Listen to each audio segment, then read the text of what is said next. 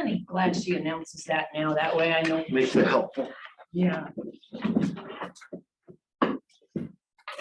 We want to change the voice to like a British accent so we can feel like we're on vacation.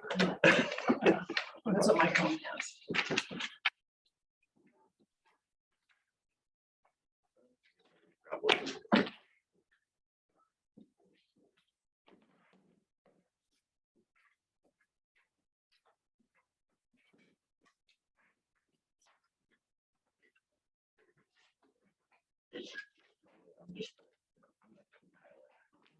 No, I think Tyler did. Technically, she's left seat, so that makes her pilot. Yeah, perfect. Thank you. I like when I saw the thing come out, I'm like, Greg first. It should have been Mochi, then Greg. I'm just assisting you. All right, well, What team? who's ever leading, we can get started. So I will start, and thank you for giving me an hour before the fun workshop today. So we talked about decommissioning plan for renewables for a while now. And I've been meeting with Greg to talk about the plan a little bit. And Greg's part is mainly on the forms of financial security. Because as I was doing my research and look at the county's current model decommissioning plan, I think every element in here is still valid. You know, they still talk about under what circumstance that we need to initiate this plan, the method of decommissioning of all those equipment on site, and how are we going to pay for it, or how the developers or the project owner is going to handle that. So as part of my review, I identified 3 areas that we might want to talk about. More research is needed after today's workshop, so I can get some directions about which way we need to go. And those 3 areas is, the first one is the scrap value, because for most of these projects in the past, the developers rely mainly on the scrap value as the source to remove the project, to decommission the project. When we adopted the resolution in 2008, we actually have a cap of 35% that they can use to count towards the total cost of decommissioning. So that's the percentage that we might want to revisit to see if that's appropriate for us to keep that at 35%, to lower it, or to go higher or without limit, or whichever you feel that's appropriate. The second item is the funding schedule, because right now for like the wind projects, for example, most of them have a 20 to 30 years expected life of the project. And so usually, and it's spelled out clearly in the decommissioning plan, the model decommissioning plan, that within the 5 to 7 years from the commercial operation, they will need to start their funding schedule to achieve the total cost of decommissioning at the end of the project. And so we do not, even though we have a decommissioning plan in place right now for all the operating wind projects in our county, aside from the one that is under the guarantee, they don't necessarily have a dollar or like any kind of money set aside that we are aware of, except for one project that we have an escrow account on. They are not required to start putting money in to achieve that goal until the 5th or the 7th anniversary from the commercial operation date. So that's something that we might also want to have a discussion on. And lastly, is on the forms of financial security. And that's where I get Greg to help me. Because right now we have 5 recognized forms of financial security. So they are performance bond, letter of credit, guarantee, escrow account, and project ownership by utility with rate collection authority. Currently for renewables, we have 7 operating wind projects in the county. All 7 of them have a decommissioning plan in place. we have one solar project is under construction. We have initially approved a decommissioning plan, but the forms of financial security have not been decided. And then we also have another solar project under review. So that one we, it's not even through the permitting process. So here is my introduction, and unless you have any questions to ask me on that, otherwise I'm gonna ask Greg to give us Before we do that, I did have one before we move to Greg. As far as on their, as you said, we have one solar project that's under construction right now. Where's the teeth for us to, and we don't have a decommissioning, we don't have an approved decommissioning plan yet. We have a initially approved decommissioning plan because the plan we have is follow the model decommissioning plan. So they follow everything there. The only thing that is still uncertain is the form of financial security. Right. And- Okay, but yeah. my question is, do we have to approve, does this board have to approve what that form of security is prior to them being able to begin operations? No, So how do we ensure that, what if we have a disagreement, say, that That We should have been in want- the initial Contract.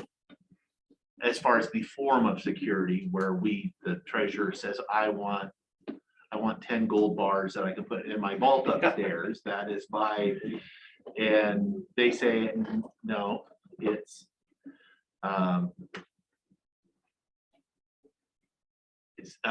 they want to do something else, and so we're negotiating at that point. And what happens if we reach an impasse and they're like, no, we want to use these Enron bonds that we have, that I bought at a garage sale, and I'm obviously being facetious, but so that there is, because sometimes there is a, we have to both agree on it, and if we don't, Okay, then where's RT if they can begin operations and continue, and it could be 5 years in and we still we have a dispute, what do we do about that? I think there's an obligation that they require to fund to decommission the project. How they're going to fund the proposal. Right now, that's why we have this discussion, because we did identify 5 forms that the county would recognize and agree that would be okay in 2008. And I'm assuming gold bars and Enron bonds are not on that list. Yeah, no, we took them off. We took them off. That being said, I guess after like 12 years, we do have some, concerns, and we want to make sure that we are doing our part to make sure to minimize the risk for the county to take on any kind of liabilities at the end of the project to the minimum. And that's why we are having this discussion. So do you remember why we allowed the guarantees of the parent company back then? I believe this template is, we follow what FSAC did at the time. So that's what I was told, that I was not a part of that development, or the development of the plan at the time. I was not with the county at the time, but that's what I was told as the history of how it come about as the decommissioning plan. Also, I think some of the older historic projects that end up didn't got built, we did talk about the decommissioning plan at the time, but the developers always rely on all the costs would come out from the scrap, 100%. Of course they do. And we found that it's probably not a good idea, because those prices frustrates, and we don't know what happened 20, 30 years later. And that's why the county at the time invest on doing all the research and hire professionals to help us to minimize, to have this more conservative approach to cap the scrap value at 35%. So that scrap value may be one thing for wind turbines that have really a bunch of copper inside it and need the ability to move that footprint.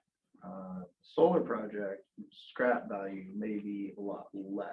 And I don't know what that number is, but that's kind of important to know, looking out 20 or 30 years versus, you know, the copper and all the wires going there. Talking to the solar farms, their opinion of scrap value is actually way higher. Because they're not looking at scrap as in metal. They're saying in 30 years, this panel will only be 70% efficient. So what we're gonna do is we're gonna sell it to Zimbabwe. And Zimbabwe can have a 70% panel. And we're gonna make 80% of our value by selling it to Zimbabwe, and that's the scrap value. That's no different than the other ones, the wind turbine guy saying there's a bunch of money there. So what they say. I'm not agreeing in one iota with the solar company's statement. It's just that's with the multiple companies I've talked to about decommissioning and scrap value. It's not the scrap of the metal posts or any of the cabling. It's selling the used panel to a third world country that's still a value. I don't know how many of the developers that are out in the field are aware that the state of Washington requires a manufacturer to take back and recycle their solar panels. Every solar panel has been sold in the state since 2017. Its application to utility scale projects only occurred with amendment of the statute in 2019. And so it's not played out. I talked to the lobbyists for Renewable Northwest, and he was saying his members are aware of it, but has that filtered down to the people on the ground, knowing that those solar panels, somebody is responsible for them, and is that sort of leaves, if you will, the pilings and the other stuff on site that hasn't got a subsequent owner. Right, that is something that the pilings will have to address, but it's a matter of what is the worth of the solar panel in 30 years. Is the worth zero because we just give it back to the manufacturer and it's just a write-off, or is it worth 70% of its value because we sold it to some third world country, and then we take that dollar amount to pull the pilings out and get rid of those. That's what the solar companies are trying to say is what's going to happen. But you also don't know that a hailstorm doesn't come through and break every panel out there. So what's the scrap value then? Not selling to a third world country. So I did take a look at the only under construction solar projects. They did include like a decommissioning estimate as a part of their EIS.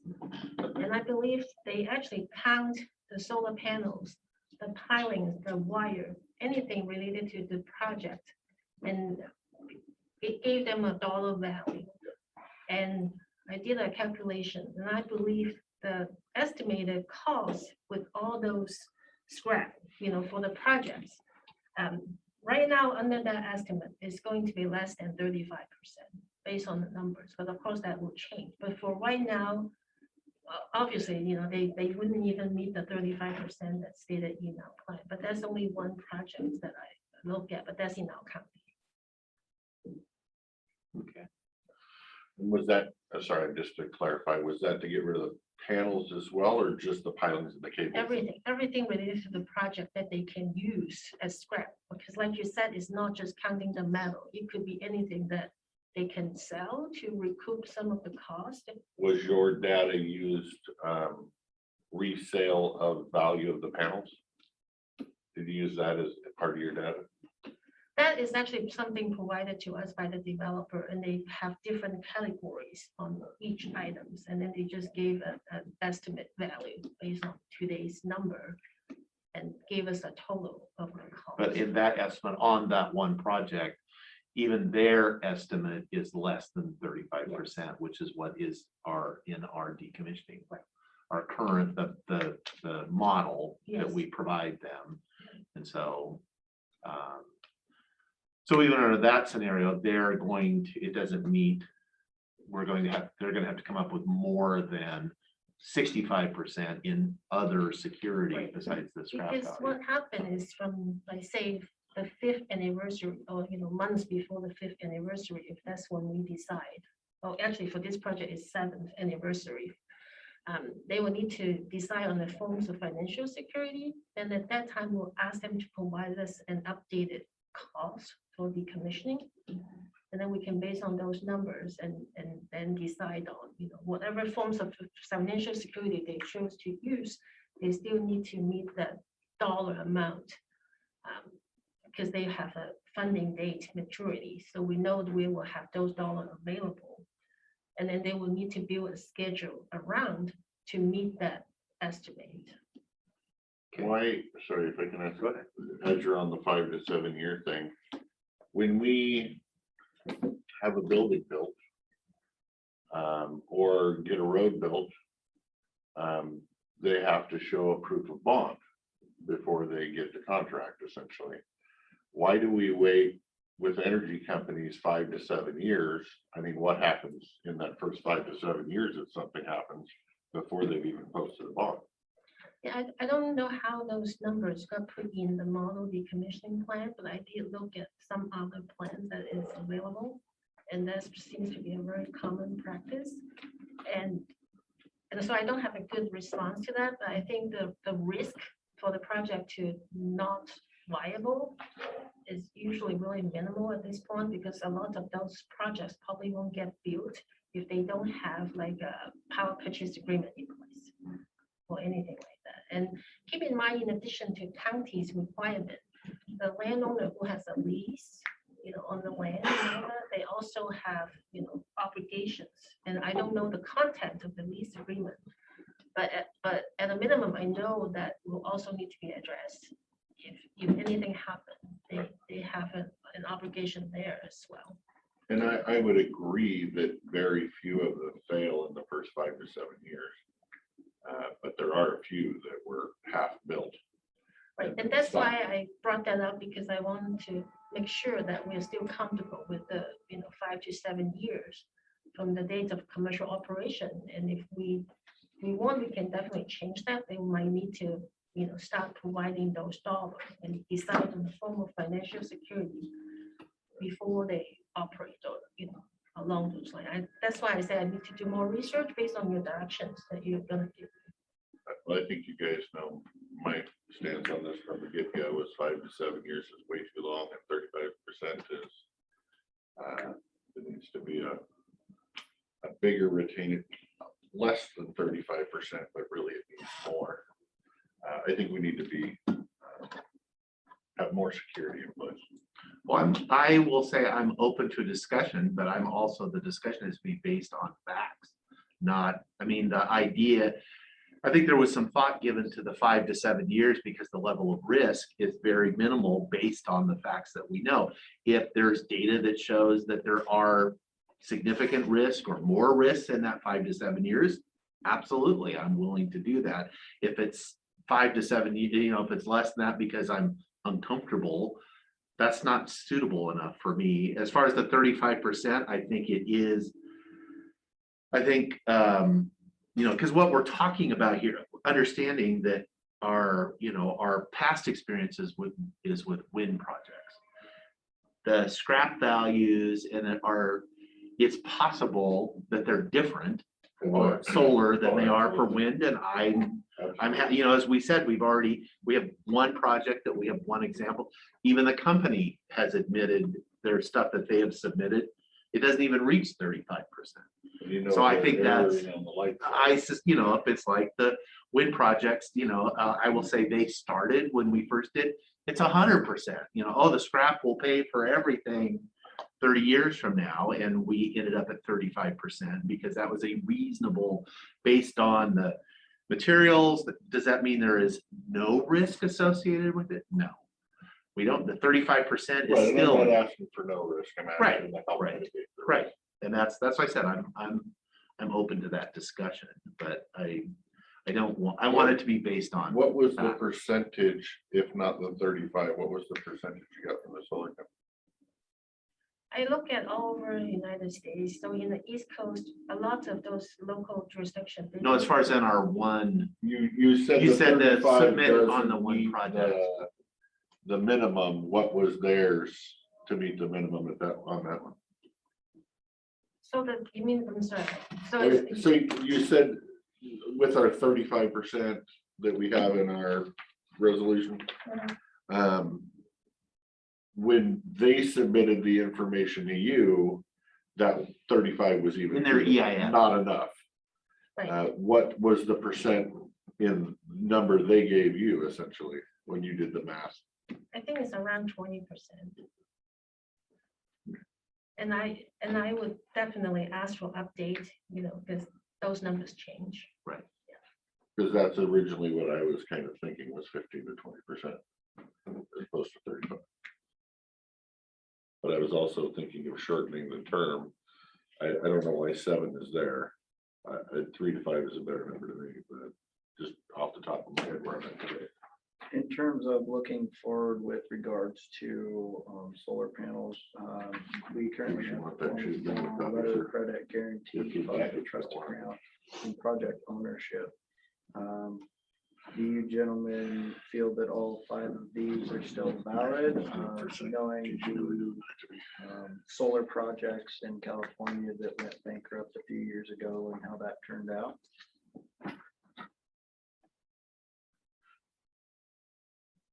Actually, what I would wait to do is, why don't we, because we're, you know, we've been focused on the scrap and all that stuff. The other stuff is what I'm really interested in talking about, you know, as far as these, to The really instruments. understand the other, And I have only really worked on the instrument side of because it. I think that's, I'm not Really? pushing the conversation along, but I'm pushing the conversation along. yeah, Yeah. No, that's fine. So I guess that's kind of where Mochi and I have worked together. So again, I wasn't here when this originally was put in play either. So Mochi and I have kind of done some history and kind of figured out where things are at and kind of noodled through some pieces of where things that we see.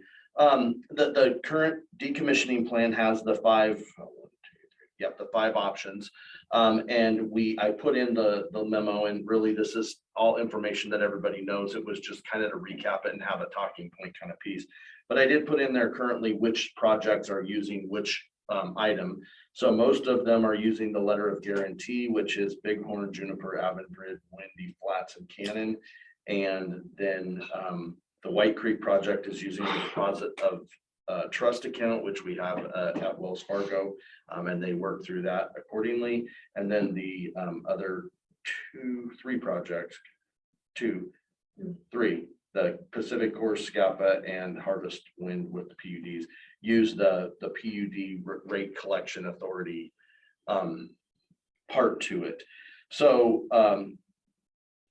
going through them top to bottom, performance bond, you know, purchase instrument, probably very secure, or more secure than where things are at, but it is costly. The letter of credit, again, costly. We currently don't have anybody using that. The parental guarantee, or it's called a guarantee. I think we call it a parental guarantee sometimes, but essentially that's them guaranteeing that their credit rating is it BBB minus? That it's a specific amount in the agreement. We haven't. I gave my document. We haven't been, that's one thing that Mochi and I have talked about is there's no real, once we get these set up, we aren't, you know, we don't go there's no requirement in the agreement to continue to get their credit rating or to do any, you know, I mean, that's the the one. other And risk what's I the have, hook yeah. on there? If that does or doesn't happen, that's something. And again, this is something that Mochi and I have kind of been working together on more and more. It kind of, I think, started in a planning session. I don't know what involvement Danny had previously to this. I don't have any notes in my it office. says BAA3, big B, 2 little A's and a 3, Okay, which is, oh, it says BB minus. yeah, they're Standard different. and One's Poor's, food, veg, or one's the other standard and pours, and pours, one, yeah, yeah. these are So- different, yeah. Yeah, they all have, but yeah, they all have, so basically, essentially, they have submitted that at one point in time. There's nothing that says that they have to go back and redo that, or there's nothing in the agreement that is that way. They So, have to keep a credit rating above whatever. well, or that we're going invalid, I mean, we haven't, that's, I mean, like Mochi and I've talked about. I would say technically, if their credit rating fell below that standard, it would not no longer, their guarantee They would be in no good, default. but how would, it would be a default, but how would we know? And And what don't would have we no do? stick. Well, and that would be those are the I agree. Those Yeah, I are guess great I would- questions. And those, First, the first question before we go on to there, are any of these funding methods to you? I hate to use the word non-adequate, but not good enough, or we should X one of them out and not accept that one, and the rest of them are fine. Or you're the pro with that, so I'm gonna, if you think they're all good, I'm fine with them all being good. I mean, I think there's some, I don't know. I mean, I think I'm more comfortable with some than others, like everybody is. I think my challenge is that I think, for example, I think the letter of guarantee is probably one of the weaker ones. But the key is, I think there's things we could do to make it a little more strong, or to put some more teeth into it or something that, you know what I'm saying? So that they still have that option, but there's some other piece to it. So Because to say that we should get rid of the letter of guarantee, for example, across the board, when we have the largest majority of projects that have that, you know, I don't know where that is, and I've kind of tried to become comfortable with that. I am somewhat uncomfortable with the letter of guarantee, but I think where I'm more uncomfortable, or where I get really out of my comfort zone, because I'm a treasurer, so I mean, cash is great to me. Put $1 million, or, you know, gold bars, or however you gotta want to say it. So for me, I go, okay, are we doing it every year? And to me, I don't think it should be us that should be required to have to get their credit rating. I think they should have the requirement to send it to us or provide us some kind of documentation or something, or every two, and it could be every two. I'm not whatever saying, that is. I'm just saying there's nothing in here really. It's kind of a set it and forget it kind of infomercial, really, where, you know, we're doing it and we're leaving it. So that's kind of where my piece is. I don't know that it's a bad instrument, but I think it just needs some other parts. My worry about that one, and I don't know, so I'm asking you to, hopefully you can make me feel better about it. The letter of guarantee from the parent company, the problem with the solar company is when they build a solar panel, or wind farm, do the same thing. That is not called Inver Energy, but it's some subsidiary that they set up, essentially an LLC just for that project, to shelter the parent company from The risk. the risk. So if that one fails, they're safe over here. What's that letter of guarantee really doing us? Because But if the just letter like of the guarantee bank- is not coming from the LLC, it's coming from That's the why shelter. I'm asking him if I'm wrong on that, and I'm not, I'm worried. Because that we're that's not- the common thing, and that's what I do want to talk about, because there's this common discussion going on about, oh, you build these, you put them up in a, you know, this LLC, they can go bankrupt and there's nothing to come after. It's like, well, it's not if I'm understanding it correctly, the shell company, the whatever, is not who's guaranteeing it. In fact, if we were relying on them for the guarantee, yes, that would be a problem, but the parent company's still on the hook. If they signed the guarantee, if the big thing that's being sheltered signed the guarantee, they're still on the hook. Just because these guys went bankrupt doesn't matter. I would agree with that, and I would say that this whole LLC thing is pretty common, whether it's wind projects or anything else. Right, That's the right, whole thing. right. So that's the deal. But you still have that risk, I think, of that Enron being the backing company, and everybody would have said, hey, that's a great deal, and then Oh, I pretty do. soon it went away. So I think that, yes, there is some more security than the LLC company that's developing the project per se.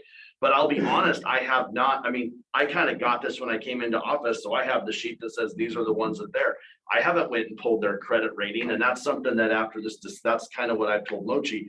How much work do we put into this to bring, where's the conversation headed, and what are the pieces? And I think that was kind of the one gauge I was hoping to get today is, Can we even change one of these that are already here? and That's a- sign on to I that don't- Contract, I mean, we can't go say, hey, by the way, now you have to do this every. I 2 don't know years. that you could do that for some of the ones that are existing, No, but I we just have to definitely go think that forward. we can look at it going forward. Right. And I think that, you know, I mean, some, like the White Creek project, I think went into commission in 2007 or somewhere in there. So it's been in quite some time ago. And so, you know, as we learn, but anyway, Jake. How does it work when these companies or these LLCs, you know, it's a wholly owned subsidiary, but they may sell it to someone else? And so you've got this guarantee backing it, but that wholly owned subsidiary gets sold to And another. that's, I don't think that's another concern. Like, let's say that the LLC, I mean, you know, if you look through some documents and if you take like the land, sometimes you get back to where it's the name of whatever the place was, then that's been sold through, but the permit and all the other pieces stay with the name of that organization. And the parent company can go away. That's not being addressed in here really at the time. And so I guess that's a valid question. I think those are some of the things that Motion Act talked about, like, it's listed in here as an item. I don't know that it is, and my question is whether I think it was added in here, whether people realize that that would be everybody's preferred method. I would think they would, because it's the least cost to them. So obviously developers are going to take the least cost way, but, and not that that's a bad thing. We're all looking for, I mean, not, you know, but I don't know that the thought in the very beginning, but again, I wasn't here back then, so I don't really know. So I'm looking at it today as we have these 7 agreements and we're getting ready to have more. My question is, I would agree. Can we change this going forward? How do we do that? And I think that's the legislative body's position. And my position is just to kind of really kind of say, okay, these are the ones that are there. These are the things or the concerns. You know, for example, here's one of the concerns I have. So if you go through, and I don't know how they got to the BBB, the ratings, but if you go through, first of all, I, as a treasurer, up until I can't remember, in 2019, I believe, they actually finally allowed the treasurers to invest in corporate paper. Otherwise, it had to be government security, very high level, very secure, and corporate paper at the level that they're saying is pretty high level as well. And so, but their requirement is it has to have the highest Moody's, Fitch, S&P rating that's out there in order for me as the treasurer to have that as an investment, you know, method, which we wouldn't do in our county. I mean, some counties do different things and have different pieces. That's probably not a tool we're going to keep in our toolbox. There's other tools, I think, but this bond or this credit rating is lower than what we can invest in. So the question that I kind of, and again, it's just how I get comfortable with it. And it's a discussion, I guess, for everybody. How do we have a number that's below? And that would be, I haven't really ever talked to anybody who's an expert in these financial instruments. I've talked to some folks, you know, I've talked to Mr. Cannell about different things and, you know, kind of what's legal, what do we have and how does it work? But basically those are some thoughts I have, you know, where is that? I think doesn't define what to do ongoing. There's I mean, everybody's credit rating changes, you know, however often. So, I mean, I think even if we modified it to where, okay, we have to get them every 2 years, or we have to get some kind of something and it's their responsibility to get it to us, whether we change things up or down, but we're monitoring that. I mean, that would be great. We go through, when you look at, not to get off of the guarantee one, but if you get down to the White Creek one, which is the deposit of trust account, there's a trust account with X number of dollars in it that sits in there. That's, you know, that's pretty secure. I mean, we have dollars that are there. I have used at other times in other places the letter of credit option that's on here. That was very secure for the company that was needing the security. So that was as long as it's drawn on a reputable bank. You know, so Banks fail. Right, Yeah. well, it's the same deal. We should go back and look at it, or they should have to go back and look at it every so many years. Because they could be reputable big time today, and 5 years from now be a penny stock. Well, and I think that the piece says from a banking perspective, I think when you start looking at the state of Washington, there is the state treasurer has a list of allowable banks on there, and we use it, and we have to go through and make sure that our cash is in one of those banks. I think that we would, and Wells Fargo is on that list, but this here should, I think that we could add with it. I'm aware of a bank that's not far from here that used to have a different name on it. Right. People had a lot of resources in that were paying really high returns, and wow, this was the best thing ever. That bank's not around anymore.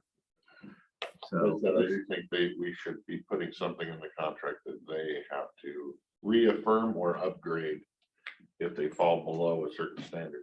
So I guess from my perspective, what I would like to walk away with is I mean, I want to go put the work in, but I don't want to bring it back and then everybody say, okay, well, we can't do anything. I mean, can we change it? Can we do this? Where are we at?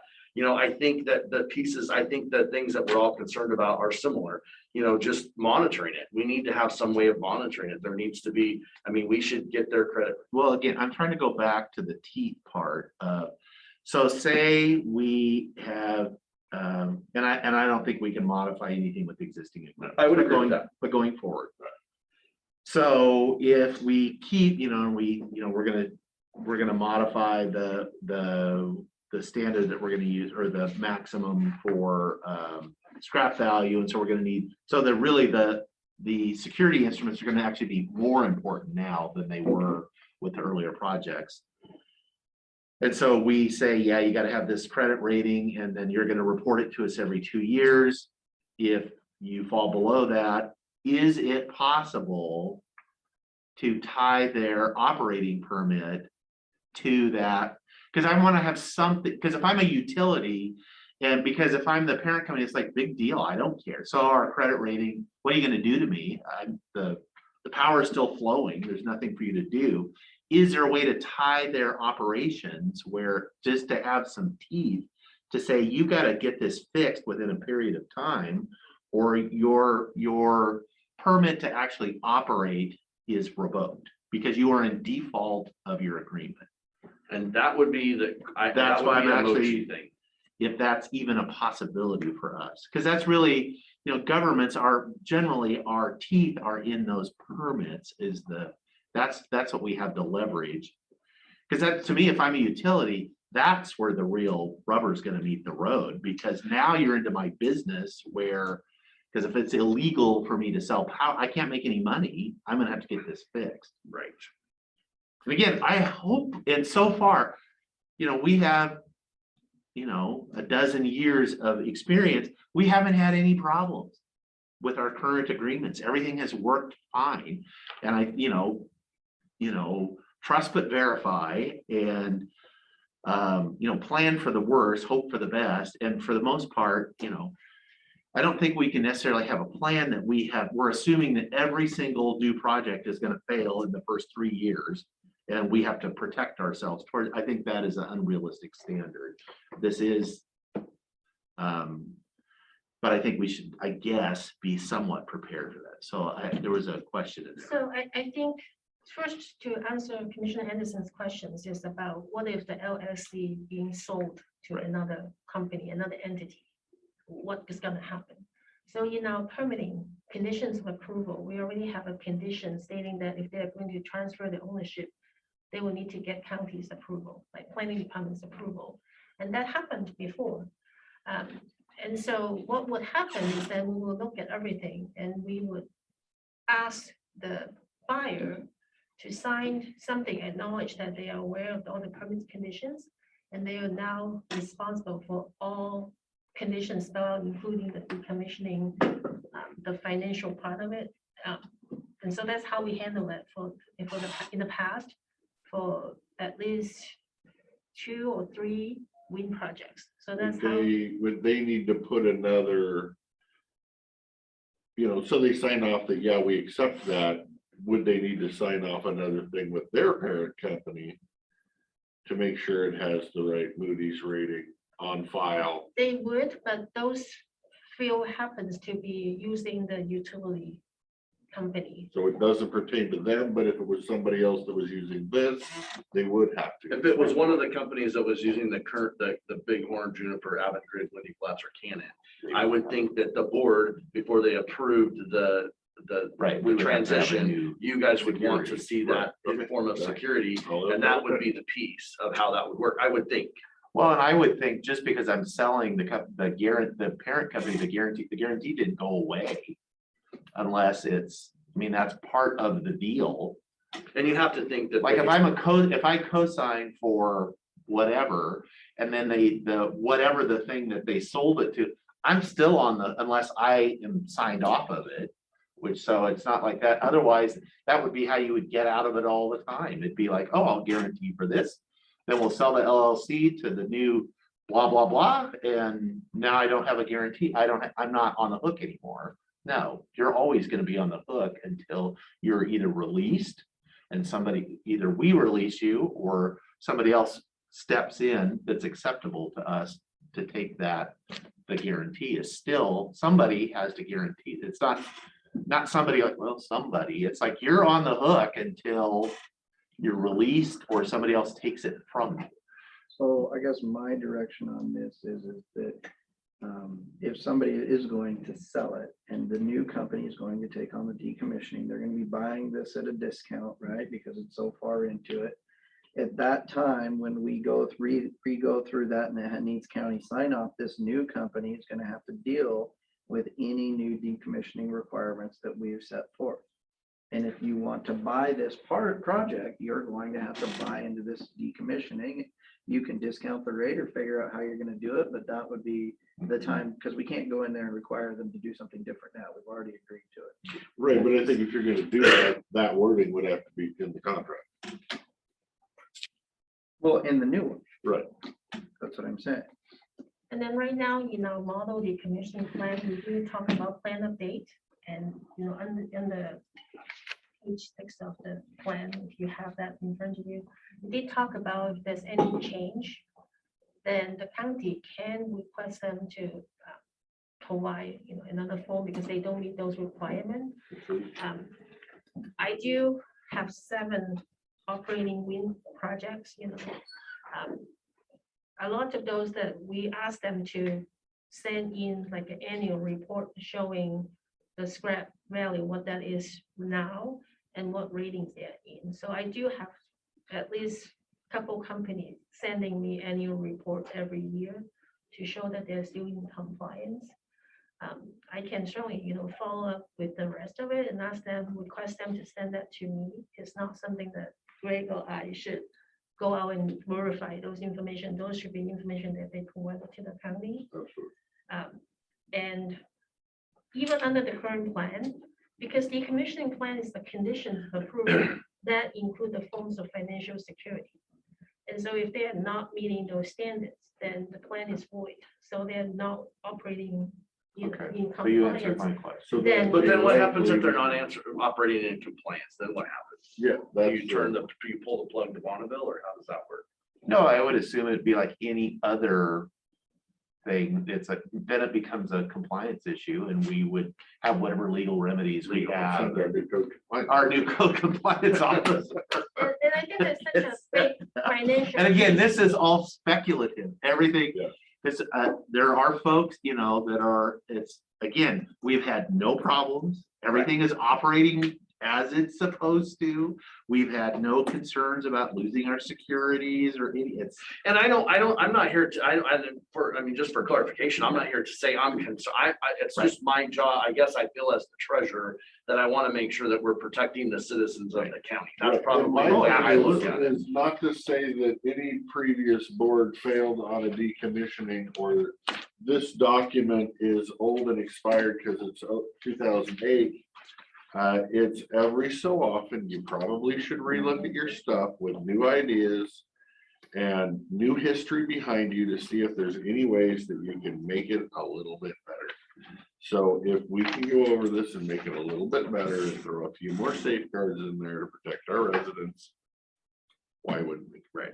And I do think that if going back to the one that is a cash, the White Creek one that's at Wells Fargo, I would assume that if there was a change in the percentages or however, that they wouldn't be, because they are on an existing agreement, so that they would, their amount would stay per the 65-35 amount that they stayed until, something, whatever. But that, that would impact one person on here, that amount, that the percentage, because their reserve amount is using that calculation of the 65-35.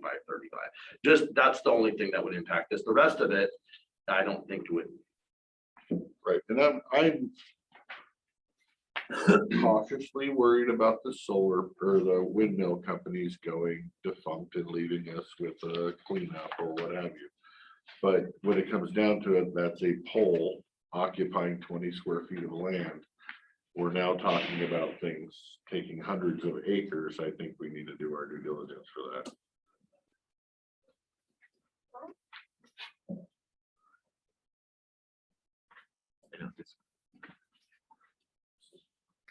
So where do we, where do we go to from here with different, is there any other questions, I guess, or anything that we would want to, I mean, should Mochi and I work on maybe adding some language into the guarantee? And can that happen that just says maybe that they have to provide that to us every other year or something like that? Or is there? How often do you feel comfortable with that? Every other year, every 5 years? I mean, I don't know. Yeah, I don't know the answer. I mean, somebody, I don't know. there's always a risk, because if you go Yes. 5 years, they can have a credit. I rating think too, making them but- do it every year is a little excessive because these are long-standing 30-year projects. I would think, I'm kind of talking out of turn here possibly, but I do think every 2 to 5 years somewhere in there, maybe Right. 3 is a good number. But I do think that's the one thing with the performance guarantee piece that I think makes me uneasy, is that we've just done it and we haven't really looked at it again or revisited it, or there's no way to say, okay, if you're not in compliance with this, then you need to go in and you Pick now. one of these other four. Yeah, and once you get off, you don't get, it's kind of like in the treasurer's office. You write us 2 bad checks, then you go on to cash only. I mean, that's And really that's what how we it need to works. do. So if you have it in the wordage that if you fail option B, have to use one of the other options to secure your. And if we work that language up, can that be put into the new agreements, or how would that work? Or where does that go to from here, I guess? Yeah, I mean, I would totally, I support that. I think we do need, every couple of years, every couple, 3 years, and it really is, because part of it is how do we can't even start ensuring compliance if we're not actually getting any information. So if I never gather it, how can I then come back and say, oh, well, I don't know how long you've been out of compliance? Because technically the clock wouldn't start as far as a default or a condition of approval until there was documentation. Because I don't know if that happened last week or it actually happened 10 years ago, because I have no data on that. So I think that way, at least we're taking snapshots of points in time. Right. And, most of these guarantee companies are not Enron. Well, no, These are big, solid companies but even big, solid companies. or we could add Go a back. piece in there. Like I mean, Reddit. yeah, That's it. they That's do know, most large companies do know when their credit rating is going to go up or down. I mean, they do a press release for that. So the other thing that we could do is we could say, if you believe that we would like it every 3 years, or if you believe Right. that it's going to Right. drop below AAA B or triple B minus, or Right. whichever in which one, that you're required to notify us within 30 days of that occurrence or Right. something like that. And I don't care if you say 2 years, 3 years, no. Because our thing is, we're assuming, and again, I mean, and I think we've had good track record, but I do think there is some difference in solar versus wind, and I'm not trying to say that I'm on either side of the fence or whichever. I do think they have a different decommissioning, but I'm only worried about the security part of that. Mochi really is kind of in charge of all the other pieces, and then just tells me what this 65% number is, or 80% number, or whatever, and then we try to secure the county, or lower our risk. I mean, it's essentially just a game of hot potato, and who wants to hold on to the potato at the end. It's risk mitigation, and that's all we're doing. Yeah, I'm fine with everything you said. We still have to figure out what she's doing. We need to talk about the scrap percentage, the scrap value percentage. I can look at other examples in the state to come back with a number if you like. And then the funding schedule. Do you want to maintain the 5th to 7th, or do you want me to try to find out why we pick those numbers? To provide some more factual information for you to make a decision on. My worry is if you're looking at other decommissioning and other scrap values and other 5 to 7 years, is I would guess that most of those numbers came from the developers, and I would even go so far as to say most counties probably use the exact same numbers, because that's what came from the developers. So I don't mind if you look, but it doesn't necessarily would it change my mind that we need to lower the term and not the scrap percentage. Well, I would say, let's give them as far as, yeah, because again, when we were putting this together originally with the wind, the industry came in with 100%. And they were trying, but it was like, they really had no data to support that. And so that's how we ended up at 35%. Why did this change in 08? What was the number before that? There wasn't. That's when it was, because we started. Nothing before 08 had a decommissioning plan? The decommissioning, it was, if I'm, I've only been here since 07, so, but I think we were in the it hadn't been developed, it was contemplated and there needed to be one. So This was the This is the formalization. first decommissioning plan and the only one we've had. Yes, I believe so. Formal decommissioning plan. Formal. So they committed to that there had to be a decommissioning plan, and that was when it got hammered out as to what is a decommissioning plan. And that's what that is the decommissioning plan that we came up with. So I don't know, as far, again, that was a discussion with the wind industry and the wind, and we need to have the same discussion with the solar. It's like, what's your number and why? And show us some data as to But why. that brings up another question. When we do it, should it be a solar decommissioning plan and this be reworded to a wind decommissioning plan? Do you want two different? Well, I'm wondering about that because this is our plan, This is your. but it is, if plan. we're agreeing, if we are accepting that they perhaps are different between a solar decommissioning and a wind decommissioning, then it seems like we do need to have different criteria for the two. If they're different. If they're different, I don't Yeah, know. and I don't know the I don't answer to either. that either. And that's Mine what would we be would on need to assumption. decide. Right. That's a No big fact. assumption. Mr. Jake, what you thinking? I'm thinking, most of these projects are going to be repowered over and over again. I think that, after 25 years, they'll probably pull the panels off and ship them to China or recycle them or something and put new panels on there, so long as everything still works. I don't see that changing anytime soon. I'm not super worried about this. Right. About the only thing I would be worried about is going into a depression and then having a hailstorm come over one of these, things, these solar projects, that, a massive hailstorm. That's about the only fear that I have during a situation like that. And I think that because of that, we need to protect ourselves. They're putting these things all over the United States in the path of hurricanes and everything else. There are good decommissioning situations all over. There's plans all over. The 5-7 year, I think that was because if you go bankrupt and you stop producing power because you lose your purchase and power agreement after 5 years, you're still sitting on a huge asset that if we then foreclosed on and we sold, we would be more than able to make money on.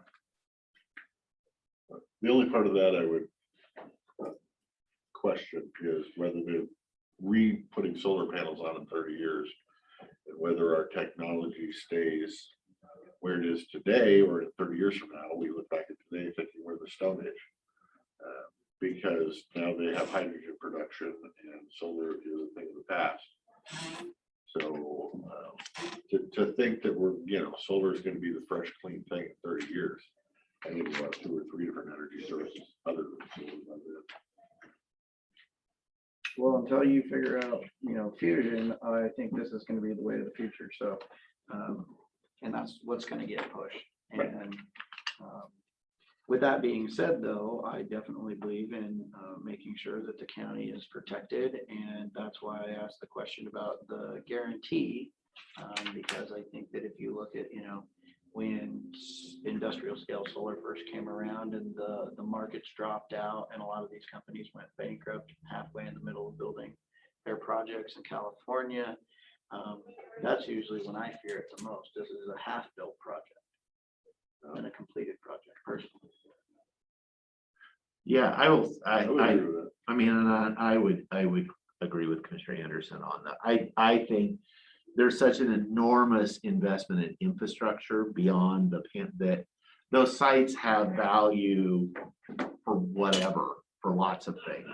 as far as because of the support, all that stuff that has to get built to get power out Well, you and know, onto just, the grid and on that, it's that, all of that, there is always going to be value there. And whether it's, you could, I mean, I don't know, I'm just speculating that you end up with fuel cells or whatever what a perfect place to park one of those is where you've already got all the infrastructure's already built and you pull the panels out and you park these things, you build hydrogen, whatever. There's all these kinds of things.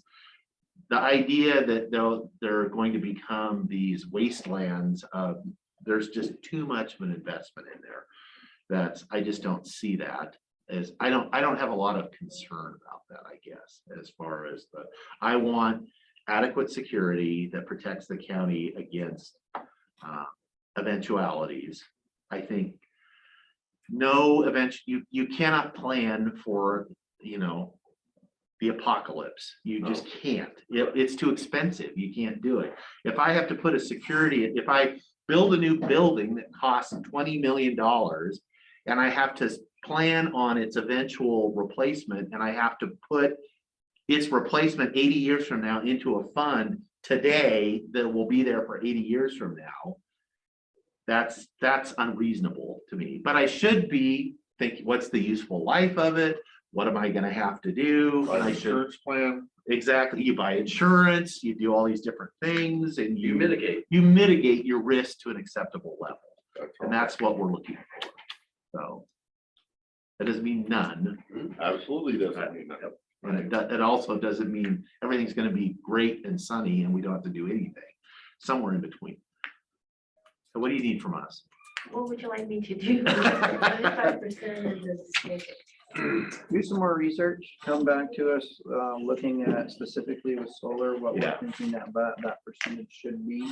If we have to make an addendum to this and say that wind is 35% because the Right. extra copper versus solar that has much less copper and the prices, and we need to go drop it down to 25%, that's totally fine with me. Yeah, I think. And we were talking about two different agreements, and this may not, but it would be nice to own, if we could have either if it was wind and solar, because the pieces for the financing Yeah, are the same. Right. So if we could have it to where, like Jake said, I think I or like the however, addendum where, idea. where it's identified for the type of energy, that would be great. So, Yeah. because sometimes there's too many places and you're like, God, is it here? Is it Well, here? and that makes total sense, No, because yeah. even if you're changing the 5 to 7 year, it could be 5 to 7 year for wind and 4 to 5 year for solar, if you were gonna do it. Right.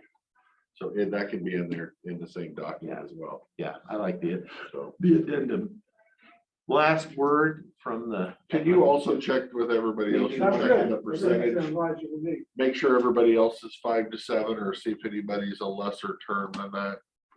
Although I guess one thing we want to get a good understanding of that statute on recycling. I did, that was the only thing I was gonna suggest is we look at the recycle versus because that may play out, be different in Washington than it would be in others. If I'm reusing them somewhere else to I'm selling them into, Wait, you're not recycling. is that is recycling. recycling or not? And I think we So need some my clarity question around on what Dave said was Washington panel makers have to take back their Washington. No, it's any panel sold into Washington, no matter where it's manufactured. Is that If even I'm correct. include corporate? Or is that only private solar panels on people's houses? It was amended, it's everything. There too. It includes, it does include utility scale projects. The way they've got it is. Starts is with- that Whoever, I I know it wasn't me. I know it Get out wasn't on you. me. You could guess who it is with. It applies to those projects that are connected to the grid. It's one of the things that says it applies to. So I guess if it was a corporate. So where are they standalone, turning it? If they're buying a panel, I know. Yeah. And they're bringing it here. Who's responsible to take it? Whoever puts it up here is required to recycle it when they shoot it. I'd like to go. Annual manufacturers. I have good notes, and I think we've got. Even if Manufacturers of ice. in Idaho, or able to do business or China, to be able to do business, you're gonna have. But I'm sure that's what There was a big, long discussion with the legislature. I didn't, I knew they were talking about it. I just didn't think it. You send me the calendars. Boy, do I need to. The audience is changing. What happened? Okay, thank you very much for your time. All right, thank you.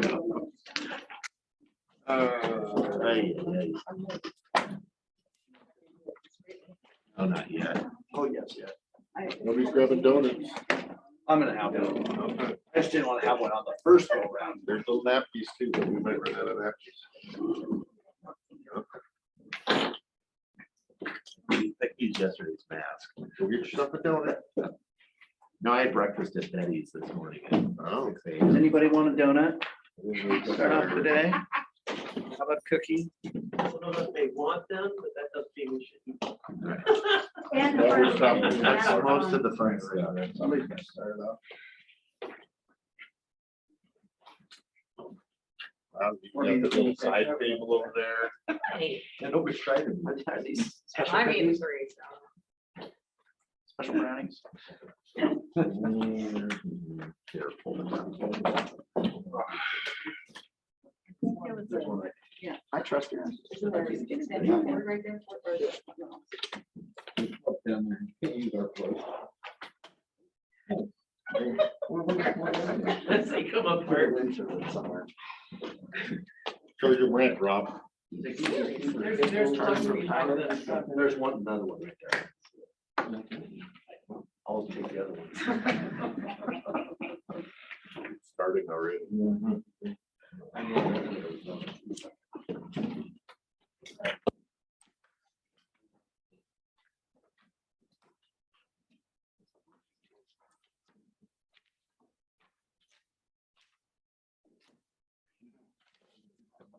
Use my battery.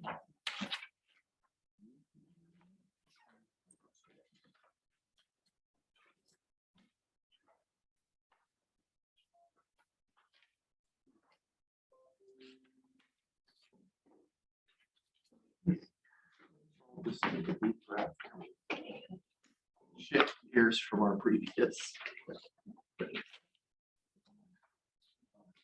Decommissioning plan for some of these departments. Yeah, mostly me. My scrap value is definitely less than 35%. I was gonna say, give me 35. I'll take the, I'll sell myself for scrap right here.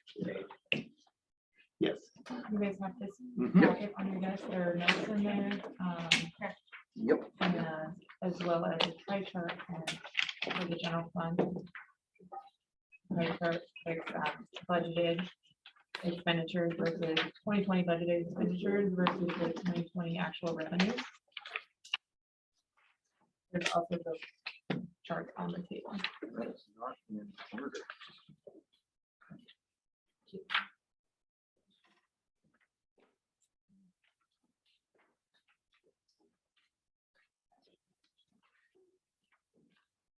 They're in reverse order. No, Yeah, sheriff's almost. almost. Or alphabet. That was a long time. Yeah, oh no, that's fun. Believe me. Yeah, she was up making cookies.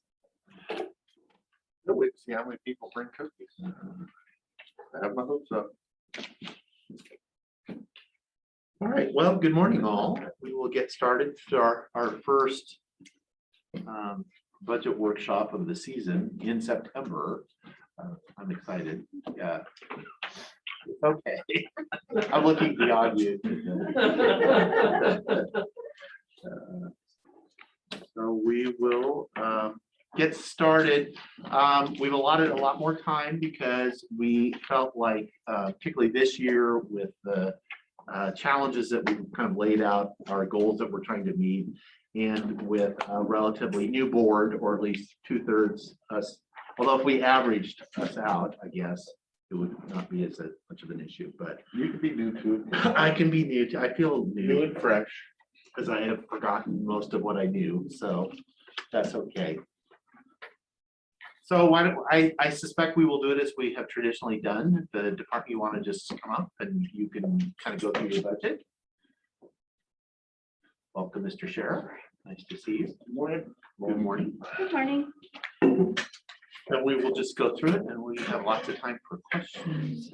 So that we I do want to, the reason I had Jen draw these two documents, which they're down there too, is to kind of show everybody why we're here today. This is the general fund pie chart, which essentially tells us what our revenues are, what our expenses are, and what our budget shortfall of $3.4 million is. And if you look at the graph, if you were on this plane, you wouldn't like your trajectory. So we're trying to correct our trajectory. Right. Nobody will ever like what we come up with, but that we're here for a specific reason. So if everybody can be through the next 2 months, we'll be always fine. And all of our large, just in addressing the 2020, all of our large jail contracts have been invoiced. We're just waiting for the checks to come in. DOC sends the checks as they do, so we have no control over that. Karen's gonna be going to the and then Thank you. In the general fund revenue, page 24.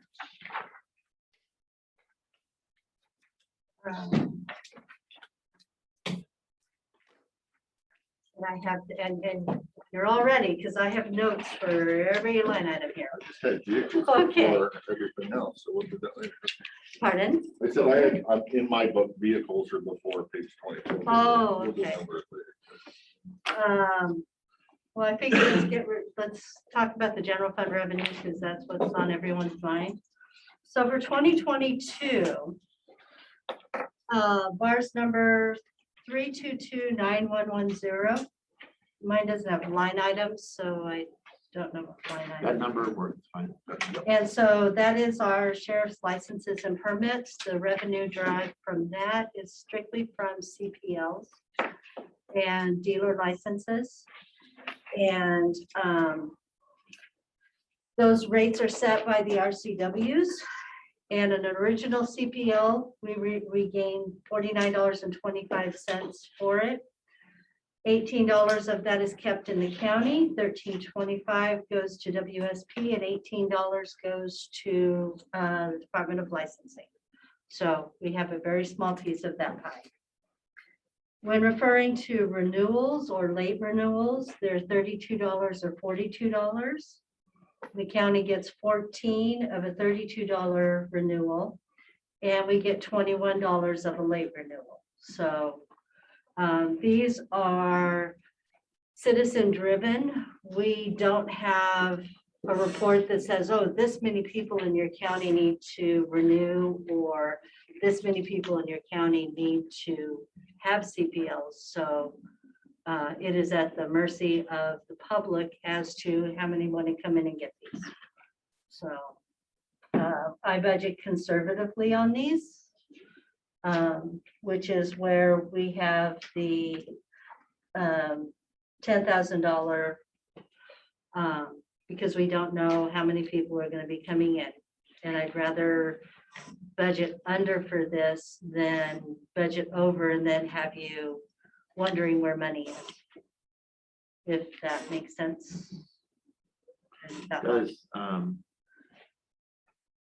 so you feel like that's a reasonable, as far as I see, your prior year actual was 11,200. And we're at 9,000, It says 9,500. 9,500. Year to date actual. Is This that year's end of budget is August? 12. That's the end of August, yes. And so you reduced it by two, which first off, I appreciate conservative budgeting. Yeah. So. And so we could get lucky, but we don't know what with the economy, we don't know if people are going to be spending the money on this. And so I feel more comfortable going with 10,000 and then giving you extra next year if we gain it. So any other questions on that one? Doesn't look like it. Okay. Then we jump. I don't know, Mhm. I'm for conservative as well, but I want it to be as accurate as we think it's gonna be. And to me, 10,000 seems a smidge low. Would you rather it be 11? I mean, I'm just me, I think 10.5 or 11 is a better number based off where we are with actuals this year and where it was Well- last year. So, and remember that 11, that 10,000, we are giving the majority of it away. It is not money that's coming into the county. It's money that we're depositing, and then I send Greg a form that says, To give it away. pay DOL, pay WSP. Right. And so that's That's- not our So the net. shift to If us. that's is- where you're comfortable, I'll be fine with that. Okay. I just think it's a better, because It's we hard for me don't to know. smile with a mask on, sorry. Next, we've got the WSP traffic I'll try to safety. smile with my eyes. Yeah. Uh, Blink, that means smile. Traffic safety, that is a grant that we get every year. Now, in order to perform this grant, it is specifically overtime for specific traffic details, whether it's DUI, distracted driving, that type of thing. And so, and the state sets certain dates that those details can occur. We always ask for the money, but then we also ask all of our deputies to run overtime in order to perform these tasks. The deputy that used to do the most of these details now does not get paid overtime because he's sitting behind me. And so we don't have, in our staffing shortage, we do not have deputies that are signing up for the details. So again, I'm going conservative. We've only had $300 or $236 this year that we were able to gain. So I'm sorry, 360. So I mean, I can put 360, I can't guarantee. So we're still paying deputies overtime throughout the year, correct? Oh, yes, They're just not signing up for this. this overtime. specific detail. Because So you're we're- talking, it's set dates. Basically called burnout. And Work so, enough overtime throughout the year, then you throw this on them, and you get some of it. and keeping in mind, and I think it's good to address this right now. So when Sheriff Songer came on board, and Chairman, you will remember this, he eliminated one of our positions specifically to fund our overtime, which is why patrol overtime is the number it is. So that is what our eliminated admin position is, what funds those overtime. That's correct. So, DNA 342-100-1011 is the DNA collector fee. That's transferred to us from the courts. It's not a line item that we control.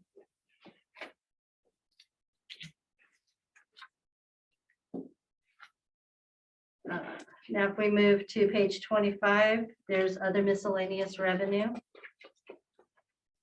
36991520.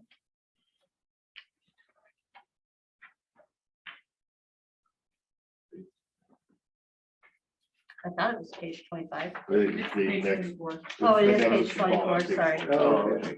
My apologies. No, that- Okay, miscellaneous revenue. Got it, sorry.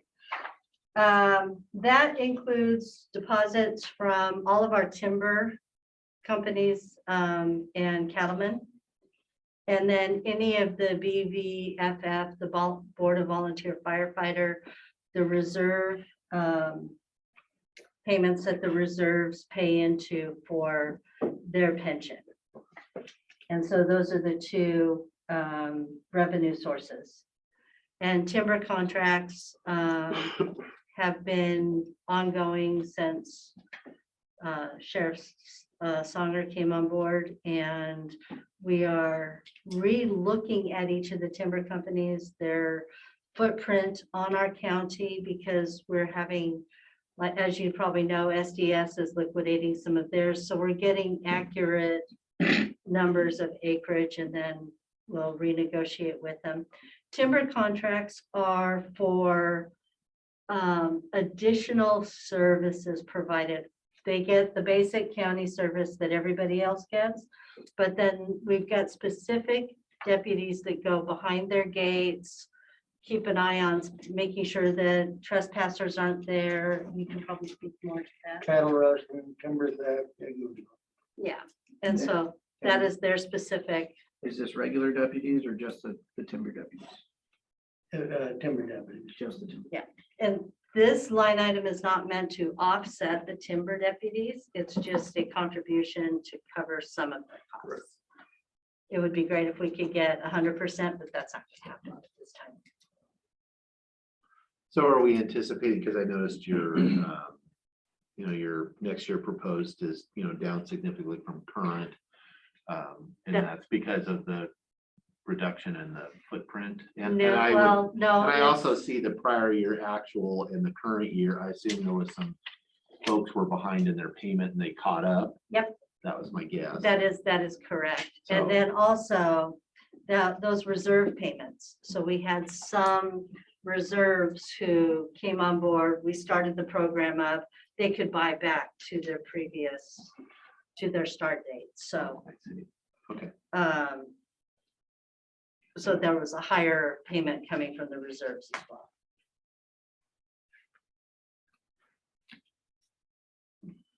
Any questions?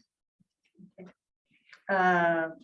The Washington Association of Sheriffs and Police Chiefs, the sex offender verification, that is a set grant coming from that organization. And it's specific of $70,500 confirmed yesterday that that's what they will be paying us next year as well.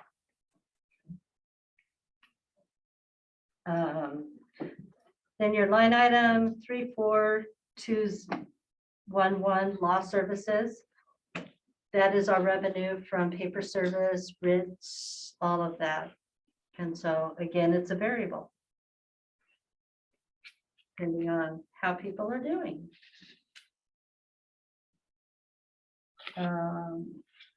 Next line item is 3491522 interdepartment services. Those are just things that come to us from the courts. Line item for sheriff's donations, 367115202. So remember those CPL prices is $49.25. Well, a lot of people don't want their 75 cents back. And Like at the counter, yes, They just donated. so they just donate it. got a cookie jar. Well, I actually write it out on the No receipt. cookie jar. No cookie jar, no Joking. unlocked donation I box. saw, I looked up to see He gets, all the finance folk over Yep. there, the auditor. he gets, Right, it's the donut. Sorry, I'll be quiet. I'm gonna start this, I'll just be quiet. it shows up on our receipts as a 75-cent donation. Donated. Okay. And so that's just where that money's coming from. And as I stated, the next line item is the revenue for the jail. These are specific contracts negotiated for long term. So all these companies have been invoiced, Goldendale, White Salmon, and Bingen. And then DOC sends us payments, usually 2 to 3 months behind, after we've done the count and all of that. So. Questions? Next, we've got, so the inmate commissary, we haven't seen any revenue on that for a while, unless you guys want to donate to it. Same with medical copays. Is it just random people donating, or is that people that leave money in their commissary when they leave? No, that money gets turned over to the state. That report's due November 1st, Is it just people that want to? or, yeah, or you guys. Right, Carmen? Sure. The inmate trust is something the commissioners had started. You also will see, more importantly, the inmate phone, which is 362-940-0000. That is the money that CTEL, is that the right? Yeah. CTEL pays us for the phone usage. And so that has started back up again, and we're talking a couple $100 each month. So. Skipping down to 367-110-500. There have been no donations into the inmate trust. Unless again, you guys want to set some money over there. That funds things like books and items that the inmates use. 501 is the Beacon Mental Health Contract. We have a contract. We did not have any inmates that met the mental health need for this current $5,000 contract. It's a very specific type of mental health problem. And so at this time, we have no revenue from that. However, Carmen did just receive a new Beacon Health contract yesterday or the day before. Yeah, Beacon approved through the comprehensive mental health funding for one mental health person to come in and work in the jail. So I don't know how much that will be. I have a meeting tomorrow with them. So if there's any revenue from that we actually will gain, then we'll let you know. So Profi, our canine, he's special. Yes, and it's, I've been assured by the auditor and the treasurer There that, might be some VR on that dog. well, that's what this is for. So I've been assured by the treasurer and the auditor that this is a revolving fund. That's how Glenn set it up, even though it's not its own separate fund number. So over the 3 years that we've been contributing revenue from any outside citizen, so it's not been funded by the general fund or any of our county funds. This is all money raised by the public. We've received $50,336.13. And we have spent to date $40,337.95, leaving us a fund balance of $9,998.18. And I have a $25 check that arrives every month from one of the citizens paying into this fund, senior citizen paying into this fund. So, I'm gonna interject at this Yep. point. Our illustrious state legislators and the governor wanted to do away with police dogs. And due to the support from Gina Mossberg, state legislator, thank God, we had a hearing and we were able to change their mind. So any bad press that they can get in regards to police team will it'll encourage them in the next session. Whether going after the police dogs and trying to get rid of them in law enforcement. That's because you got idiots there that have no clue what's going on.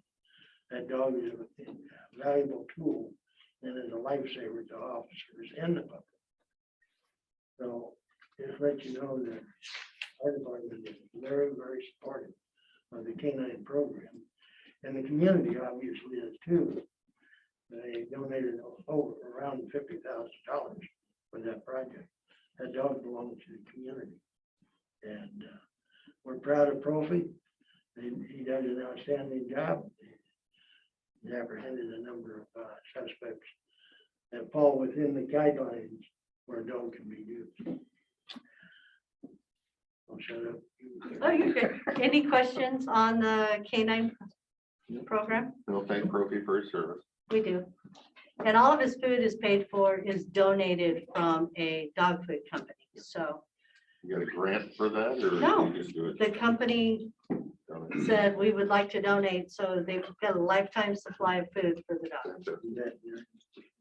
From a veterinarian, yeah.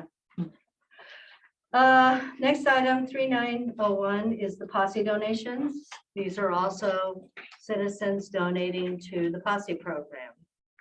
Some of them are actual posse members, some of them are people who have had good encounters with the posse and want to support the program.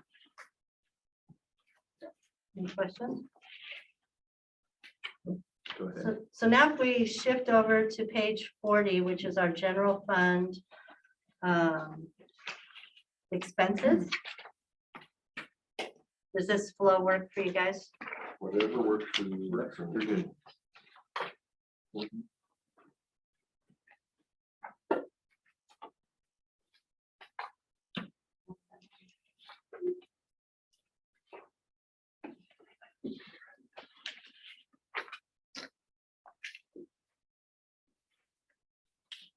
Everybody ready? Go ahead. Salary and wages are calculated per the wage and benefit form. Any questions on that? I did quickly, but your longevity pay went down. Is that somebody retiring that you're? forecasting Because or something? Calio left, Longevity, and- yeah. I Mayor don't get has, as much as he does, or as he did.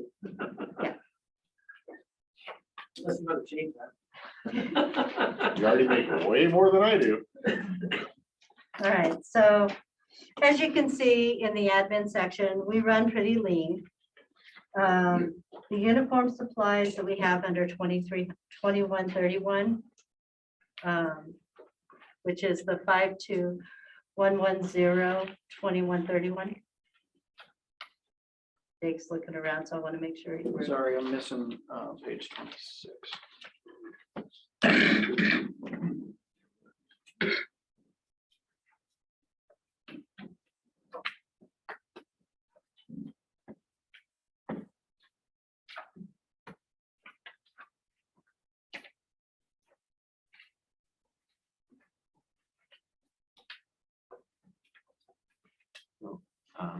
Feel free to Still keep looking, going. he's fine. He's fine, okay.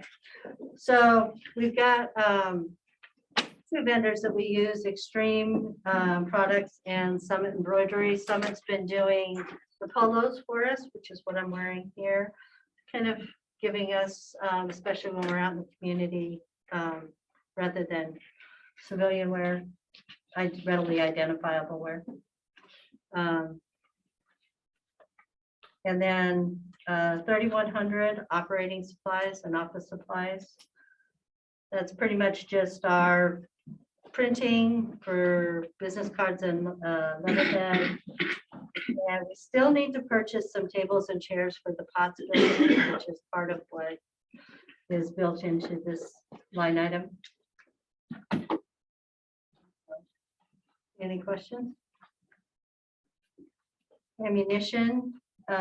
We purchased that from Dooley, and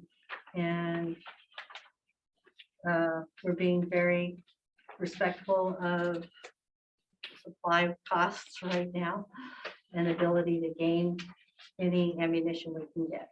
So Lost me on a minute. Is it the 3104? 3104, so sorry. What would be the next line item here? It's labeled admin office and operating supplies -A.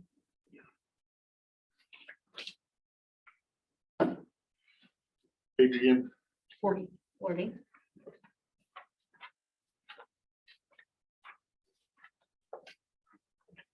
Sorry, what is that, 700? So that's, oh, the A, it's showing me A, but I. A is I'm missing ammo. the MMO, yeah. So normally what's happened is we would buy a large chunk of ammunition. Patrol would pay the bulk of it and only a few hundred from jail departments ranged. And so we're hopefully going to have it more equal next year or the year after with what they actually shoot. So that it's, but right now patrol's been shouldering the weight on that. So, all right, let's go to fuel, 3,200, which is on page 40 still. So we in the sheriff's office use multiple vendors for our fuel. In addition to Public Works, we also use Carson, Pack Pride, Chevron, and Glenwood stations. This gives us the ability to acquire fuel throughout the county or if we're outside of our area.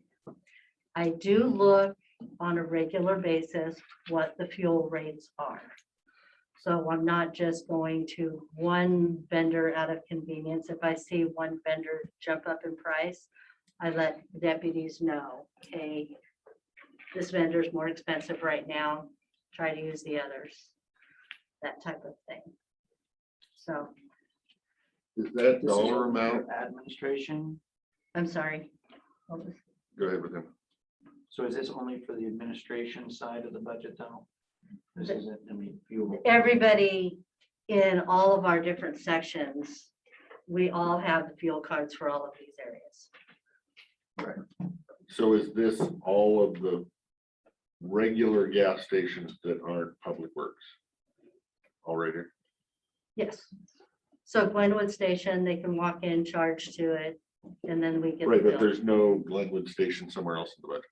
Yes, Okay. every Department- section of our budget that has fuel can use any of these vendors.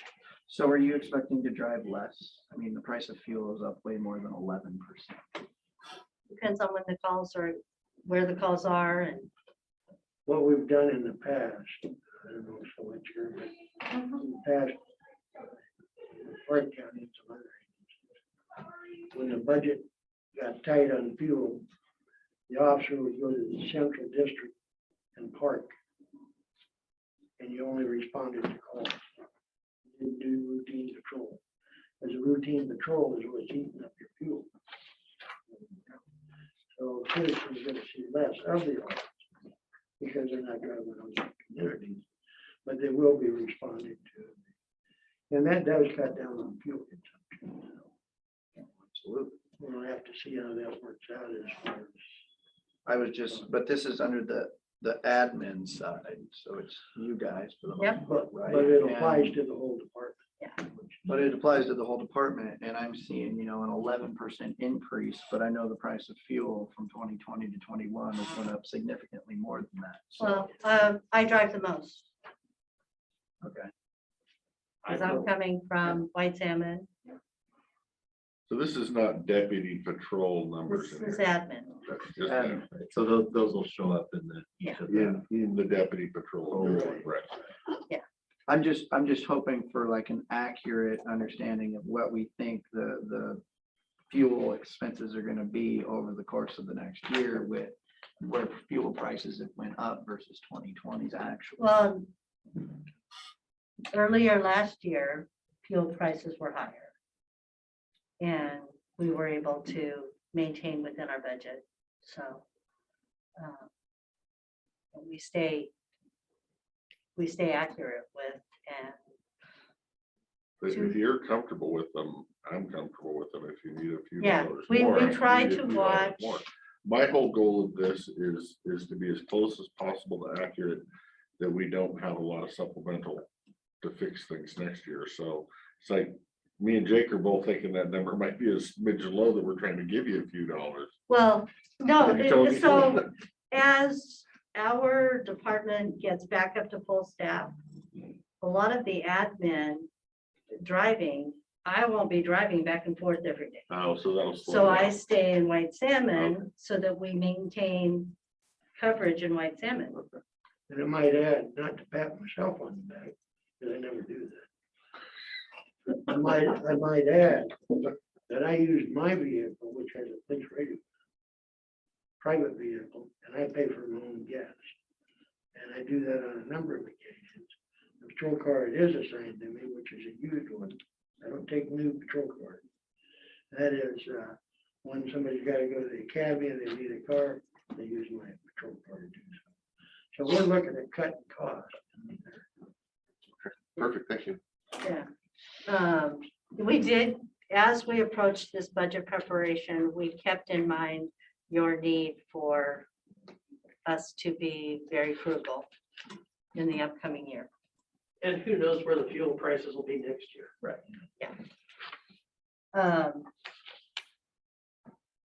So let's move on to admin 3,500, which is the small tools and minor equipment. That is one line item. That is US Cellular to pay for the purchase of our phones. It's a monthly expense. And we did have, when Mike Callio was here, we did have a purchase of a new phone for him, which that phone has now been given to one of the new deputies that's just come on for patrol. So Tim kept his original phone. So. So if you pay into it every month and you figure $400, so you're looking about a phone a year between the admin group and Well- next year you're proposing 180. How's that? Are you slowing the rate of getting new phones or? No, Mike's phone, we had to pay $700 outright this year because his phone was not working and it was outside the contract. Okay. And US Cellular right now is giving us a phone for a penny. And, so they, we're having smaller tools, not as high anymore. Moving down to professionals, any other questions on tools? Moving down to professional services. That is one line item. It is alterations for uniforms, the Class A uniforms when they need alterations. So we may or may not use that money. 4,200. I know there's a lot of cookies here today. So. There's bagel bars over here. Did you bring donuts in because we're police? No, Yeah. I don't. think so. They were here before you. I would Technically, like no to donuts. enact Yeah, my there is no right to not answer that question. No. I was very incriminating. So, But it's more like Fatty wanted a donut, so Fatty decided to buy more than one donut. I will eat one on my way out. 4,200 is communications. And that is in the admin section, that is US Cellular as well. So that is our actual cell phone. 4,300 is travel. And we anticipate some travel with training. Tim just went to a training course. So Carmen will be next, and that'll be next year's. Any questions on that? 4,300, 4,500 is rents and leases. We don't anticipate anything there, but we put 200 in or 0 in just because we really don't expect anything. Patrol can cover anything that we need if there's something, or we can move things around. Insurance, 4,600. We are planning a 17% increase from this year's rates. So that's what I put in there. Auto repair, 4,811. 3 of the vehicles in admin are paid for out of the admin. Carmen's Durango is paid for out of the jail because it's also used in the jail. And we're very lucky that these older vehicles have not needed anything major. We've just needed oil changes and air filters and wipers. So pretty minimal. My brakes are 50%. And wipers, wow, that's. I know, those bugs just won't go away. My vehicle's brakes are 50%, so we're doing pretty good. Any questions on auto repair? No. 4,900 is miscellaneous, which pays for the dues for Washington State Sheriff's Association and Washington State Association of Sheriffs and Police Chiefs. So that's what's in there. And then 4,901, training. So if we host a training or go to a training, that is what will be covered. And that is the end of admin expenses. Any questions? Awesome.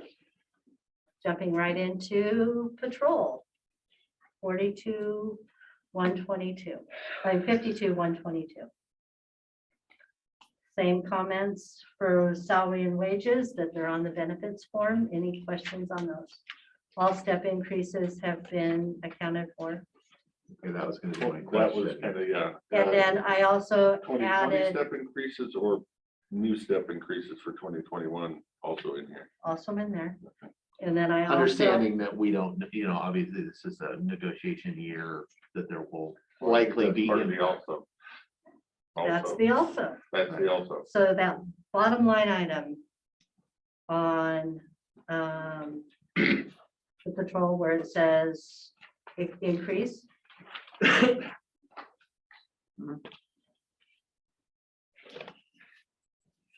It's on the very last for each person. On each, it says contract increase. Estimate, Oh, Where- okay, so you did put where that you in find there it? somewhere. On the wage and benefits one. wage and benefits one. Oh, on the In wage her and menu, benefits. Oh, it's on the her- other thing her over memo there. handout. Oh, okay. So I picked a number, picked a percentage number, which I am not going to state fine. what it is, Okay. but I just picked one to Added that into this. add this into it, and then you guys can fill in the rest later. I thought you did, and I appreciate it. So that's the methodology that was used throughout our entire process. So any questions about wages, benefits?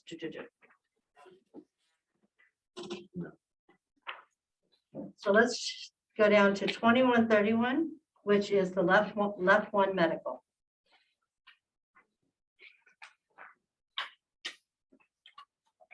What page are you on? 41. The numbers you're getting 21, 31, and Oh, page 41, line item. Oh, I see it. 52,122, It's about halfway 2130. down. There we go. Left one medical. Got it. I couldn't hear you, Dave, when you talked. These masks make it so clear. About there. What? Left medical. Got it. Left one medical. So all of our former sheriff employees that qualify for left one, we cover their medical. Yeah. And so I'm not making any changes because we have one person who has home care. And I expect not a decrease, but possibly an increase in future years. So better to be prepared. And so, What are you trying to say? that those other guys, not you, are getting older. What affects you? Why are you winking right now? So anyway, Last man left one is staying as it is. Well, I hope your number is way wrong, but I appreciate you making it what it is. Well, since we pay $3,400 a month, about for one person, I sign it. yeah, I don't think my number's too far off. We also paid their medical or their medical insurance. And that number is built into our above insurance for that. So they're covered. You also pay their long-term care. those And long-term qualify. care. That comes out of, yeah. Well, that's why I said I hope your number's off. I hope it's zero and none of them need it. That means they're healthy, and healthy is great. Yeah, nice try. So uniforms, 2131. I have 17 deputies and we're estimating that we'll spend $520 on them each year because we do buy the boots, and once in a while when they crawl under houses, they rip their uniform. So some things need to be replaced. And then we've got the 3 staff who are wanting polos, so I feel that these are reasonable numbers. Questions? Just checking your math. I've got it written out. That's all right. I can give you the. No, I believe you. I All believe right. you. Should we go I to, thought it was too low, that was all, but you were right. no, we are going to cut costs this year for you, for the county. So we've been keeping that in mind throughout all of this process. So that we can all jump off this plane that's crashing. I appreciate it. 3,100 office and operating supplies. So 2 years ago, we had a really good year. Well, last year. And we had a lot of variable expenses that we did not need to use the money. So we bought pens, paper, file folders, batteries, USB drives. Toilet paper. That's on you, dude. Dude, oops, that's my Californian accent. Sounds like coming. he's prepping, so I just wanted to make sure. he had it. No, so we bought a stockpile in addition to being able to give the county back that variable money. So we still are using some of that stockpile today. So we've been very frugal with our spending. So I think that in calculating to include any printing that we need done, the office supplies, any of our CarQuest supplies for the vehicles, watch guard clips and mics, and then any PPE that any of our employees need, we feel that we can manage with the 13,000. And I said that word watch guard, so I may as well address this right now. Body cameras. We've received 2 of the 3 quotes. The third company has not gotten us their quote, so I'm just going to go ahead and process the request and forward the information to present to you for our body cameras. Let me explain why the third one isn't getting it. We put out information, you get estimates from this three. They come down, they give their dog and pony show. And so we were good, we got 3 estimates. And the third one, Which is Axon. Exxon, called just recently or emailed you or whatever, it is, saying, well, we got some more we can show you. And I said, no, they had their opportunity. And we don't want to drag this out further and trying to get body cams. And You have a ballpark price for that, for the back of my head? The lowest number, and my recommendation, if you've got a grant that, or you've got funding That's covered. that would cover it. Bottom line, we're asking, it's a 5-year program. And within that program, there's a replacement midway for all equipment. We're asking that the equipment talk to both our dash cams as well. And it uploads into current systems of Spellman and the evidence library for the PA. And so I would say $290, including tax for the deputies, and $50,000 plus for the jail. that is with wireless, right? And that is, yeah, Because with How much wireless, is grant and how much is us on that, or is it all grant? you got the grant already.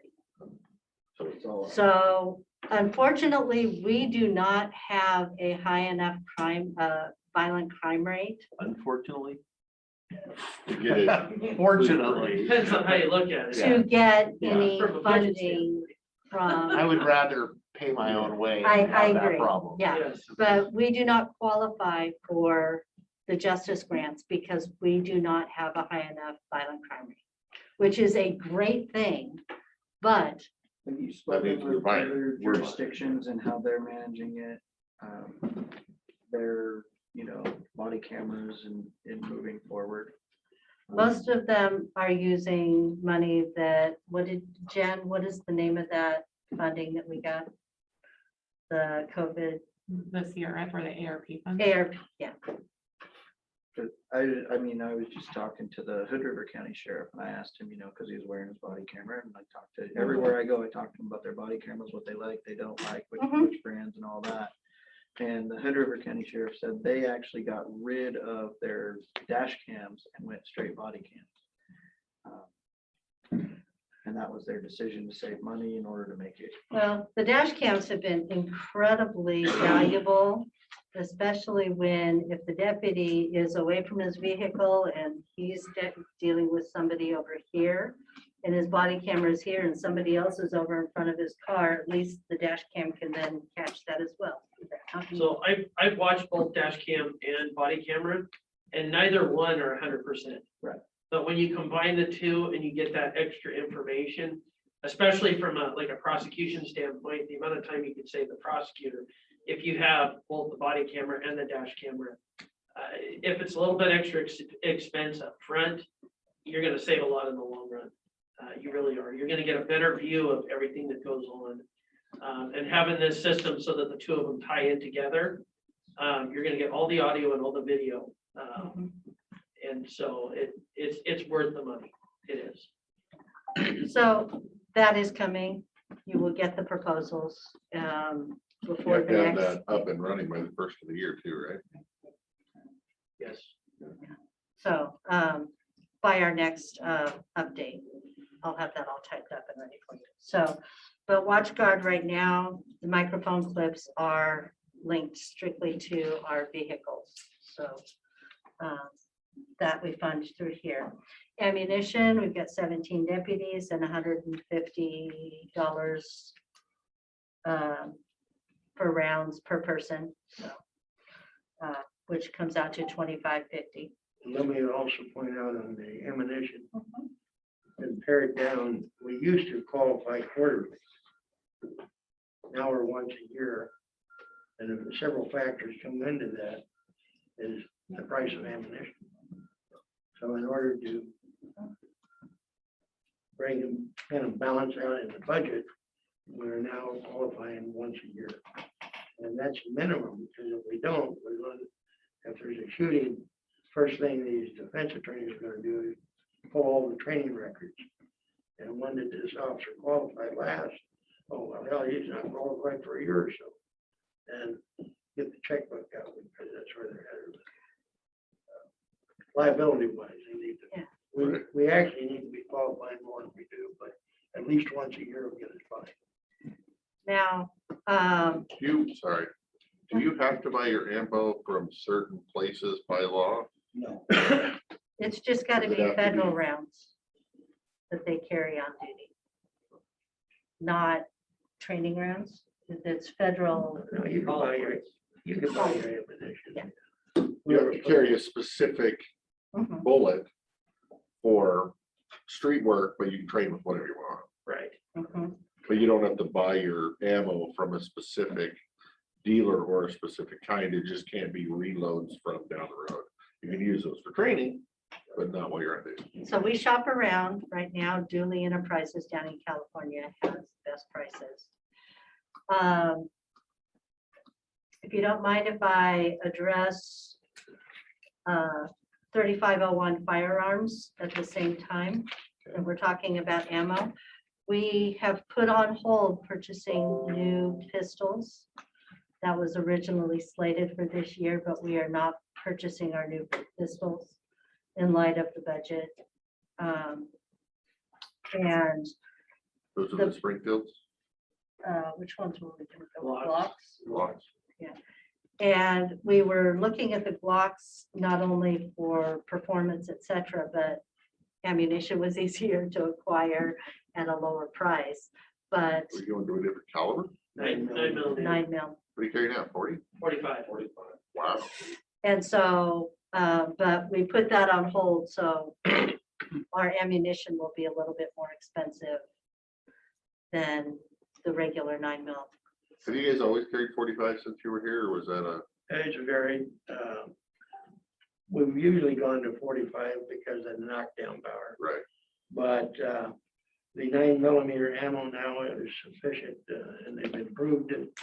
Where you're seeing a lot of agencies starting to revert back to 9mm. They're more accurate, you don't have the large recoil, and so the accuracy picks up. And the 9mm ammo, well, not quite the same as a 45. Do they regulate you, say with 9mm ammo, that you have to shoot 125 grain? Or can you up it to a 147 grain and a plus PE for the knockdown power? Do they stipulate that crap? That's our call. No, they don't. Okay. Yeah, that's our call. So those two items are tied together. So we do have a little bit in the firearms section just in case we need it. But ammunition wise, we have a good vendor right now that can actually get us the ammunition.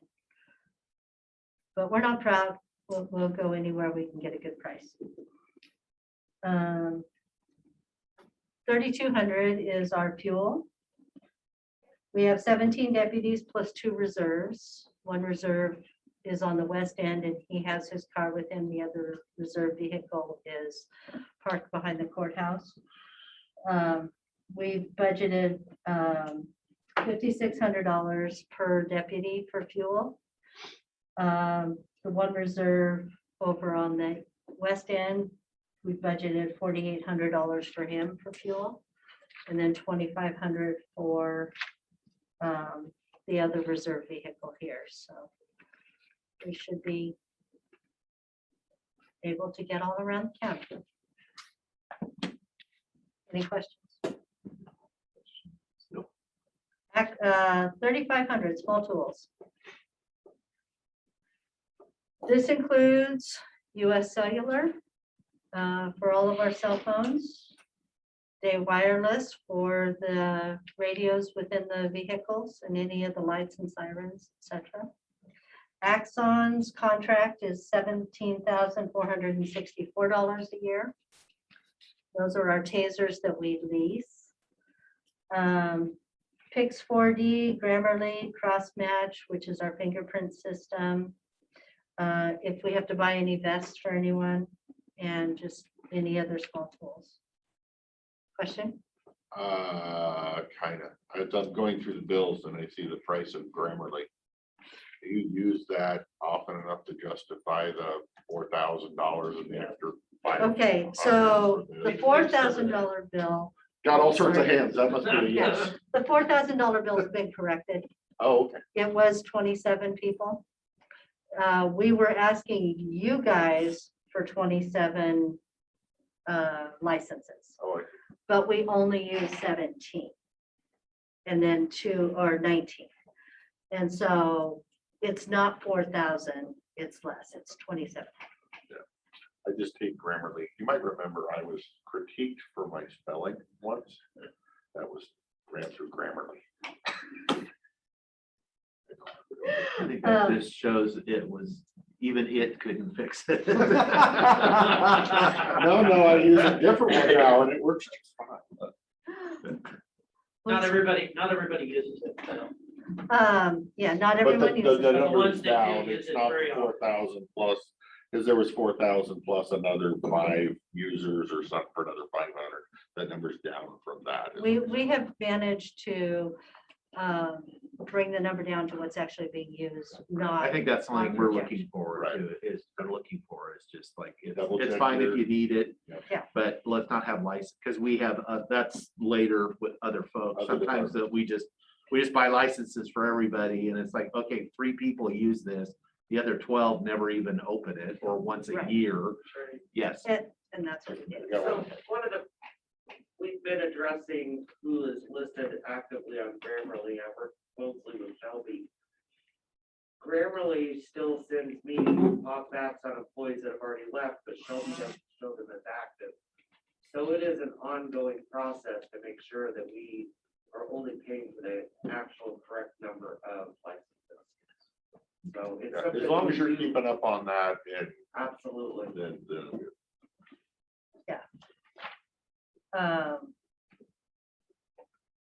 Any other questions for small tools? So if we move to as we're going down this list, there's 52123, which is the SAR group. You've got SAR supplies, SAR fuel, and small tools, which is still on page 41. It's just the bottom of that section. That is built into our patrol. That is what we use to help SAR with their missions and their training. So we've even cut their expenses. If you would like me to go into line item by line item, we can, or we can just move on. I'm good. I'm good. Okay. It's minimal. All right, professional services, 4,100, which is for patrol. This is made up of 3 basic categories. Lexipol, which is our policies and procedures. And that's the largest chunk of this at $8,800 a year. But the other thing that we pay out of here are the psychological and polygraph tests. And so we also have, just like in admin, we've got Dane Branham fixing our uniforms, keeping them looking sharp for the public.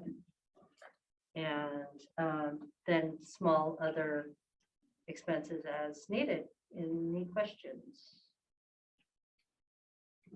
Okay. Dog control, 4,101. This year was the first year we ever had to use our dog control line item. We had one animal that we needed to house because his owner had passed, and then we seized three other dogs. And so while that person who passed didn't have family and everything, we were able to get that adopted, but we had to house it for a short period of time over at one of the vets. And then before the other dogs were dispatched.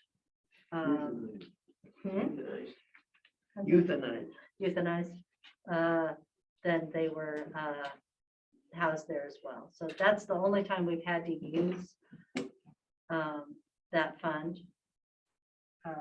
But I did cut it down because history has said that we haven't used it very often, so. Well, there may be, in that one, I'm a little concerned about because we have no dog kennel. City no longer has a dog kennel. So when we're required to pick up a dog for a variety of reasons.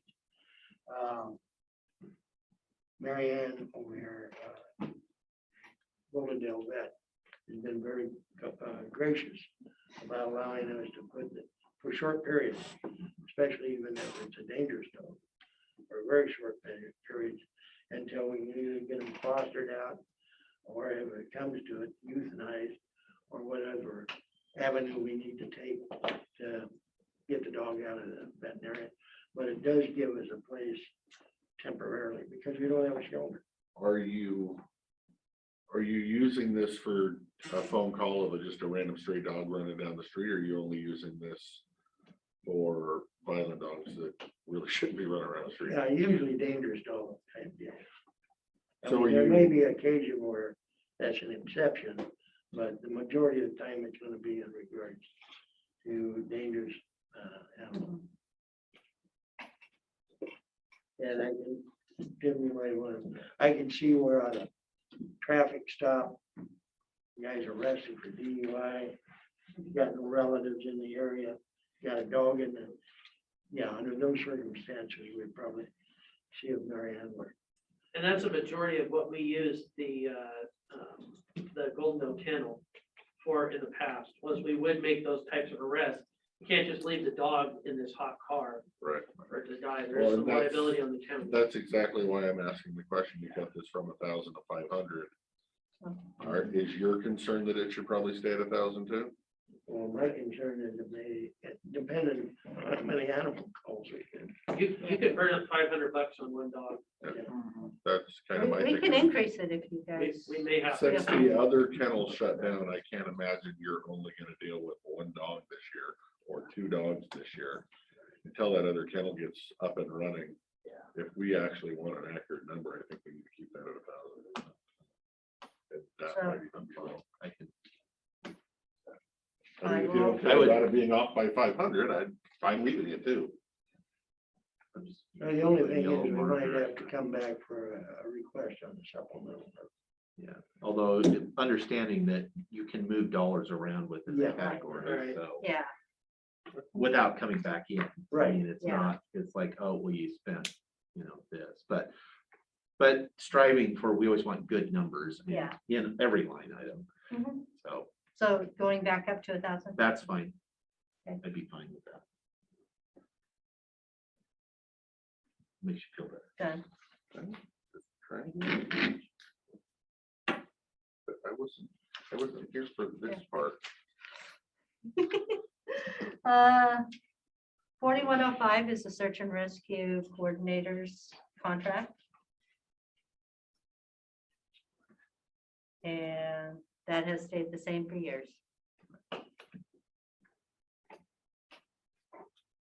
4200 is communications. So US Cellular, AT&T, Verizon, CenturyLink, Postage, Watech from IT.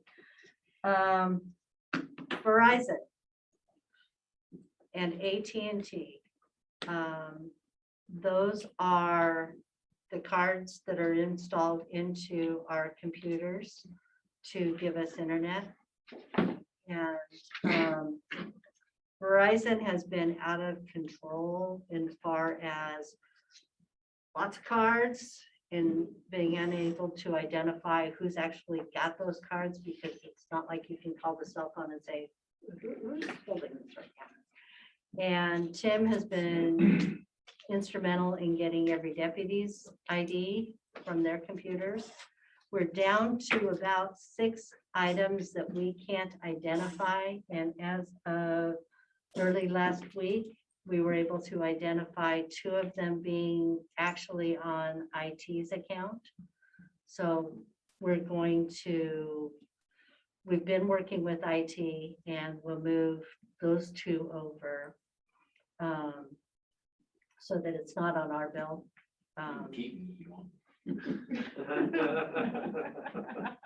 Okay, only if you'll house the dogs. Well, it's not just those 2. Yeah, then we've got 5 cards that were purchased for being able to transition into those new computers that came last year.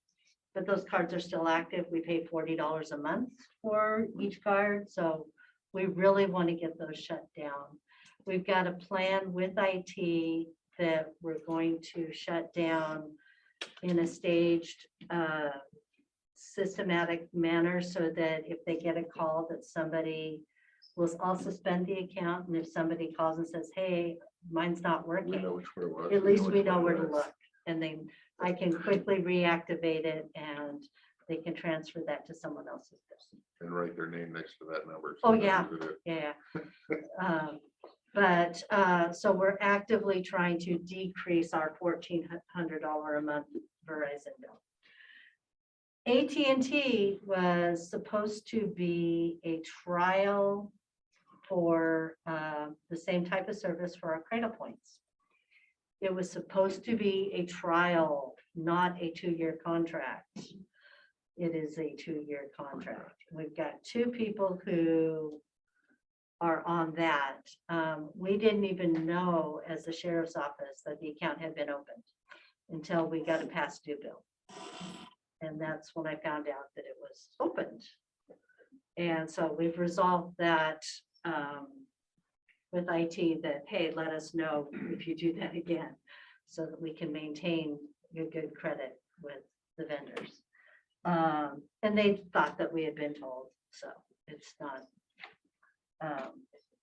But we are stuck with these 2 bills, 2 services. And we can't shut off the AT&T without paying a large penalty. So we'll whittle that down. So that's what all of our communications are. Any questions?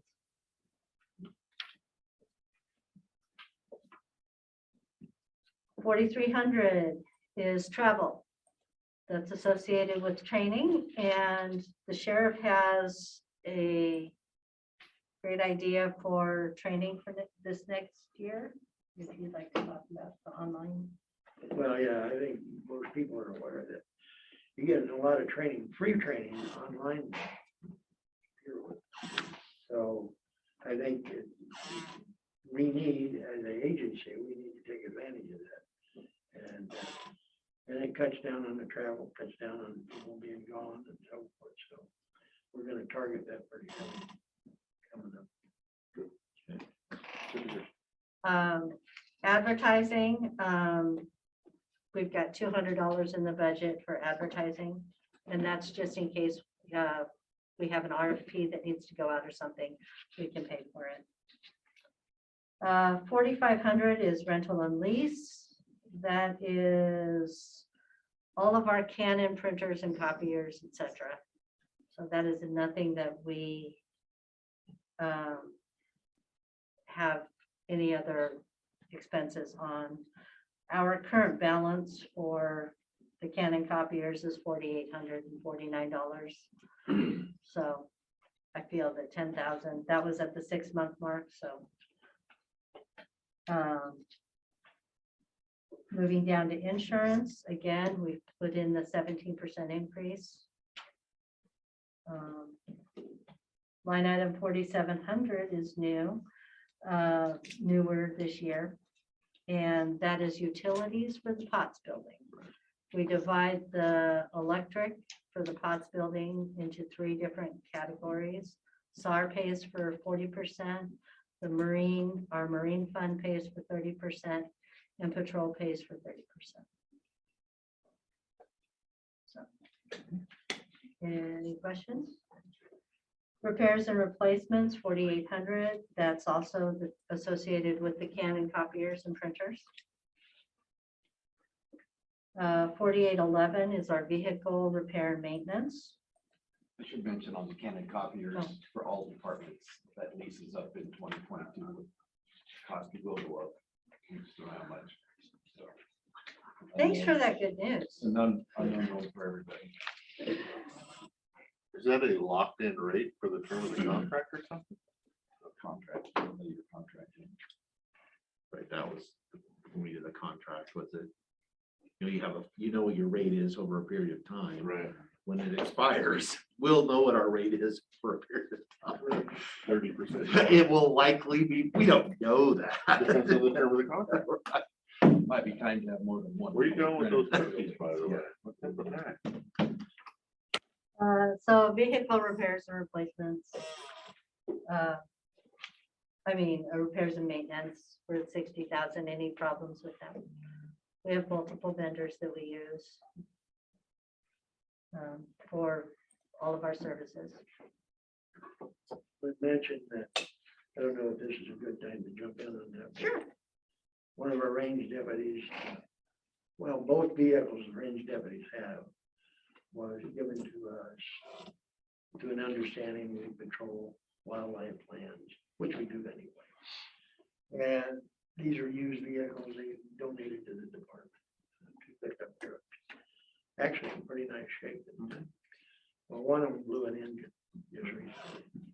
That's the so the repair on that's probably not worth repairing that particular pickup, according to the vendor. So we're probably gonna scratch around and see if we can find a used pickup that we can convert into range timber patrol.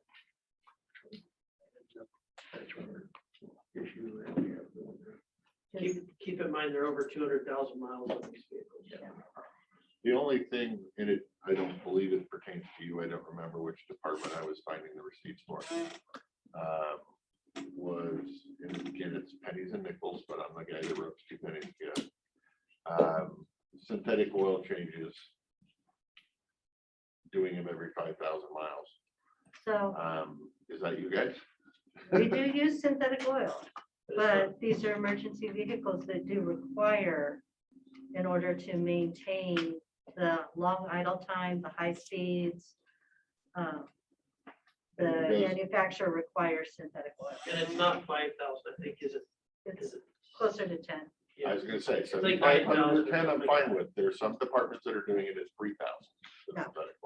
So, no, I. We are, we are very 7,500 or 10. conscientious So, about the yeah, maintenance. I'll pop that out just because it was here, so it doesn't pertain to you. Yep, yep, we're But good. thank you for doing that.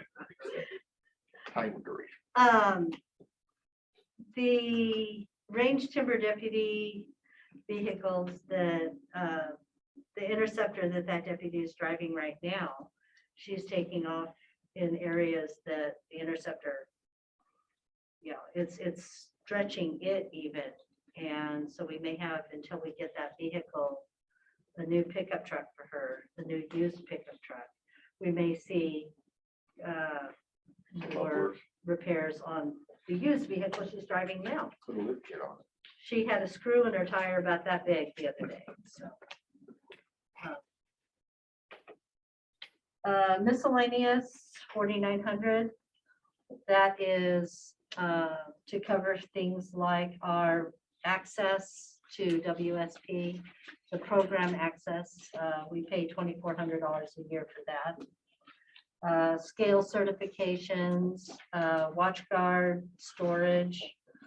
Also DES surplus, we're in that program, and that's $400 a year, so. That's what wraps up our miscellaneous. 4,901 is our training budget, and again, we're gonna strive to train online as much as possible. Again, we've got all of those SAR bars numbers. Starting with the 52123 number. Within there, you'll see the insurance at 75, at 17% increase also. And so that just maintains the maintenance of the vehicles and that type of thing as well. Questions? No. Okay. Now you'll see underneath that, you will see 52123, 128, 4,700. The marine utility pot, do you see that? How it kind of, That's like 203, 47. yeah. Even though that should be down under, I'm pulling it up here. 52138 4,700 shows up. I guess it has to do with the sub-department. It's, 42. Okay. 52. in the system. Sounds good. Thank you. All right. And then again, the 9,300 is Public Works fuel. And Chairman Sauter will probably remember that for years, we've had a very low number there. We're trying to move that number to our actual usage, not just moving it around from our fuel supply. Other things. Huh? No, that's good. So anyway, any questions on those supplies? And now Commissioner Christopher, your favorite topic, VR&R.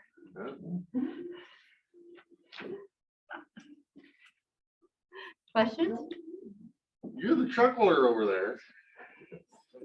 I hear you throwing out. Did you have a question about our patrol VR&R? I did, and well. I pulled my pen out of it.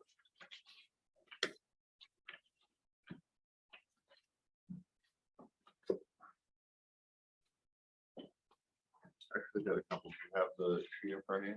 Oh, okay, well. The new replacement year mileage per VOCC section. The first and easiest question is it's the Econoline Ford van 2006. There's no rental rate. I'm assuming it's Right. maxed out and you don't need to put it on there. It's surplus. It's on the surplus. So it's on here, but it's also on the surplus list.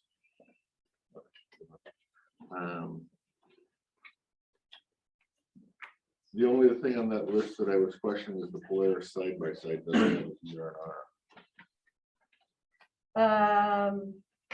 Right. We had, I thought we had stretched that out to 2028. Well, it says 2018 to 2028, but it doesn't show that it has anything in the account, Oh, that anything's getting put in or anything will be put in. So I question whether you ever want to replace it. That's something. we had 7959 for the search and rescue side by sides.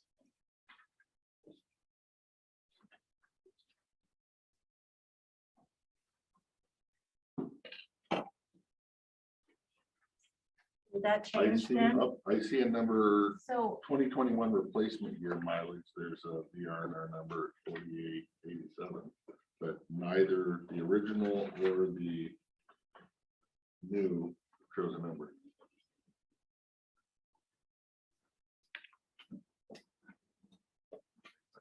Yeah, I know, I see it here. Because that's search and rescue.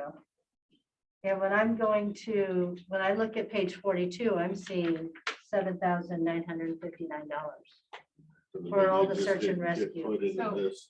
for clarification, after your guys' guidance on VRNR rates and extending, I had developed a sheet.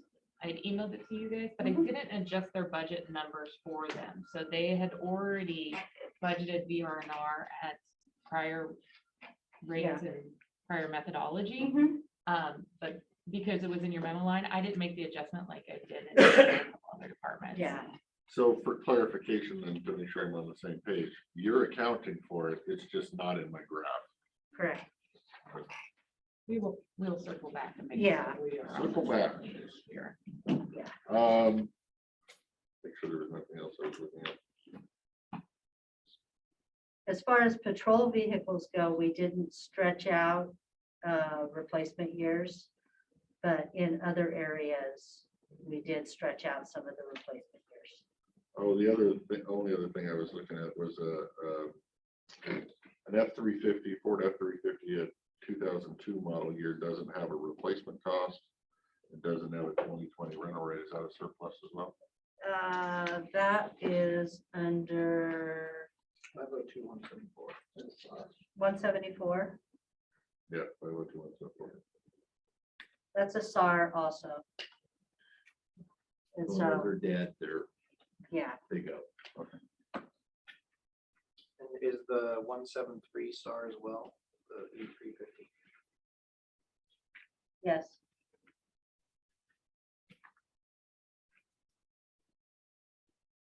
That one's weird because it does have the VRNR. Well, The 2012 E350 should, one of those will be the Nelly, the jail transport vehicle. Right, that one does. yeah, It's just one of the, I guess the 173 has a fund, but the 174 doesn't. So if it's surplus, that's going to be surplus, that's fine. well, and SAR generally just uses it until there's no use for it. It goes up. Yeah. And then takes another hand-me-down from somewhere else. Yeah. Correct. No other questions for that? Then? Okay. Go back to your pages. So that ends our patrol expenses. Okay. You ready for the jail? Yeah. All right, I will try to go as fast as I can so that you guys have some part of your day left. Salary and benefits, same as all of the other other sections. So let's skip to uniform and supplies, 2131. Actually, I do have a question. Uh-oh, just kidding. No, it's actually an idea, a comment that I was actually going to bring up. The overtime on the jail. Mhm. Not only is it a dollar amount thing, but it's a burnout of employee issue. That I understand that we're, trying to use posse, and because of union contract, you have to offer overtime to the union worker before you go call a posse or whatever. But if it can actually save money in overtime, and save money in employee burnout, I would personally, speaking for myself, entertain the offer of having a casual employee on standby on call that actually makes a wage. That would be cheaper than the overtime wage. And we have one now. There is one on the list. It would be nice to add Would more you like positions. one or two? I, Add one or two? all I'm looking at is if I gotta pay some casual on-call employee $20 an hour. You may be crossing a collective bargaining issue, which would be unfair labor practice, to bring that up in public meeting, so we should discuss that in executive session. Good enough. Potentially. The other thing we have to worry about with casuals is DRS, you know, how much they're used in those. It can be explored just a different setting. Feel free to throw a cookie if I'm wrong. No, no. Then again, You're I'm not wrong. wrong every time. So you have to throw a cookie. Actually, you should give him his first cookie of the day for, you know. Not wrong, Just started not at the wrong angry. time. Wow, I must have really. I have a 2131, When HR brings it up. 2131, uniform supplies. Where we've got uniforms, but we're gonna need more for the new staff, especially boots. Operating supplies for the jail. We run about $1,300 a month is what we're figuring to expend for next year. So, and that takes care of not just supplies for using for records and that type of thing, but also all of your cleaning supplies, all of the bedding and things that are needed for the inmates. So can you explain how we went from 40,000 down to 12,000? And then we're looking at 16,000 for next year? Is that Because we had bought all that equipment. last Stocked year up. and stocked up? No, we also had equipment that was purchased Bob's been last prepping. year. Carmen? So last year, we had an excess of our budget, so at the year end, I bought a year's supply of uniforms for the inmates and all of the bedding and blankets and everything that I could project that we might have to cut for ahead. I pre-purchased and have it stocked, including And that's what we saw when we did that tour. in Richmond. right, and I also stockpiled PPE and bleach and things like that. So if we have some major event, then we're covered.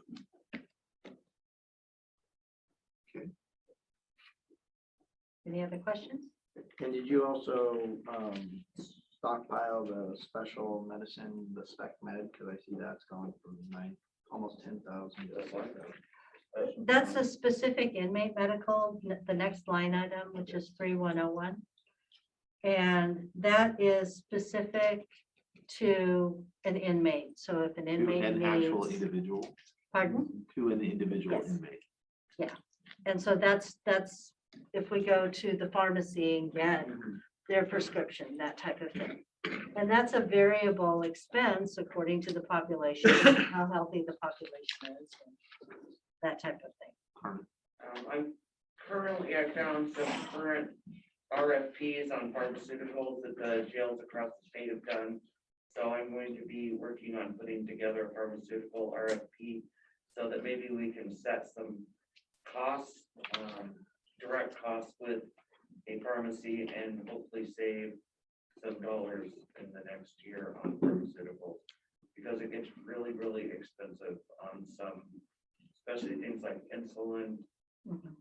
Because unfortunately, I mean, they come to jail and they don't have their meds, we have to have their meds. When they're ours, they're ours. Yeah, Mhm. Medicare doesn't pay. No. any of that. And Richard talked about changing that. We've been talking about changing it for a long time. Because it's not fair, especially if it's once they're, when they're permanently ours for a period of time. Once you're convicted. Once they're convicted, there should be ours, but prior to that, why do you lose all your, that's your Yeah. innocent? Yeah. You have not been adjudicated yet, but it's like the instant they walk through the door, it's like, oh, and it's not a misunderstanding. It's been billed before. It's just a misunderstanding. It's not, it's a cost shift. It's all about the dollars because they meaning the state or the feds or whoever is operating those other programs, if they can shift that cost burden to the local taxpayers, they'll do it in a heartbeat and have been. So. And so, these are variable, both the specific inmate medical and then the general inmate medical, which is things like your Benadryl, things that we have to have on hand, are variable with our population count. So, any other questions on medical, on the supply part? Okay, 3104 ammunition for the jail, just like deputies, they have to qualify and they have to train. So we're getting ammunition for them. We've increased. Do they do, just for my own benefit, do they do like taser training Once a year. once a year? I mean, so would be some expense to that, I'm assuming, new probes. And What, with the Axon contract that you guys signed, so that's a lease and we have Oh, the so you tasers. get, Yeah, the tasers are leased. We do not own them. So those new tasers that have arrived, Randy Wells has been certified now to train everyone else in the department on those T7 tasers. We just need volunteers. What? yeah, I was thinking through the training part. Yeah, and was so, like, and oh, part of yeah. what came with that are the training cartridges and the dummy that they get to tase. So it's not actually human, it is. No. Don't look at That him. was way too easy. I've been feeding child. So anyway, I'll look. those, It's that easier for me to look training, this way than this way. Everybody's whipping boy. that training will not incur an extra cost because Okay. we already have all of the info and everything we need, so. Of course, you can volunteer for that.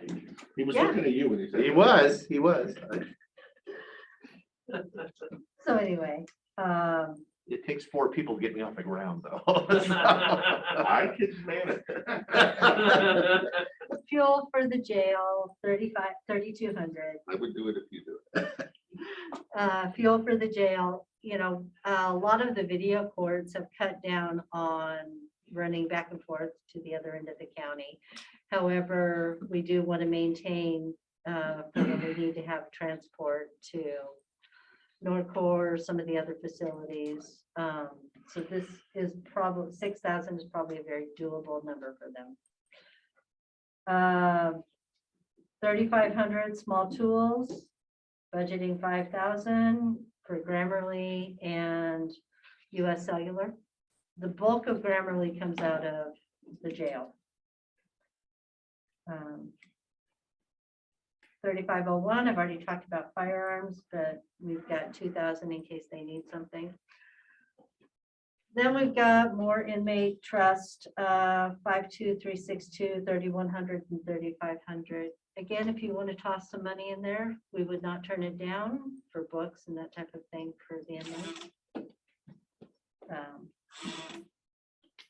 4,100 is jail professional services. Again, Chairman Sauter will remember when a few years ago, they had written the budget so that both Brian B's contract and inmate medical were partnered into that 4,101.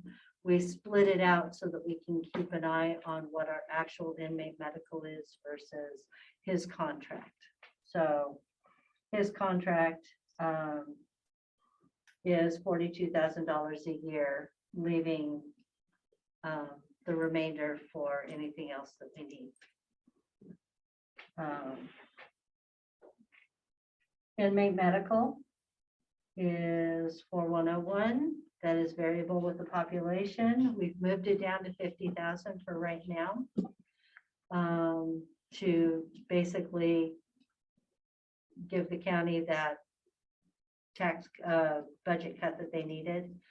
And if we look like we're creeping up to that, then I'll be sitting here having different conversations with you about it. But we're only at 23 for the year so far, so. Does that include this week's bills that you haven't gotten yet? Well, no, it must not. Yeah, I just paid some KVH and ambulance bills. So, Are they submitting their bills on a regular interval to you? or are Yes, they are. stockpiling them and we've sending got them a 2 years later? system Within the- working. Within the decade that they occurred. It's within 2 months of them occurring. Wow, good. So we've had some hard conversations with KVH, and Carmen is great. She's got on her calendar when an inmate goes to the hospital or has hospital services. I can then call KVH and say, where's the bill for this person? Statute And of limitation on medical. Yeah, medical. 4107 inmate meals. So again, that was one of our large variable budgets that you noticed took a giant cut. So we're averaging, what is it, 19 inmates? Yeah, 19 to 23 inmates a day. So we have 55, if my math is 55 meals a day, because we have to have 5 meals set off to the side. And 365 days of the year gives us 20,075 meals. And the inmates, we've just increased and Carmen can address this, the type of meals we're giving them now. We're going to give them more calories and that type of thing. So it's $2.95 per meal. And so, which right now it's been less, $2.65, I believe. But we've increased that, and we think that right now 60,000 for that many meals is reasonable. But again, it's variable. If Bob's B&B has an influx of guests, then we will be sitting Ty, if here. you can't get your star ratings up, that's not gonna happen. Yeah, our Michelin, we lost our I know. Michelin We're star. at 1.5. Well, I was gonna say, that's probably something you want to be a low star, so that people aren't frequent flyers. That's the comments about the surly hell, but. So is it the caloric intake moving up, or is it the price of food going up? It's the caloric intake. We have a 12 to 13 hour span between dinner and breakfast. And at breakfast, they were getting 2 little small pieces of like coffee cake, a juice packet, a packet of jam, and a teaspoon of peanut butter in a little bag. And you were probably paying $30 for If that. you had dinner at 4 o'clock in the afternoon and you're getting that at 5:30 in the next morning, you're starving. And then you became very angry. And we don't keep a stockpile of Snickers. So, and not all inmates can afford commissary to supplement their meals. So this was a better option to supplement for breakfast. So they'll get cereal. They're actually going to start getting cartons of milk now. Currently, they've been getting what it's called otter milk. It is a watery substance that the corrections officers have to pick up out of a big bucket in the morning. So we really risk a back injury when they're bringing this giant, and it's a big bucket. And then they have to hand scoop all that substance out and then feed it to the inmates. And it's, you would not feed it to your dog, I'm telling you. So the cartons will actually make that process of breakfast serving a lot smoother and probably a lot nicer. And they won't be wearing that nasty milk on their uniform when they spill it, when they're taking it out of the fridge. We do have a liberal side. So moving along. Communications, 4,200. Again, it's US Cellular, CenturyLink, Watech, and then Wave. Wave business is the cameras. Giving Carmen the ability to have her cameras everywhere. And so those are static. 4,300 travel. We have some money set aside in there. Is that just for sending people, new recruits off the training or? This is the various trainings. Various trainings. 4,500 is the rental and lease of the Canon stuff. That would be Rob. Talk to him if you don't like the numbers. Okay, I'm not gonna do that, but I am gonna let you know, it's right, you have about 5 minutes left. So All right. highlight what you want to. Thank 'Cause I'm gonna you. keep us on a schedule. 'Cause we'll- In yeah. other words, I get out of this. I would say let's cut You down were going to to, 2 or 3. No, I thought we were 11:30. Oh, we come back. Oh, I'm gonna okay. enforce the break. sorry. Not for you, for the people that come after Let's you. shift to page 45, which is the 52138 Marine. Okay, This section is a requirement for a Marine grant.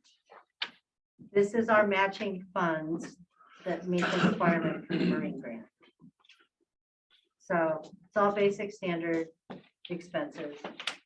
We're not buying anything. Okay. 52139 is posse. And the bulk of that is the L&I insurance. Marine fund is doing fine. We've had a cash balance of 7859. We've got new revenue from the boating safety and vehicle and vessel registrations. Our expenses are less than that, so we should be okay. And our investigations fund, 124, which is page 46, and the revenue, and 76 for expenses. I know that Commissioner Christopher's eyes went big when he saw that we have a fund balance of $489,000. However, $314,000 are pending disposition with the courts, and we may have to get that back, so.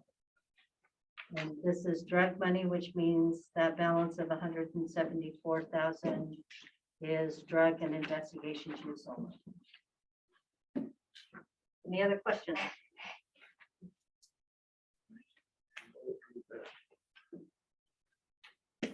Go for it.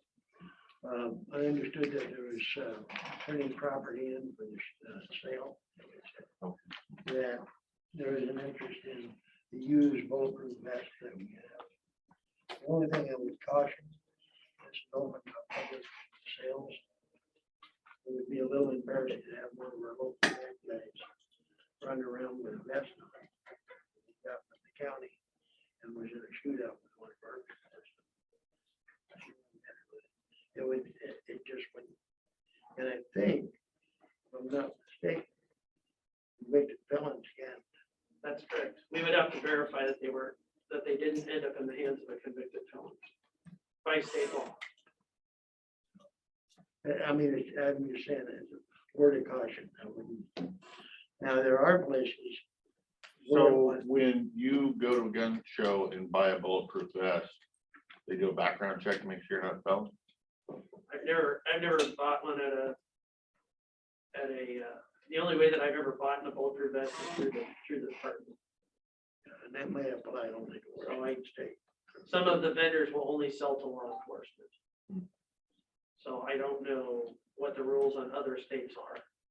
Yeah, civilians. I don't know about buying one through a gun dealer or gun show. Yeah, there's vendors out there that sell this civilians. And I'm not sure whether they're checking criminal history, and I'm not sure whether that applies to the state of Washington only. So Washington has an RCW Yes. that you have to check that they're a convicted felon before you buy bulletproof vest. Well, that they're not. I don't know that that's the wording in it, but you can't, if we catch a convicted felon with bulletproof vest, then they're going to jail. Well, that's fine, but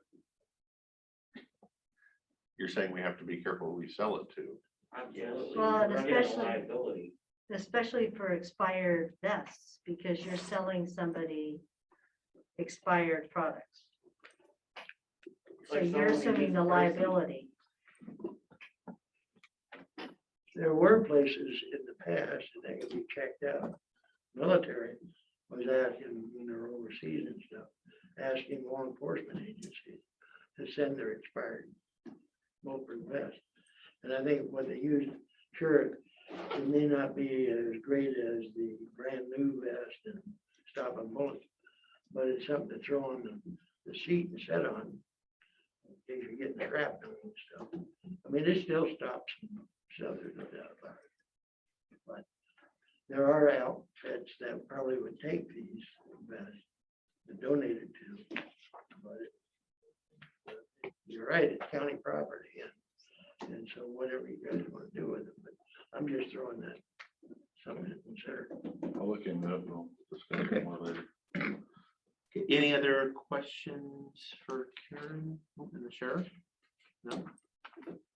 Okay, thank you. That was, goes in my list of the most comprehensive, thorough review of a budget. I would say today, but you're the first one, I would say ever. I personally. It was good. No, I really It appreciate was it. gonna speed it just a smidge so we could get through everything, but We did. I We like got it. through. I'm really proud of Karen. No, no, that's good. You know your budget inside. you know and what? out, so You it's, should give her a reward like a donut. Can we have these or do we Yes, need to leave? There's these? extras, yeah. Okay. Well, thank you guys for All your right, time. thank you. Thank you, And with guys. that, we're gonna take a break for about 12 minutes.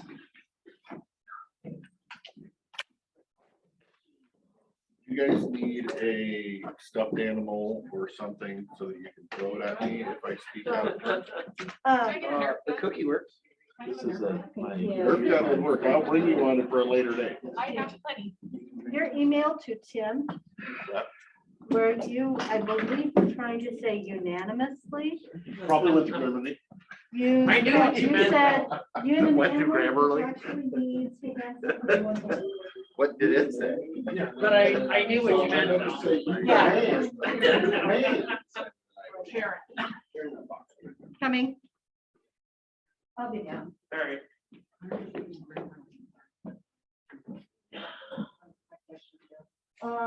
That's, what is 4,900? Okay, yeah, sure. Okay, I can. I'm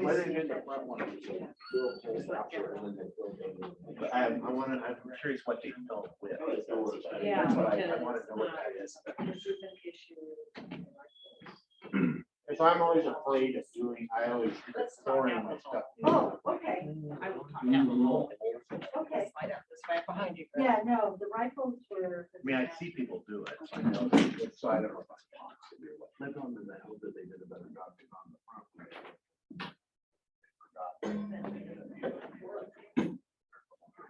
No, they did. I know, but the whole point is we don't want it fixed. Oh, God. That's was why we did the whole thing, right? Was that it had been fixed, it fixed, it fixed, it didn't work anymore. That sounds like something I would do. That's the problem. Oh, I've done. I was doing, I had not, because I'm always like at the last minute, it's like I run out of time. And I was pouring on the new house and I knew I wanted I wasn't really sure where I wanted the electrical conduit to come in, the service into the house. And I thought I should just put a sleeve in and I can do it. And I ran out of time. The truck is there and the pump's set up. I'll just drill it later. It's no big deal. So it came time to And do you it. and- drill it when it's greener or. Yeah, it was, which I did do. Oh. I did it, of course, a few months later. And I had purposely, I knew my rebar layout so that, and I laid it all out. And then it's like I was in a fog and I like used the layout to how I did, so I had 100% chance of hitting the rebar. And I was drilling and of course, I'm like, God, this is not going, it was going along really good because it was drilling a pretty good sized hole. And when I pulled the bit out to see what was going on, oh, look, I hit, yeah, it's, the cross, it's, like I have not just one piece of rebar. And it was like, oh, yeah, that's what I actually laid out was to avoid that spot. That is the one thing. Building a house and wanting, you learn. Like the first time, oh, I should do this and this, and then, then because there's a lot of things that you're like, oh, I could add that, that would make life really simple, a lot easier.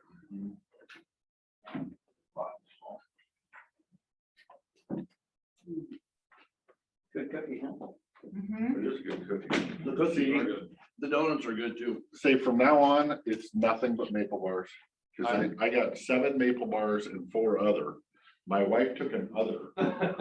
Yeah, everybody likes maple The bars. thing is, here's the deal, you can't go wrong with the maple bar. 90% of the time, it's on point. Well, yeah, my wife Oh, hates I maple love bars. it. so Oh, no, that's the whole like- point. I say from now on, it's And make just, them with IGA makes them with bacon on. it. see, I don't like bacon. I What I like like the about it- idea, but I've never had it because it seems like I'm Is mixing. under governor proclamation, you don't have to wear a mask when you're eating. Oh, absolutely, yeah. So I guess, what's the? Why do you think I'm eating? No, just That's eat kinda all the day, same drink thing. all People day. don't like tomatoes, but So I sit here, take they a love sip all the time. pizza, ketchup, and Yeah, all those tomato-based Oh, products, tomatoes, just based products. tomatoes. yeah. lasagna. So it will be nothing but a box of maple bars All right, well, I'm bringing cupcakes on the 30th. next time. Cupcakes are good too. See, if we can end up with cookies or cupcakes or something on every day. You honestly brought your new person to this and, Right. and expect them To stay around. to stay around. Oh, I've been doing this for years. Okay, well, good. This I'm is glad. very. We Just wonder if we just throw riveting. people in the deep end. of the pool. Yeah. I was gonna say, are you used to everybody in the room picking on one person? Sometimes she says. Depends on whether or not you deserve it. I was gonna say, if or not, they deserve it.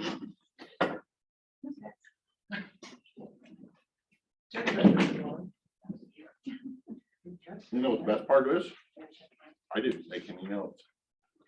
I wrote in my book. I didn't. I didn't write a lot. Oh, building. We Building. told Karen to move her Grammarly from 35 to 49, so. Bar number? Because subscription should be in 4,900. Oh, that's in the wrong spot. Well, I think that's something as far as or, just those licenses, that's something we really need to look at across the whole, the whole organization, because I know we have, like, I'm fine with stuff that people use. But I know, and I don't know if there's on different ones, if there's a way to track that to see, okay, you use this twice a year. You're not opening this up, you're not using it. Why are we paying for this? We're trying to figure that out. Because it's one of those things where it just rolled, oh, well, we've always had that, yeah, or how many people are in the office, oh, yeah, it's like, it gets into real money.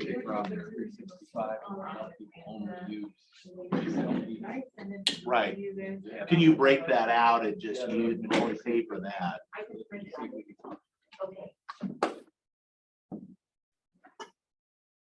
The problem is if you need something, it's, even if it's the one time, Well, with Google, then you're like, oh, crap, I can't, I have That's pretty close to Word, but Google spreadsheet is not anywhere close to Excel. So That's the problem. Excel users would kill it. Yeah, see that there.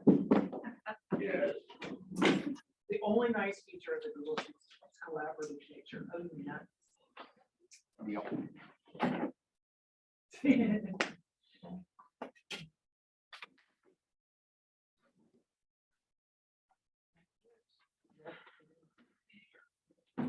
I have to look up Grammarly.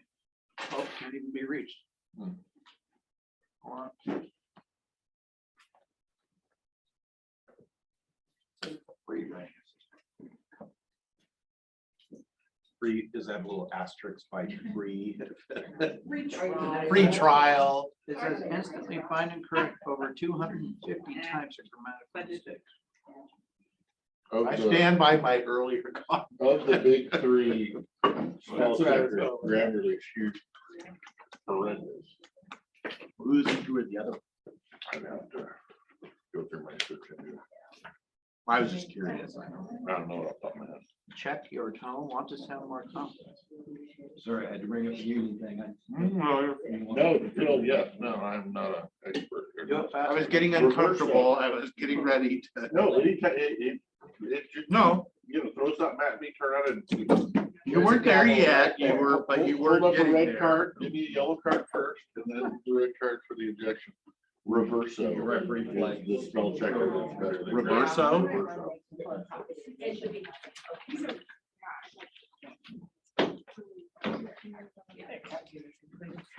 So we spend that much money per year on health. I guess On what? you go to school.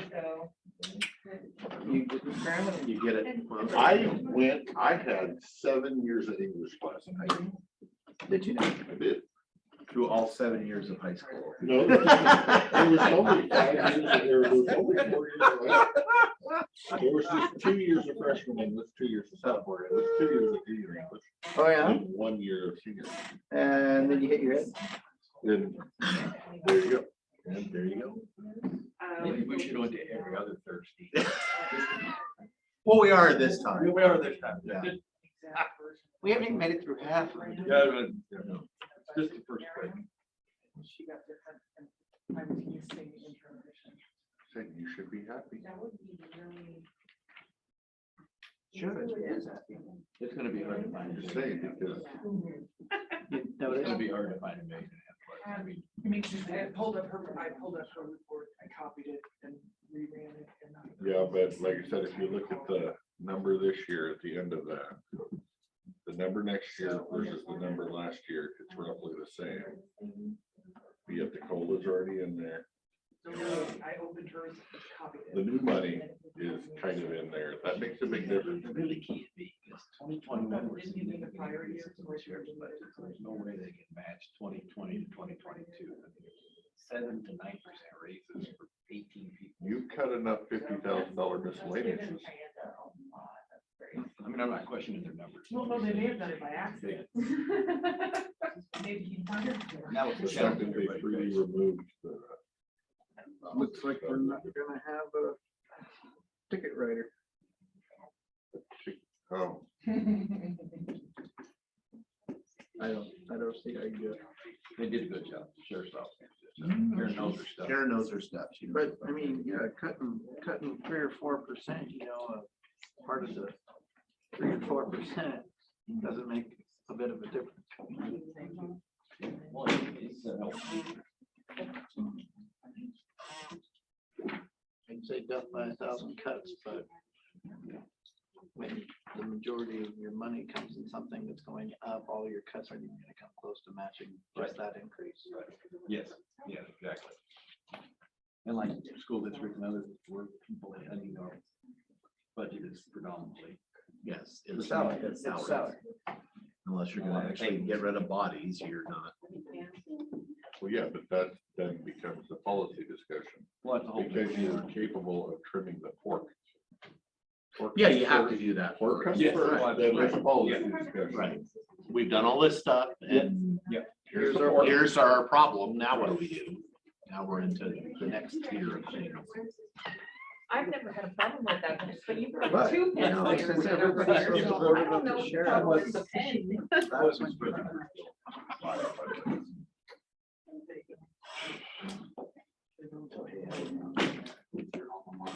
I got that eating. That was where you could have had a real. I would have. I wolfed down the last You of know, I was talking to him. my donut, my maple bar. You don't know where he is. Careful, careful. We need a little red light. Yeah. Well, we need a little red light right here. All three of us in control. And it just kind of, you know, just a little warning for the new, now you guys are over here on the hook, just hanging, Yeah. but I'm gonna try to help you. Yeah, exactly. I'll be pushing the button in the morning, and you guys, oh, my must have malfunctioned. Yeah. Oh, I thought that was the panic button. I'm panicking. All right. Good morning, Lynn. Come on up. We're getting close. Come on down. Come on down. The price is right. You're the plain and scratchy. I don't know about that. This is our updated, once we got our numbers, but. Okay. That's the one that came in that I have, right? No, this is as of this morning. Oh, there's a smidge change, I guess. Yes, Ms. James. Oh, there is, it is different. Okay. Oh, that's fine. Yeah, we're good. Want me to give one to them or no? All right, I'm gonna pull that one. They can Because it's updated from what we had.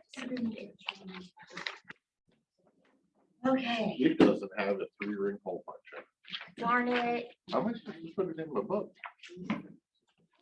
you do this. I'll just pick up my pen. Use your pen. Jen's in charge of booking. All right, so we got our, at least what we think is our most current information from Jen. Input our numbers, try to figure out our step increases, our 3% and our target. Looked at our budget that we had submitted, and then went from there. So I just read my little cover sheet. Do you want me to read the whole thing or just hit the high point? Just hit the high. Okay. We've got a half an hour, so Right. just.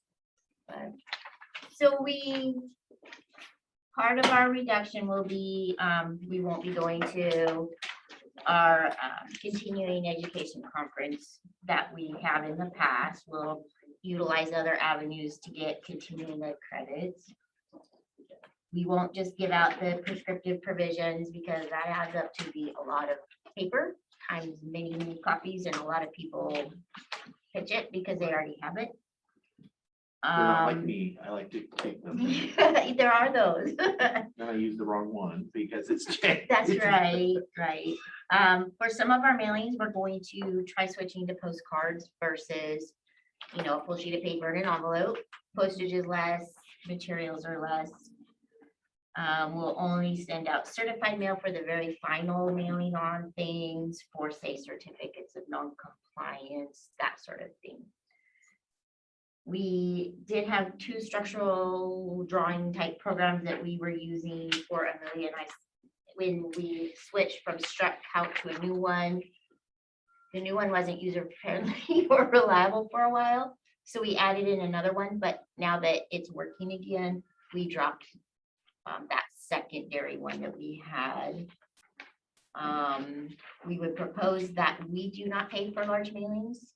Customarily, we have, just as part of their permit in part of doing business, but they can be expensive. So if it's larger than, I think we measured 11 by 16 is our largest envelope. If it's bigger than that, then they need to pay for it to be returned or come get it.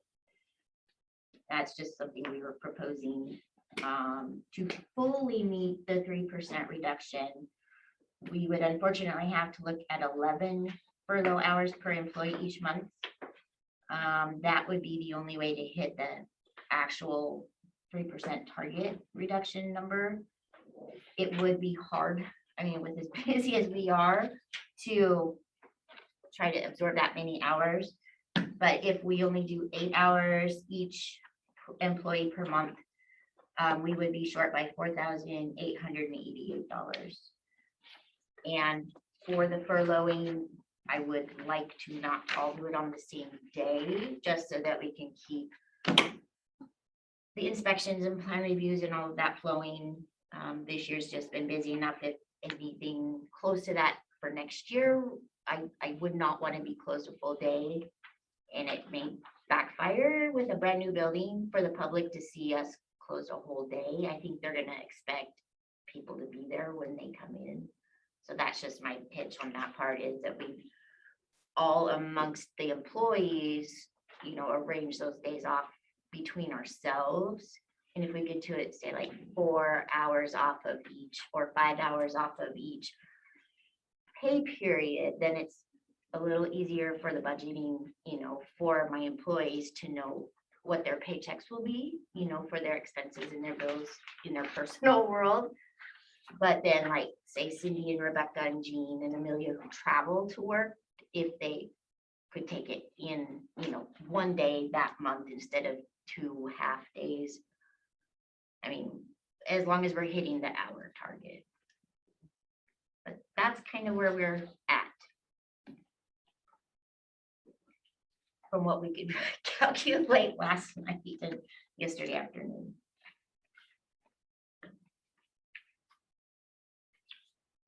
Okay, questions?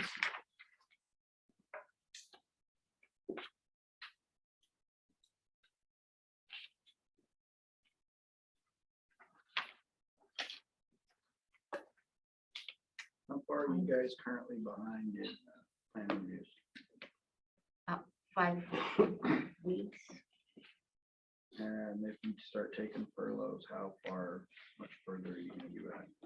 Probably 5 to 6 weeks, I'm guessing, because Amelia has been finishing up her maternity leave. And she's been taking it 2 days a week because she didn't want to take it all at once in the summer, which I very much appreciate, but that puts her there only 3 days a week. So that's a lot of the reason why we're at the 6 weeks out, 6 to 7 weeks out, because she hasn't been there 40 hours a week, but she's using, her time that she has allotted to her and coming to her. So my hunch is we'd be kind of in that same boat. Same ballpark. Mhm. Yeah, we are on number 313 for submissions. And last year we hit 300 on October 20th. So we're a bit ahead. So, 2% increase in permit fees, how much is that expected to raise? You have that number there. I didn't include it because I didn't know if we could include it, No, it's included in those figures. but not in what I did Oh, with that.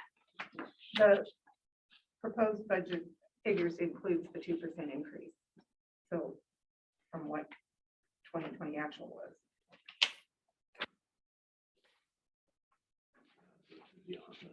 Revenue, yeah, you got more. Yeah.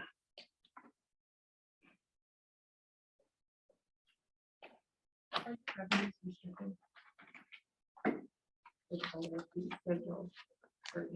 have so much trouble getting through math. It drives me nuts. I heard revenues, are they? Are they restricted? They would be restricted in that permit fees in the department they have to be used in the Exactly. department, and we were prohibited from making money off of permit fees to transfer to other. And there's only certain bars numbers we're allowed to use them for.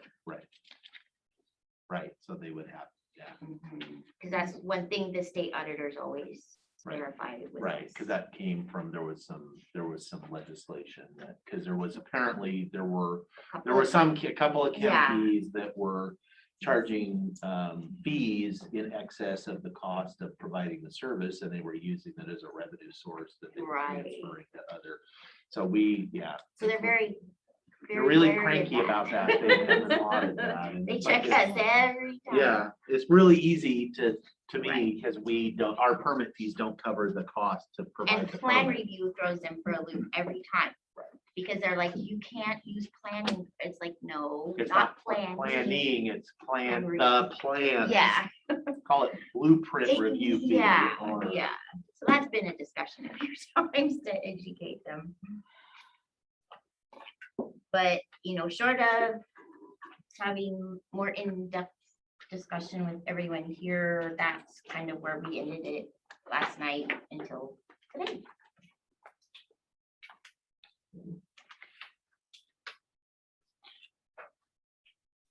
So your revenue line in our book includes is already factored in the 2% increase. Okay.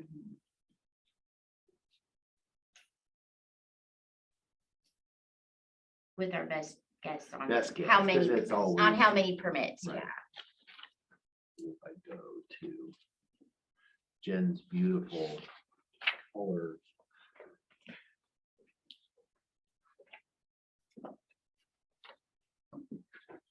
I know, you gotta cut it out. and record it. For the ink. No, you keep using the ink because I makes it easier for me to I'm gonna need a digest. color copier. Yeah. One per building. Doesn't work very well.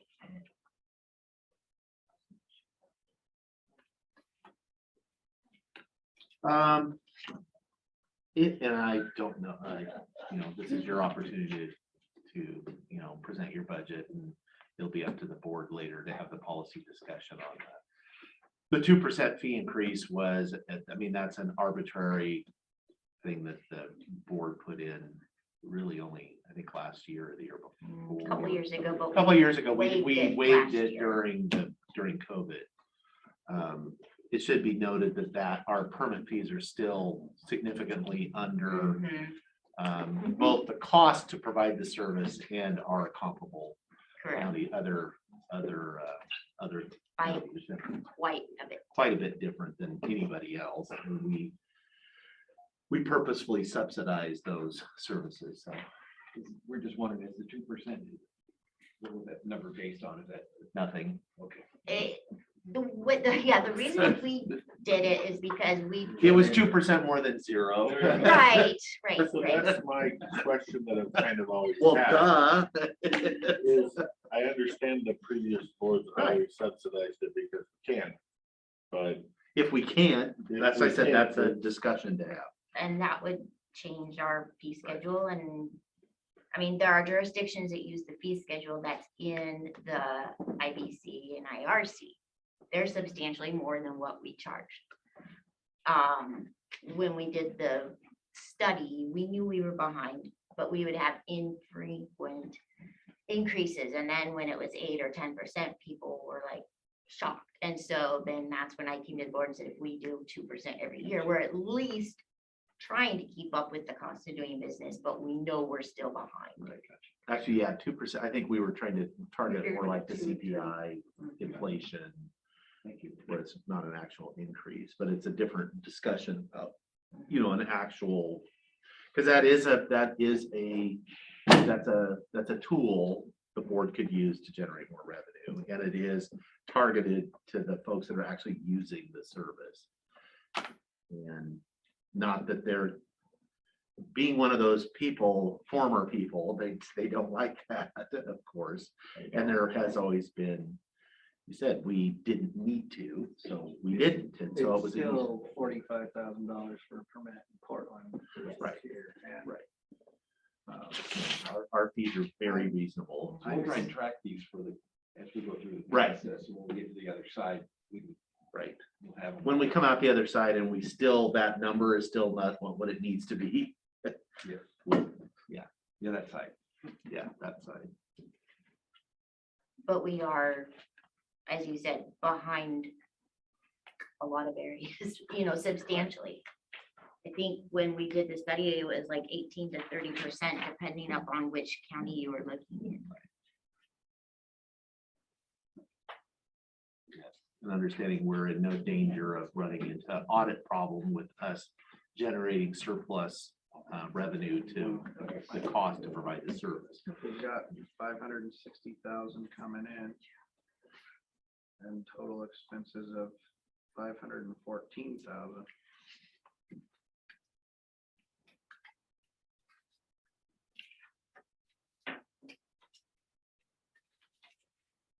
Maybe the delta there.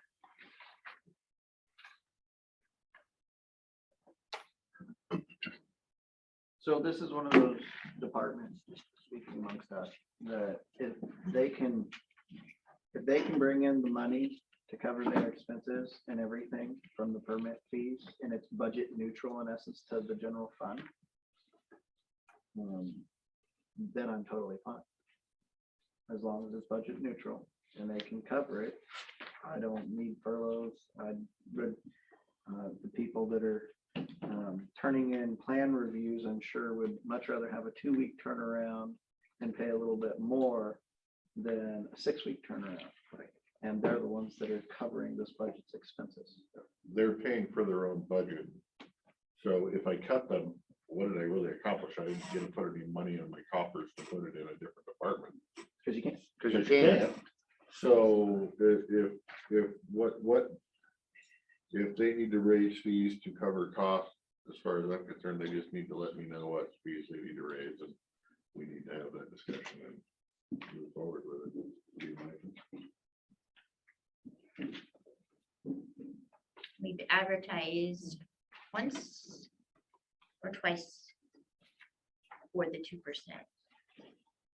Right, yeah, in the newspaper, but if we have to change that, we will. But that was part of what we agreed to several years back, was that we would let the public know several months in advance to the increase. So we've had, and we didn't last year, right? We didn't. use- We waived it. We waived because it of last year. COVID. Even though building went through the roof, we waived, right? Mhm. Um, That's a good faith measure due to COVID.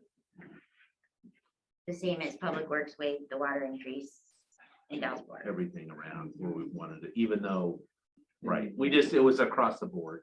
Even though you could argue if you're building, you're probably fine. Yes, but we were trying to play nice. Right. And be fair across. And be Fair across the board, so we did. So my personal would be put in the furlough, put that back in. Bring me the revenues, bring me the expenses between the two of them.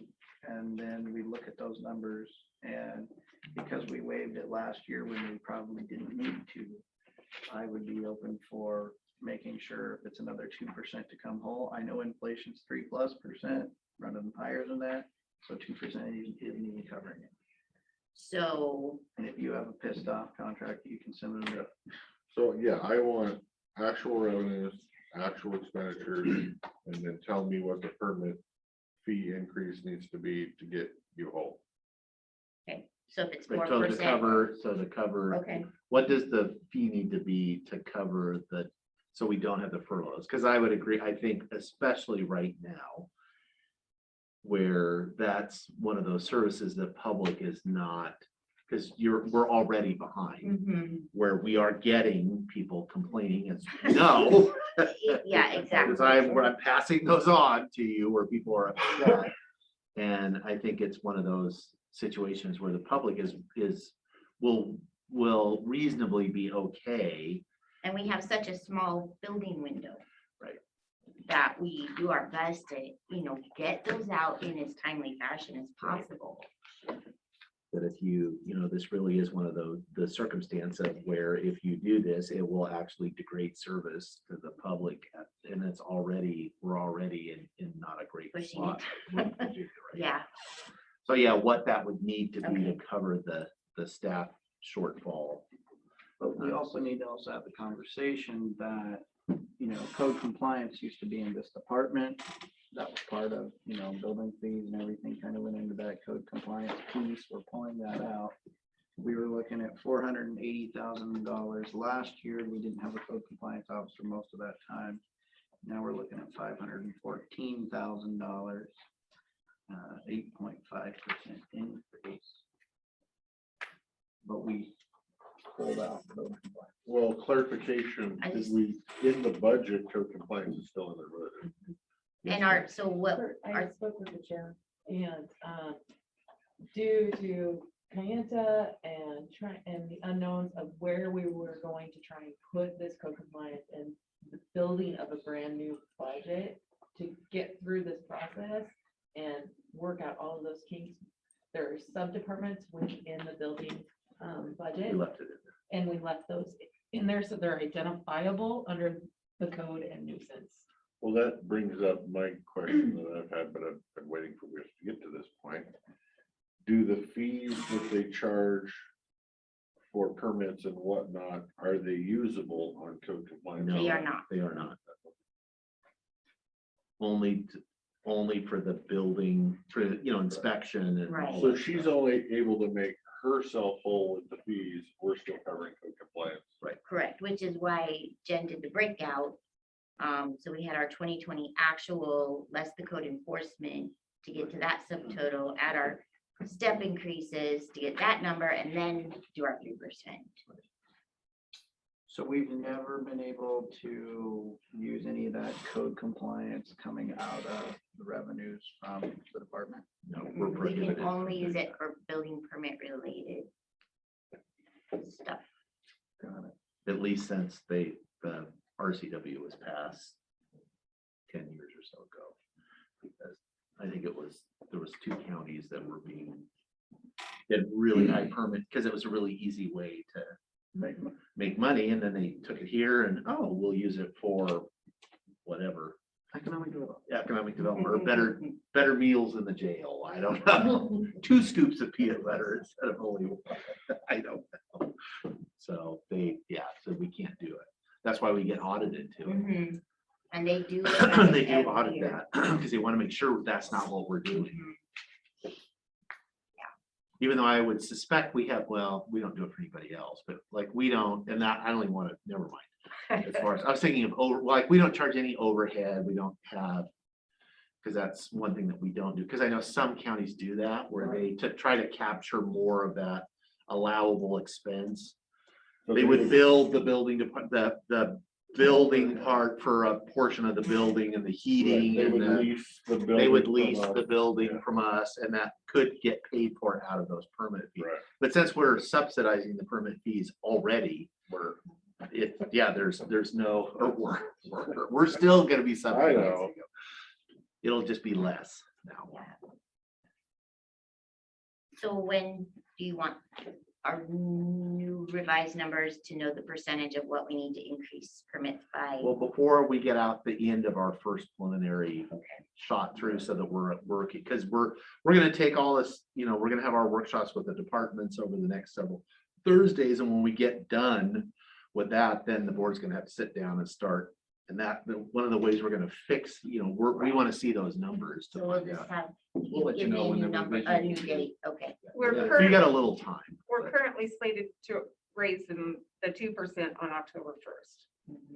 Our budget meetings go through the 14th of October. But then we could, But we could do a secondary increase. Just raise it and then raise it again. if it needs to be. and then like the Say next like raise would January be January 1st, then wouldn't it? Right, because it would be for the next budget, the Right, next biennium, right. the next. So budget effective year.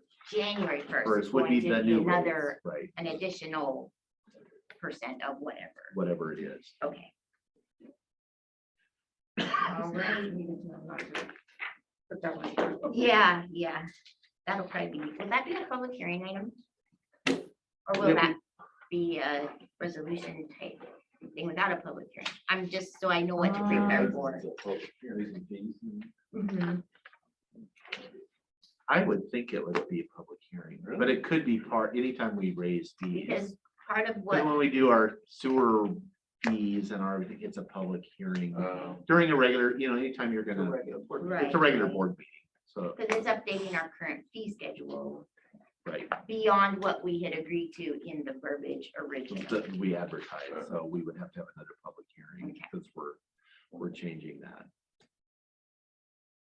I don't know if it has to be its own, or if it could be incorporated into the budget public hearing, Public because hearing. that will That makes be by sense. it can all Right. be, because as we make all these adjustments, I think, we could have one master hearing As a whole. as a whole, rather than take each piecemeal, That makes sense. That Yeah, makes I'm like, sense, why yeah. does that have its yeah. own hearing? And I was only thinking of that because when we changed the title verbiage to do the 2%, That was an off. that was in the That was original off, one, right. yeah, That was on the off Right, time. that's. yeah. So, okay, other questions, comments? Pretty easy, All very right, easy. we'll go back to work. We didn't bring any cookies. Crunch more numbers. I think we have plenty of cookies. I know. These are the Next PM time. cookies. We have PM cookies too. Yeah, That's right. Now we'll go back to our number crunching. All Thank right. you. thank you. Separate. Not all right, all buried in there. And there probably be other fee increases you may consider as well. Yeah, that would probably be a wise, because it can, I mean, for ease of doing it, put it all together, but you're gonna have one or two people out there trying to say you're hiding something, so just make it I separate. don't want to put one on the Then they spot. don't worry about it. From a building perspective, is there a point diminishing returns where someone will say it's too expensive to build in this county? I'm gonna go, I mean. No, not in this county. Not right now, and our rates, Property as they said, values. our closest competitor is 18% more. And so on average, we're between 18 and 30% at the last of our permit fees, our expenses are, so it's like we are knowingly subsidizing those rates. And I think that is a great thing when you can afford to do that. Because it's a way of taking that, because we all know where that comes from. Right. And it's a way to spread out that benefit to more, that you buy down different things and that's what we do. But if you get to a certain point where you can't do that anymore, then you have to kind of start pulling some of that back, and people gotta pay their own way. And Do you like to motion for recess? yes, we will, I don't know that By we and you. did we, are you suggesting? Yes. Yeah, we will now adjourn for lunch. We will be back, I believe, at 1 o'clock or what.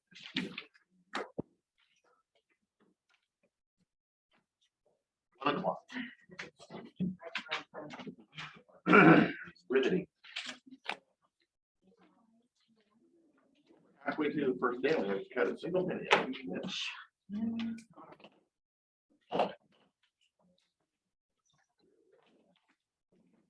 Double check on those fees. If her fees are in the code, then she would have to have a separate. public Said, hearing. I'm at the point where I'd rather have a separate one just to transparency's sake. It's not like you have a 5-minute public hearing and nobody testified.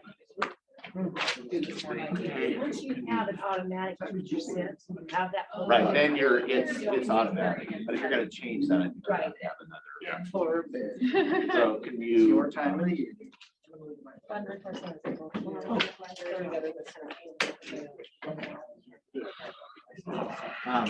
Boys, you Kick us going- off. Let us Sorry. know. Let's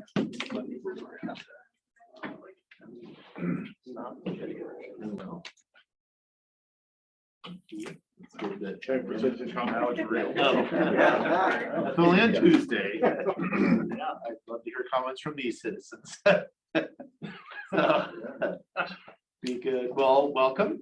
So, guess we'll go like we normally do. If you want to go through it, if there's some budget highlights, things that you want to raise, and then we booked lots of time in case there's questions from folks. And Yeah, we'll go from there. get more than our normal.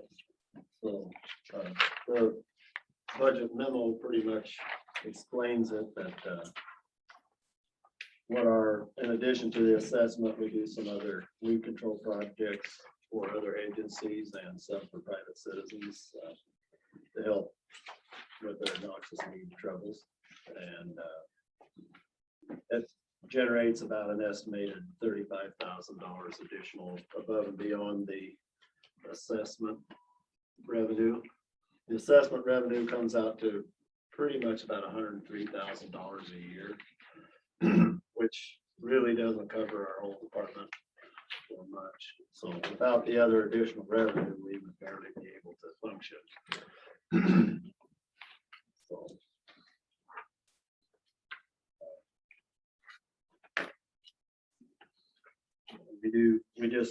Well, as you know, we had one of our positions changed with our roadside spray technician. Now we have the road department took over that position, and they'll keep them through the winter as well.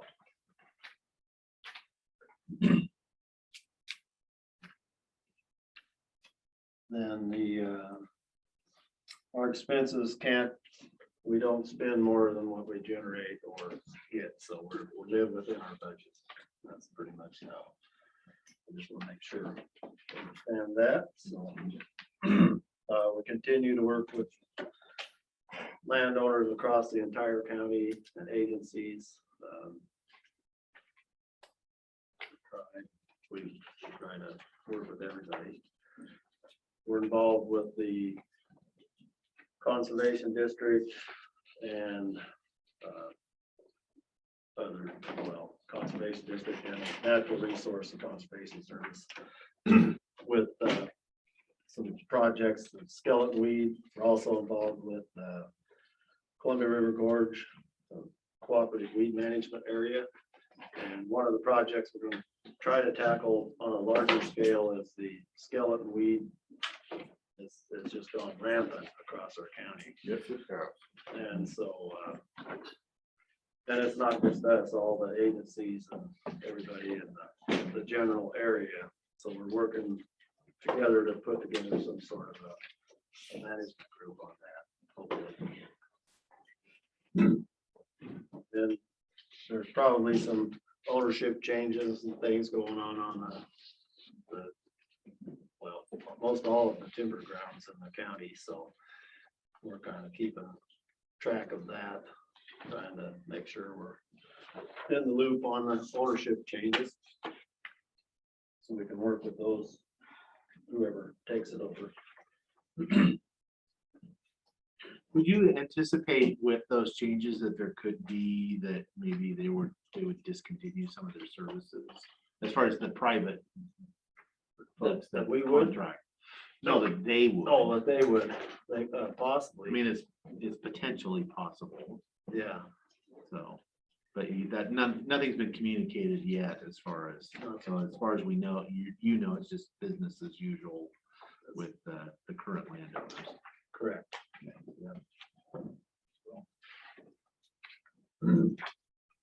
One of the things the weed board brought up, well, I guess going through the budget, there's really nothing new or anything steps out as far as what our expenditures, we cut back a little bit on the office manager, cut back to lower hours to make our budget balance.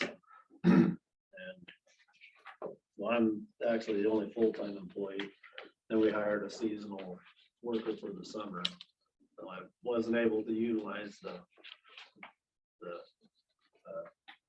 apprentice type program this year, so.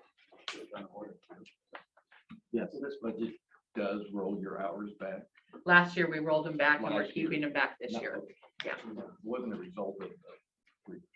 No, it was last year based on the balance of budget. And then we just kept it rolled back. Well, one of the things the weed board is, we discussed at our last weed board meeting was to possibly look at raising our assessment rate and for future so that we could stay solvent for the future. So we got some figures from the treasurer for parcels and private and timber parcels. Timber parcels are assessed at 1/10 rate.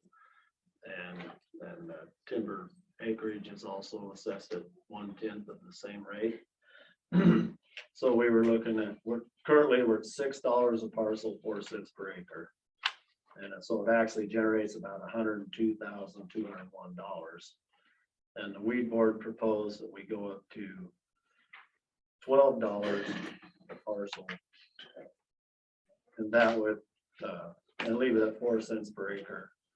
And that would raise the total revenue to $173,000 roughly. But so that way we haven't gone back for an assessment increase for 9 years, I believe it is. 10, 10 years. 2012. was last. Have you, I'm just used to sitting in the back chair. I swear I've heard that conversation. Have you brought this up before? About raising this up possibly, or? Not recently, no. We were gonna have to approach it eventually just in order to stay. Unless the other option would be to get revenue out of a different route, but An empty piggy bank. come back to you guys and, If the weed board wanted to change that, those rates, would they just vote on that and do it, or would it have to come to us? No, it has 2 public hearings, actually. We would advertise and have a weed board public hearing, and then whatever the weed board comes out with, then we come to you With that proposal for us to have a public hearing. Yes, and at that point, then generally we hear yay or nay on that sort of thing, so. So it'd be similar, it should be the same process with the conservation district and we adjusted the rates and Maybe that charges. was the rate. That's probably the one you're remembering. Oh, yeah, it would be We the did that when we raised. 2 years ago or something. Yeah, 3 years ago. really for the same reason as far as for how to Right. keep these Inflation is inflation. districts so- solvent. If your fee has been the same for 10 years, Yeah. cost has not, and there is no, I mean, that's one thing I think it's important for folks to know that they don't is like, we're not putting any general fund dollars into you Right. are totally 100% Self-sufficient. self-sufficient as far as you get your assessment Right, and then your other contract work that you do with folks, that's 100% of your budget. that is, yeah, It's not, there's no, so I was kind of wondering about, because we had asked folks to, for a 3% reduction. But in some sense, we applied that uniformly across the whole thing, even though in certain circumstances, that's not really our call. That That's doesn't to you folks. we still, yeah, we won't spend more than we have. That's Right. We've tried to always have some carryover, so it carries us through to the next assessment. Yeah, period. but I can see from your fund balance that, things are, there's some adjustments gonna have to happen at some point. Yeah. They're paying ride, we are. Yeah, well, The lines are gonna cross Yeah. into the ground at some because we point. bought a new pickup and then that side by side, and that ate up about $40,000 out of our money, but we'd saved up for years. Yeah, say you bought, as I recall that when you said you were gonna do that. Yeah. The one you were replacing. Yeah, the pickup I had 240-some thousand Right. miles on it and was 20 years old and it was time to replace it, Right. so. And because you gotta have something reliable. Right. Yesterday I was in Alderdale, the day before I was in Trout Lake, so it's Does Big you're county. covering, Yeah. yeah. So, does the weed board have another meeting scheduled to further discuss raising the rates or? yeah, is it we'll, just Kind of on hold. no, they voted on last meeting that they would pursue that, so probably next spring or February or so, we'll probably look at doing that public hearing and see about it. And then after that, will probably be, I don't know, April or something like that before we come here to try to. So you're not looking at getting that on the levy until 2023? right? Correct. Yeah. That's what would be, sorry, I'm just giving you forewarning here that that's probably the route we're planning on So going and hoping that around. you could be supportive or, or if not supportive, but at least aware of what's going on. I'm supportive. Okay. But other than that, that's where our budget is pretty straightforward. We don't have a lot of, there's no fluff in there. So I paid mine $90-some-odd this year. you got 90 some. Yeah. It was that much. It might need it again, because I got the skeleton weed back again. It'd be one of those private. Oh, okay. Yeah. Like, what? Yeah. That's $6 a parcel and 4 cents an You acre? save 90 more, do another treatment. Yeah. No, mine was more than 4 cents an acre since it was only about 5 acres. Yeah. Marty could be the standard bearer for the VRNR. Yeah, 20 years. Couple 100,000 miles. Yeah. Well, I guess. He said 240 something. Yeah. If I remember right. Yeah, it's in the surplus. It's available. If anybody wants to. pay. Well maintained. Yeah. Well maintained. Got it. You made it. Probably get another. Yeah. Probably. It's got diesel, 5-speed, so. Doesn't the code compliance officer need a new vehicle? It's a truck. Yeah. It needs some. By the time we're done, You better give us something. when weed's done with it, it's done. It's had. Still, I'm sure it's, but It was used for what it was. he wouldn't have let it go if it was, That's right. could have got another year or two out of it. Yeah. I appreciate it. Yeah. Any questions for? Nope. No. Nope. Thank you. You going up the roundup, Rob? No, Not gonna make it? I'll try to hold up your end. man. I appreciate that. Not this weekend? All right, well, thank you. Next, Have fun up there. yeah, all right. Thank you, sir. Guys, thank you. Oh, while we're waiting for planning, any general budget discussion? You might see it. Anybody has, or anything from the peanut gallery? Brenda bought her team with her. She did. Now, what are they all In case there doing? was a riot, she had to have some backup. Well, at least I like that they're in here, because last year they were over there in the party room. Yeah, we're That I was like 3 weeks in before I knew it existed. part of our wellness program. The wellness I gained 10 program. pounds over there. Yeah. Where there was, yeah, Where there was cookies and they didn't bring. yeah, there was hot, there was heavy hors d'oeuvres Oh, it's going on. great. over there. We had a caterer. It was great. We were oblivious till I like inadvertently stumbled into it. I don't think you had the one dinner we have a year near Christmas time. Yeah, We didn't have the disco ball on. when- yeah, I was glad I, Good time. No dancing girls. No, yeah, the dancing girls and the.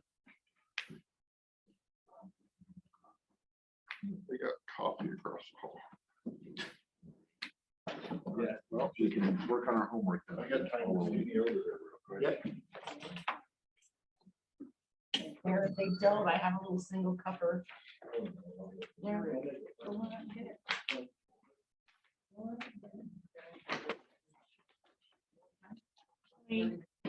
What day and time did you put WSU's budget workshop on?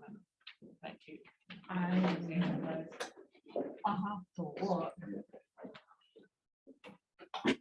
You say you're speaking with me. No. I think I did. Guys. That kind of. I broke my good glasses. Now I got it 3:00. on Lucky first. the 21st. Thank you. The 21st, it must be next. You have a Board of Health meeting at 2, that usually runs an hour, and then she'll follow the Board of Health. Oh. The 21st of this month. Yeah, yes. Oh. She can't do Thursday.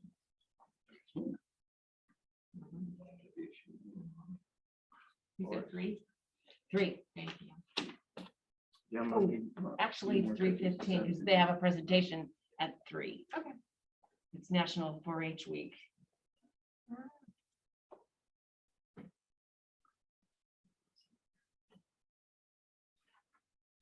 See, well, we got a few minutes. Let's see about the space at, oh no, was it you? It was Dave McClure. Sorry. You're like, okay, sure. I saw him walking back from lunch, so gave me a task.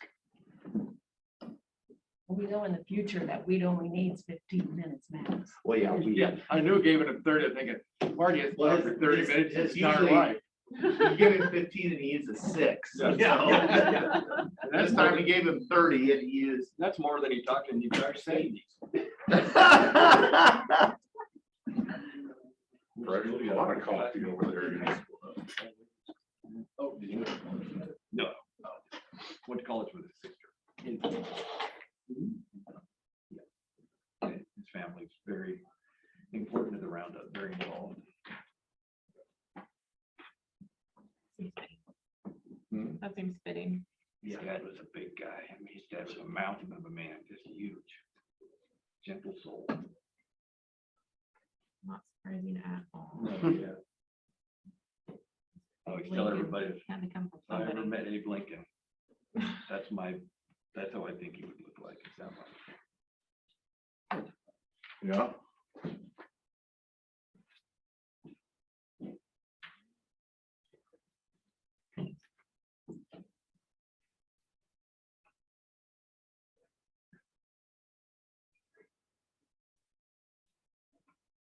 Mhm. Maybe close your eyes, it's just same story, different locations, budget, city, whatever. Different acronyms. Yeah, they do take a little different this side of the river, yeah, but for sure.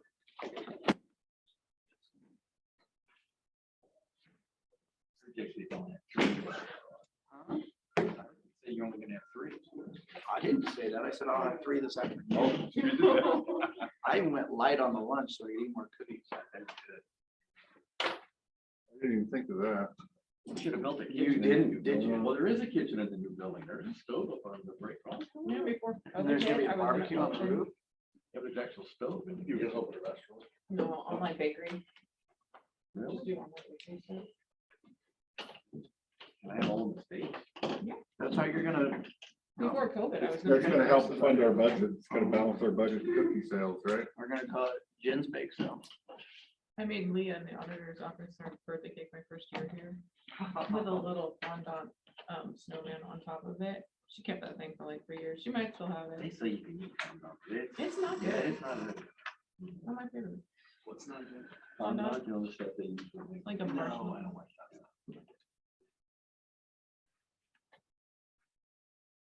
Got a name? Got a business name? There, I say one there. No. They might steal it. That's what that's inside. Oh, my life. And then you did. Brenda started, it was Brenda's. fault. What? Nothing.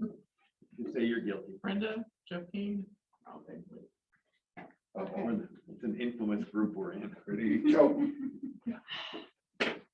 I missed something. I was looking at my email.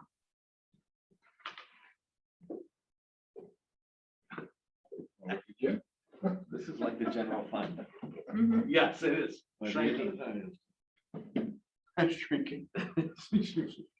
Only the treasurer would say that.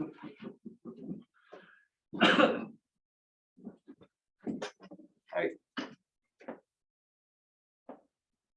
Current year was 16, proposed reduction 3%, 14, but the proposed is 19. So you can just do 3% across the board. Plenty. Look more closely. Ellen knows it doesn't include 2021. Like in her case, a new employee, how did she make the cuts and then fund the new employee? And the Gymnastics we had to get through.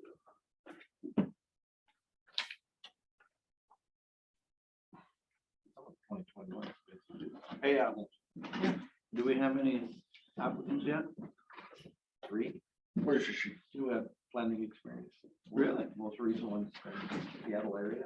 Look at it, masters in urban planning, but. So, yeah, 2 so far, 2. Where's the other one?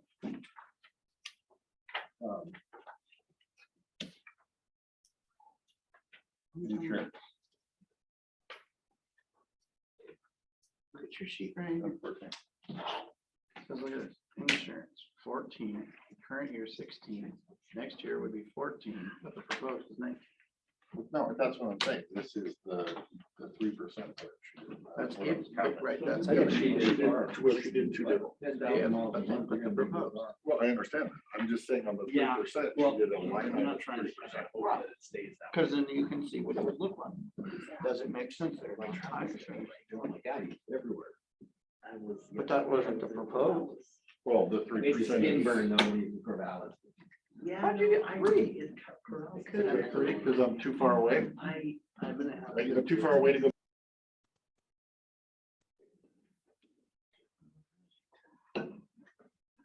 Whenever you're ready, Ms. Mochi. Well, thank you.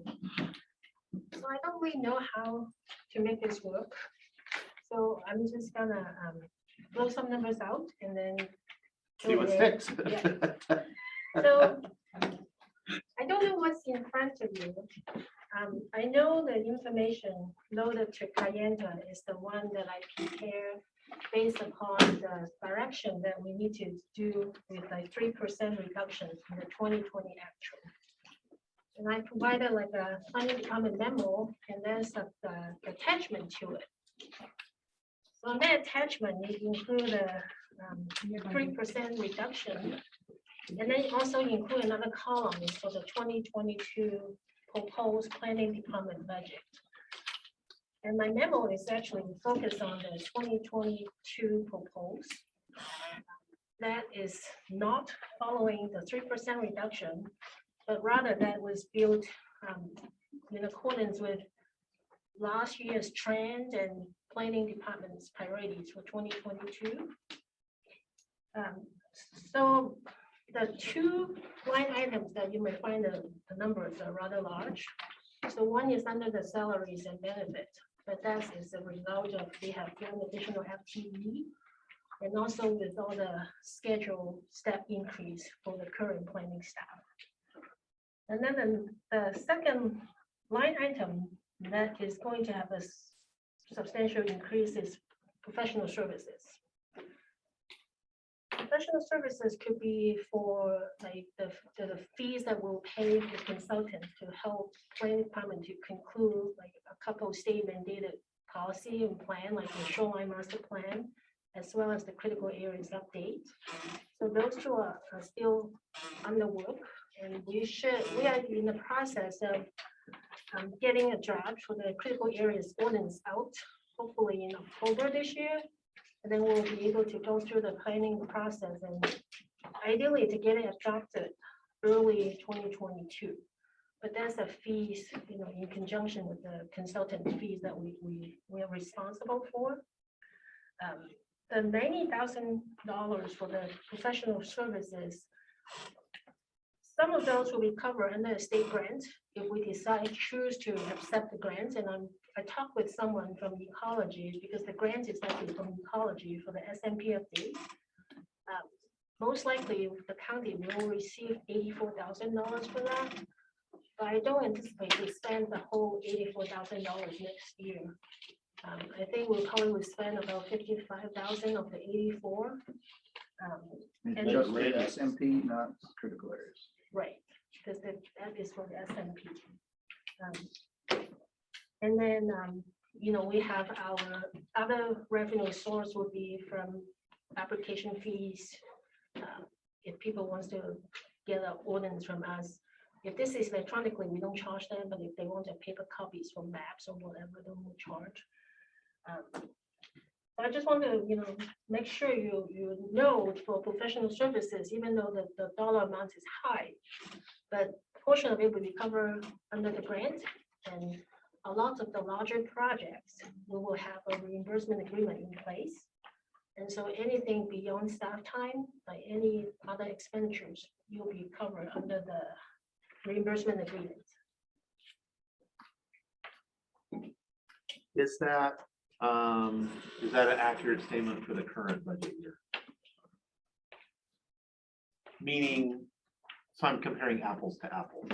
So if our professional service line item in the 21 budget, of that number, how much of that is not covered by either a reimbursement agreement or grants, and other than staff time, which we're paying for in other ways?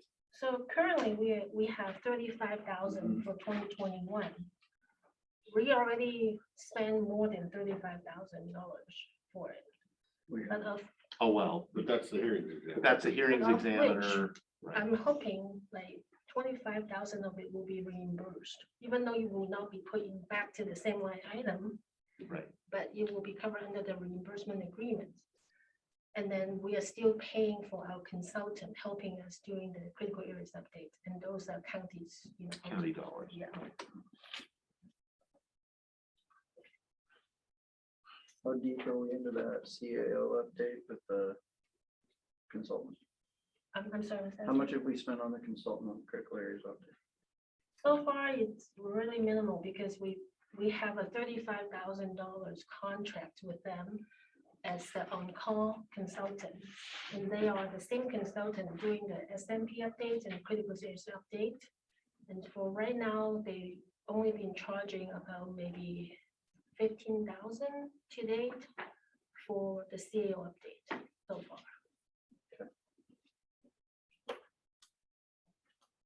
But we are, like I said, we've been having all these discussions about a newer draft, so I'm sure we will have invoice to have a higher amount. But we did allocate about 30 grand for the CAO update.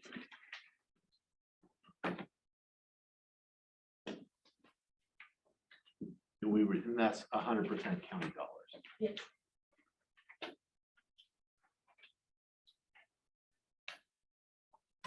And so for the 2022 budget, not counting for professional services, if we just look at the categories for supplies, other services and charges, I did cut, in different area. So even though it may not be a big number, but overall we're asking for less when we compare to the 2021 budget. It's just really difficult to rely upon the 2020 actual to make that work, because in 2020, we actually did not do any kind of planning commission board of adjustment. If we did that, it's all over the Zoom meeting. So it's no actual travel time. We asked for additional dollars for the 2021 budget because we anticipate to send staff members to attend in-person training. So we have more money for training purposes, for travel purposes, accommodations, reservations, and whatnot. But we didn't do any of those in 2020. And we're hoping we can still have some dollar, budget, anticipating that we can attend those trainings opportunities in 2022.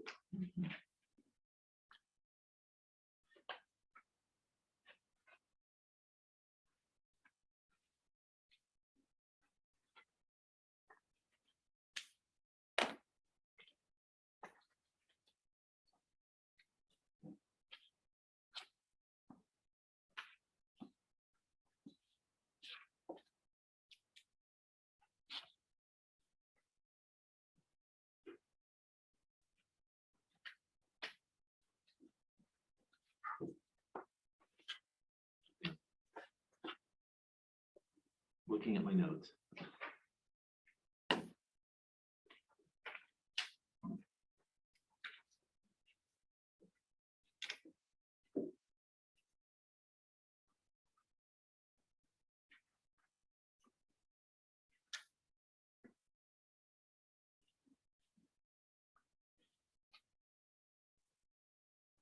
Okay, I just wanted to be sure.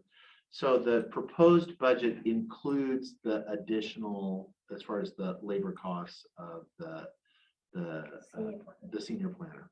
Okay, I just wanted to be sure. But not on. Oh, there it is. It's on page.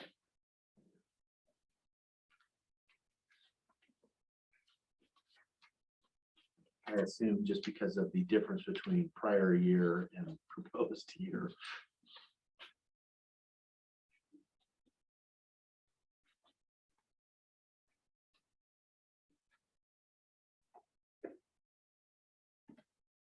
Everybody had increases in 2021, but it's not like much had an employee added, so. Would have been 2020 actual. Right. Right. So that's outside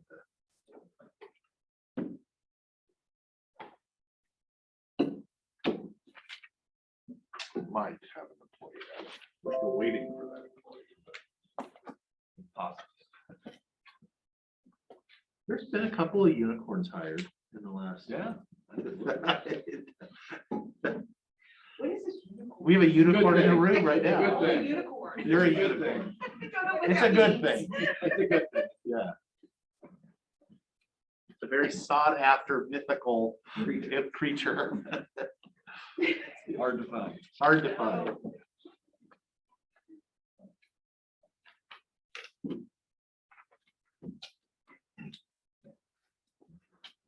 The unicorn. Yeah.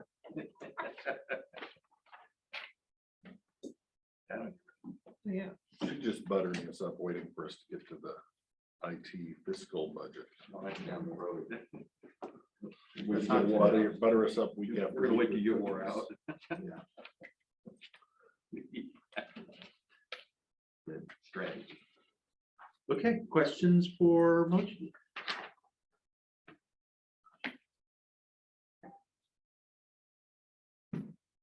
You have to talk for 25 more minutes. Yeah, we're, What's for dinner? yeah. Cookies, leftover donuts.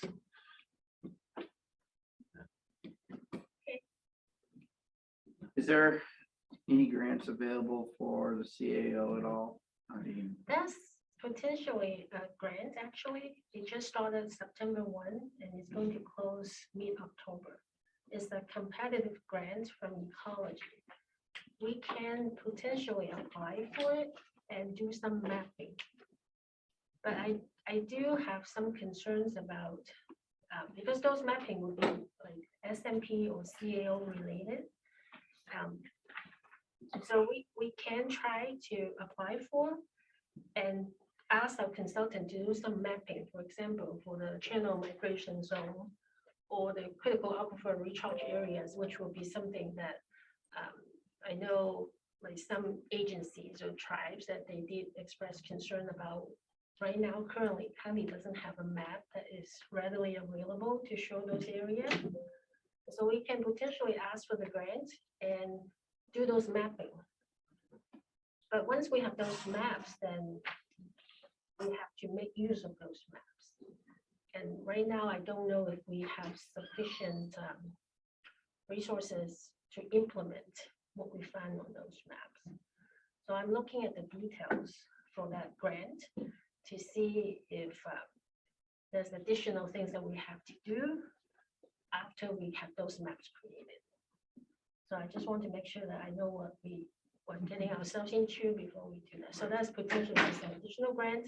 The dollar amount could be anywhere from maybe like 50,000 to 100,000 maximum.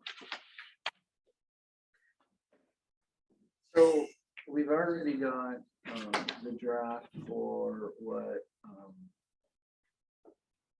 the feds have been doing in the LiDAR on all the creating the channel migration zone, like all that, we can figure that out. Should be an easy mapping exercise.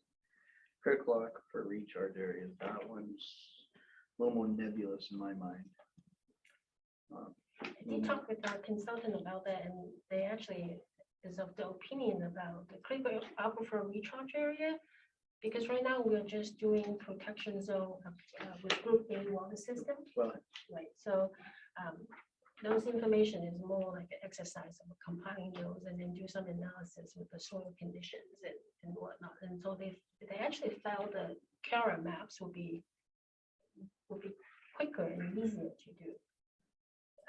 So if you are So that's the interested- only thing that we would have to map is the critical aquifer recharge areas around Group Public water, A. yeah, public group water A supplies. and group B possibly, but other than that, we Well, don't Group do. B would be, that's a bigger universe. Yeah.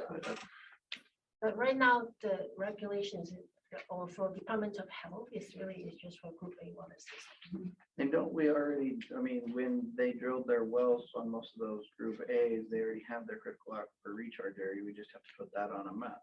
Right, we just need to collect those information and compile that and make them like a centralized location. I mean, we can certainly apply for the grant and see what happened and then decide whether we want to take it. That's true. I mean, we're not obligated if we were awarded. So if you're interested, I can, because that's a really short application window. I have to work on it. So back to the SMP grant and from ecology, when will we know, as far as like we assume we're, I'm just the type of person that until I see something in writing, Right. tell me that that's really is for you, then I will believe that. But I talk with multiple personnel at Department of Ecology. Essentially, this money is already allocated to counties who is required to do the shoreline master plan update, like a periodic update. It just so happened that our county has not completed the comprehensive update. And so I know for a fact that we will have it, but we just don't have any paperwork to show that yet. I did submit the application to ecology and I did talk with staff over there. So right now the status is just showing that we submitted our application, nothing further. But I did ask our contact there to look and make sure I didn't miss anything, just so to get complete the process. So I don't have a good response to you other than everybody guarantee that money will come to us if we want it. okay.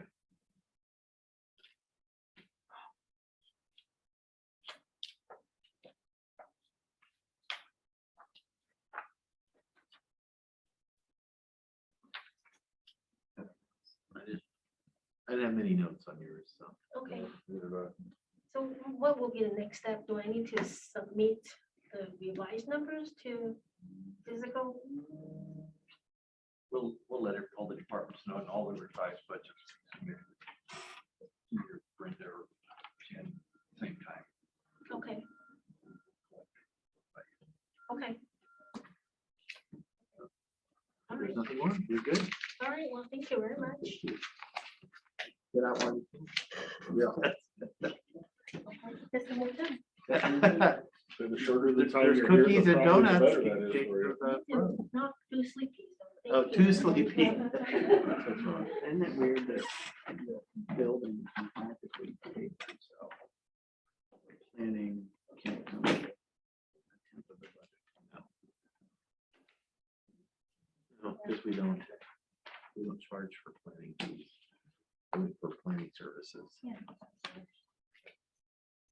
But it's so much more expensive. Does anybody charge for planning service? You can do, if you're fully planning or GMA, you can have impact fees that you can. But that's not much there, is it? No, it can be a lot. It can be a huge amount. Huge amount on big development. On big development. Oh, on big development. Not on the individual, like the mom and pop, anything. you It's do. just doing a property line boundary adjustment or Yeah, something. there's, Well, you're I not mean, gonna, you can get impact fees for roads, you can get impact fees for septic sewer, like all sorts of things. But down in Clark County, they put it on everything, right? So if your impact fees on a 2-lot subdivision, it's a big, really good number, and on a like a 50-lot subdivision, it's a really. Yeah, I just don't understand why there's not. I mean, you're asking for a service. Service. I mean, you know, it's a minimal fee. but the argument is that's what I pay taxes for. It's already in that general fund property tax assessment. How's that work? Yeah, well, let's look at the chart. How's that Let working me- out? let me show you. Let me say the same thing with the building. Yeah, I would, yeah, you know. yeah, well, and there's folks that say that too, all the time. Why do I have to pay this? I pay taxes. And it's like, let me show you the, Technically, your taxes pay for the shit. yeah, that's all you're paying. And that's it. Oh, that's fine. I just was Not not. you. No, I'm good. I just wanted to. Well, it's gonna come down to them. Do you want to pay an impact? So you have like 2 less employees. And your permit taking 4 more months. We can operate like the courts commission with less funding, but I don't really want that. I just was trying to make sure. It's good because I was like, See, now, if we were keeping the bar graph on the amount of money that cut so far, it hasn't been down at all. 3/4 of the way through the first day. Still have not seen And we're a plus 300,000. And you know what every bit of that is? Inflation and wages. in 2021. Significant amount of money. Who's next? Call them up. If they could be early. Yeah.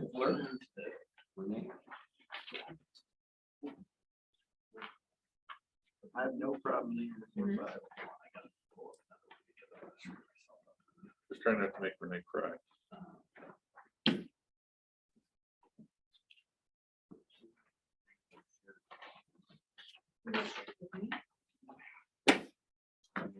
Is that the?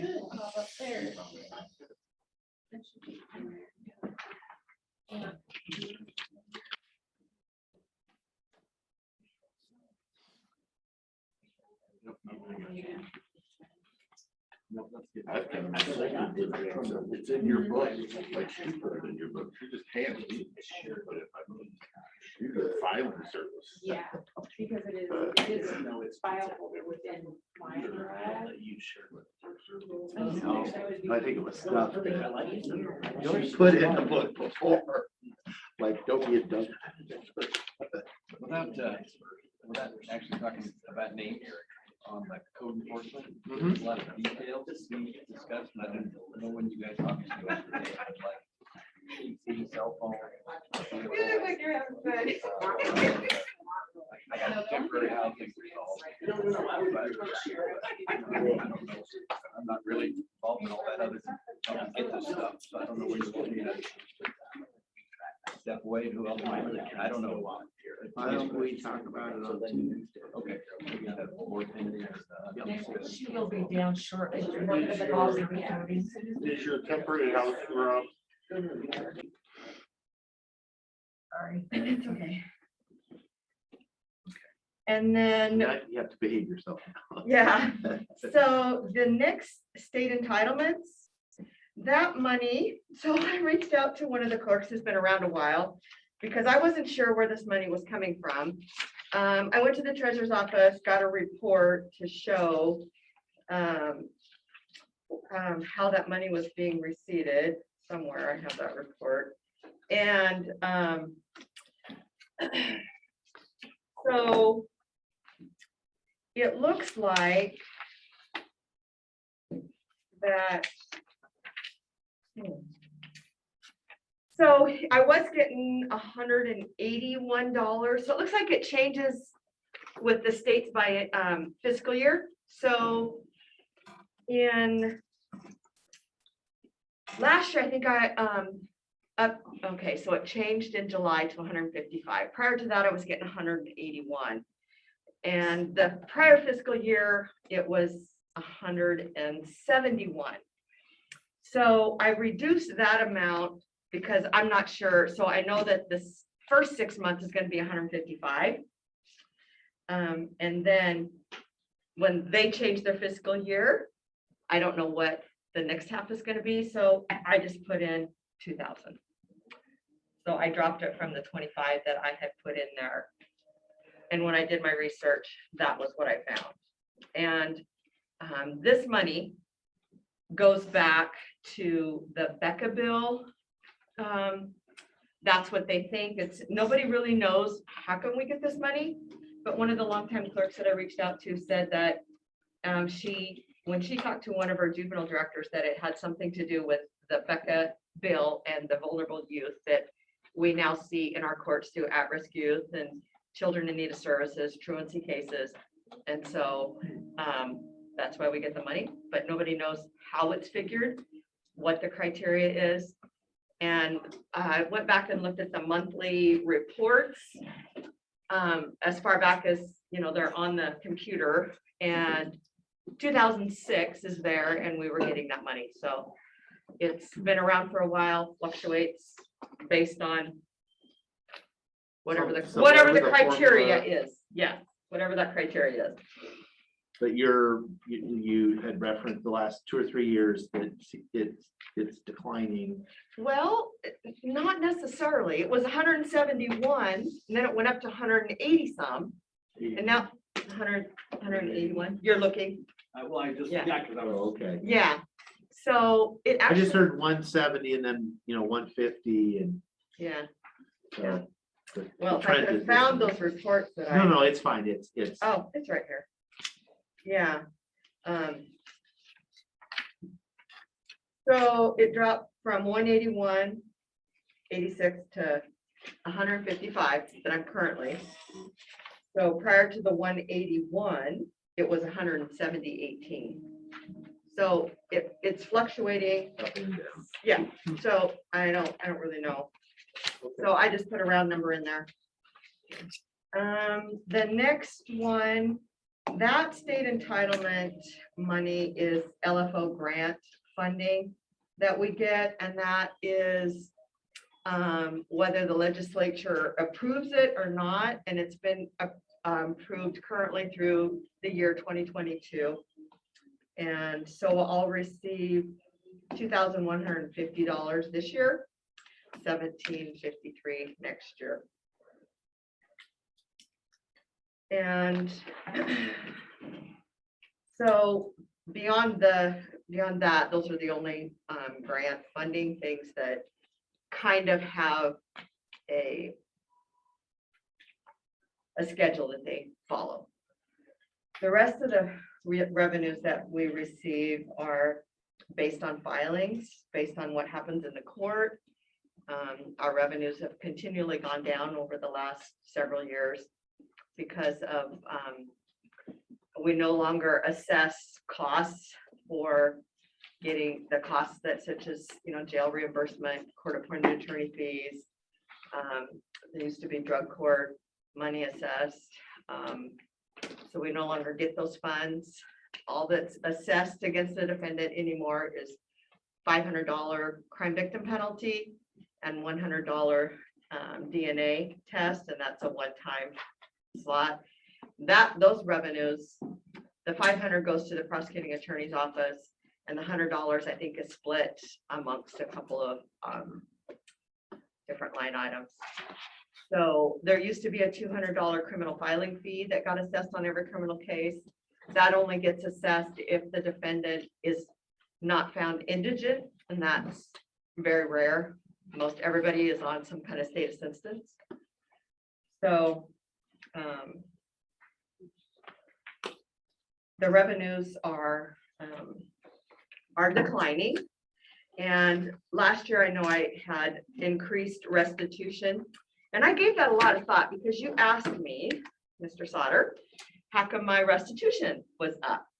And what happened was we had been working with the prosecuting attorney's office on sending out summonses for unpaid restitution, and those people were coming in for restitution hearings before the judge. And so the amount of money that was coming in had been increased because we had been on a schedule and we had been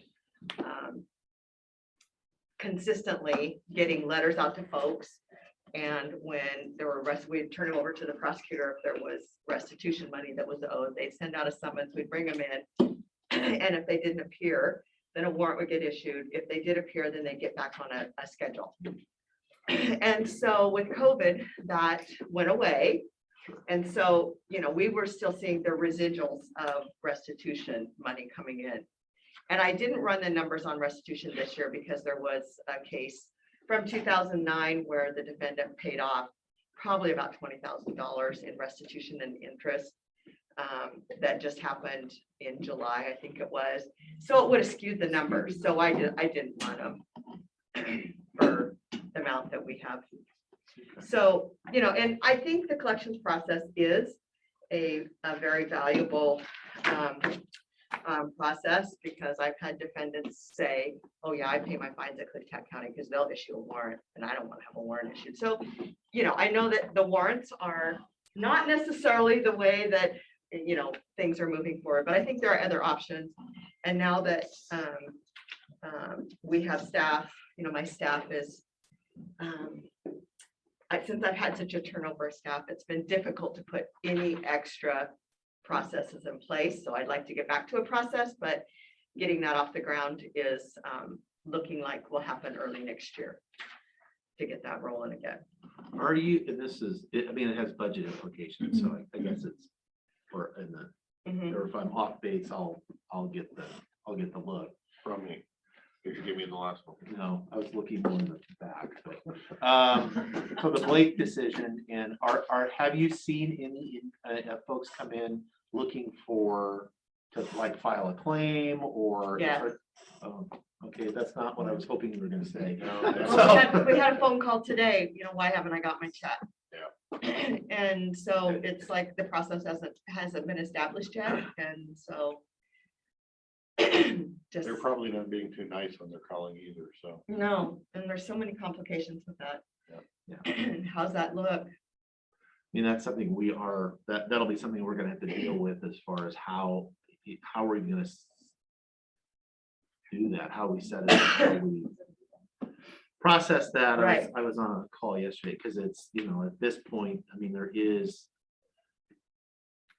the state is not, I have an opinion where it's, those are obligations of the state, and the state needs to reimburse Yes. And- us Right. if we're doing that, but at this point, we are the best we're, is that it's gonna be a 50% split, which I don't understand, but anyway. That's from yesterday. Interesting. Yeah, so 50% split with the state? Oh, nice. they will, Another unfunded mandate. yeah, that it's like, that's nice, because in the current biennium, the number, which is wildly inadequate, but did discover that the number that they funded in the biennium was basically half of the estimate that was inadequate to begin with. And that, I mean, it's exactly half because they're like, well, we'll pay half, the counties pay half. And it's like, no, this is a state responsibility. Why are we paying for this? So, Yeah, so we'll see what happens. But I was kind of curious if it had gotten at the local, because I was on a statewide call, and so Well, that's and- disappointing, not unsurprising, I will say, but I You know, was hopeful that, no, not here in Klickitat County, this won't touch us. no, people are asking. Stop. Yeah. Okay. Some of the other fees that filing fees for civil dissolutions, those are mandated by RCWs, so they're not, they are what they are. And of course, people can waive, they can fill out a motion and affidavit to waive the filing fee. And that happens often. So, there's it's just hard to generate a lot of revenue because we have so many roadblocks. Passport fees, I keep thinking those are gonna go up, but they're supposed to have the enhanced driver's license requirement or a passport. And I think they extended that out to March of 2023 was what I heard last. So I figured that that's gonna be the biggest decider, that will have a lot of people try to get passports based on that mandate at the airports.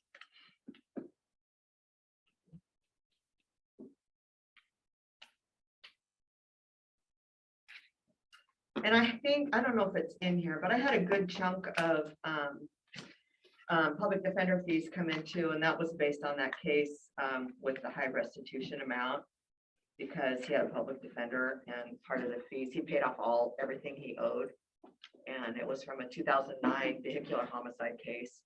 And he paid off everything, so.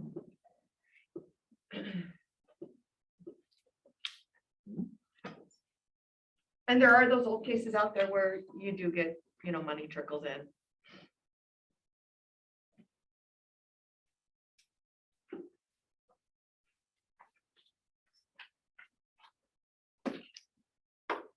Any questions about the revenues?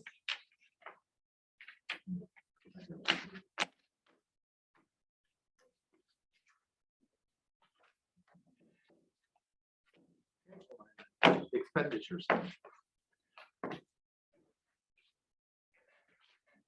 So for the salaries and wages, so I have been carrying myself plus 3 full-time positions and a part-time.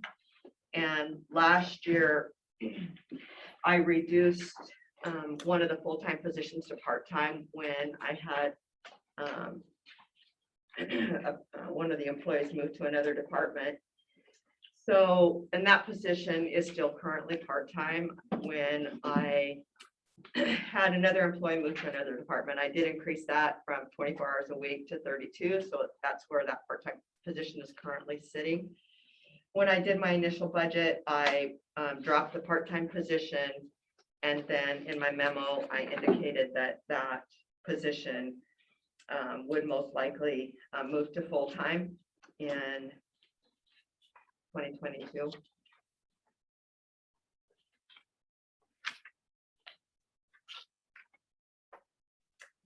And of course, so, keeping, I don't want to lose any positions on my org chart, so I left that there.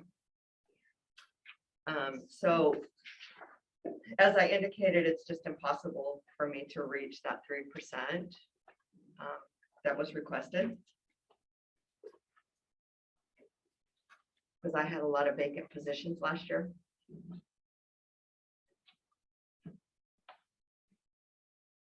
Yeah, it's an especially heavy burden on a small department if you had a vacant position, because the figure that you were having to work from was the actual.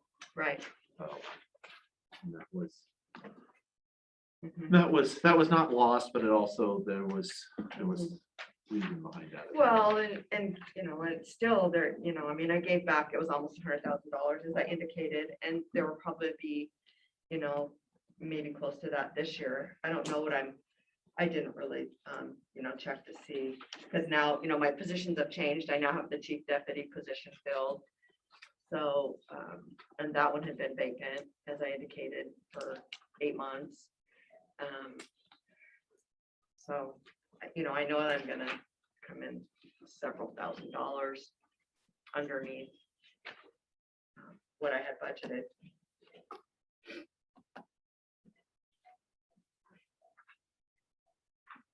And the one position that was vacated the end of April, so there was 2 months there where it was myself, a full-time, and then the part-time position. So there's been still gaps in the budget this year in salaries and wages. It's really nice to have being fully staffed, really nice. And I have great employees.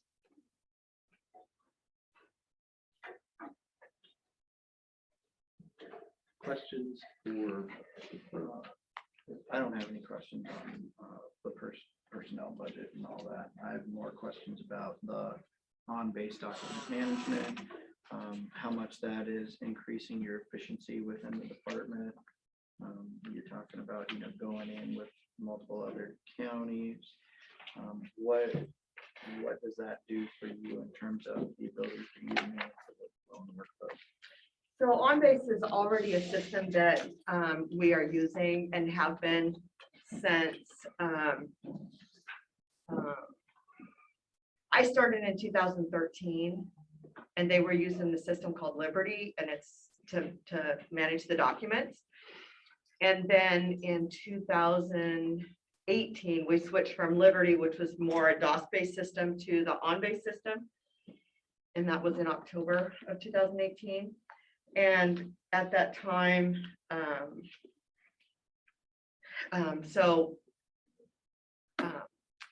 adding this consultant to that I'm requesting is,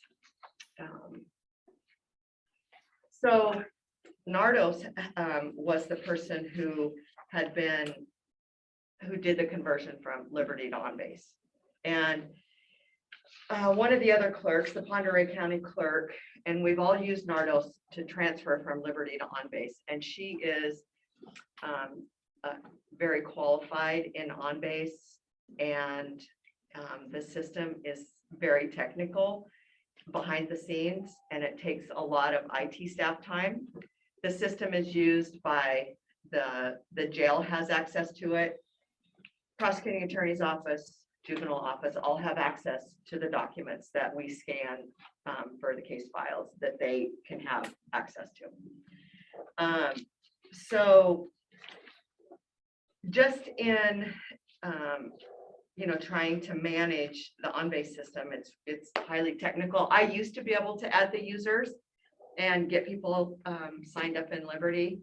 When we went to OnBase, it's now IT has to do all of that access. And Jeff and I have talked quite a bit about this and the amount of time that it takes for his IT staff when there is staff turnover in any of the offices that are using the system. It takes time to get them set up. And then there's the things that happen. And Jeff, I don't know if you have anything that you'd like to say about Nardos's qualifications, the amount of time that it takes. I'd just say that Nardos was the one that originally set up ours as well as other implementations of OnBase. She knows our system very well, so when we go to support, it could take several hours to get something accomplished where she can come in and do it half the time because she built it from the ground up. And she'd also be a big asset in any further development for new procedures for the clerks. She's very knowledgeable. Part of having an OnBase certified tech, there's certification process that happens.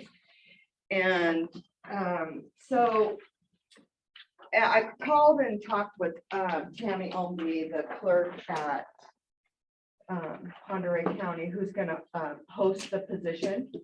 And she is, so Chelan County can't pay for the number of licenses that they started with, but they're still still wanting to utilize Nardos. So the figure that I had quoted, so I missed you, is a little bit higher because of that. And not much, I think.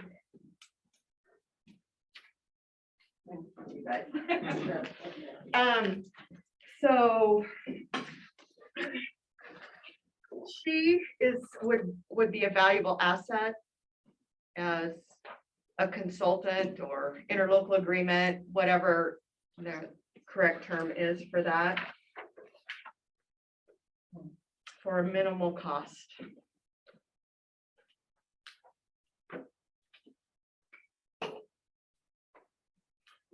And as I indicated, you know, these figures are based on, you know, if the county's listed there, stay in the game.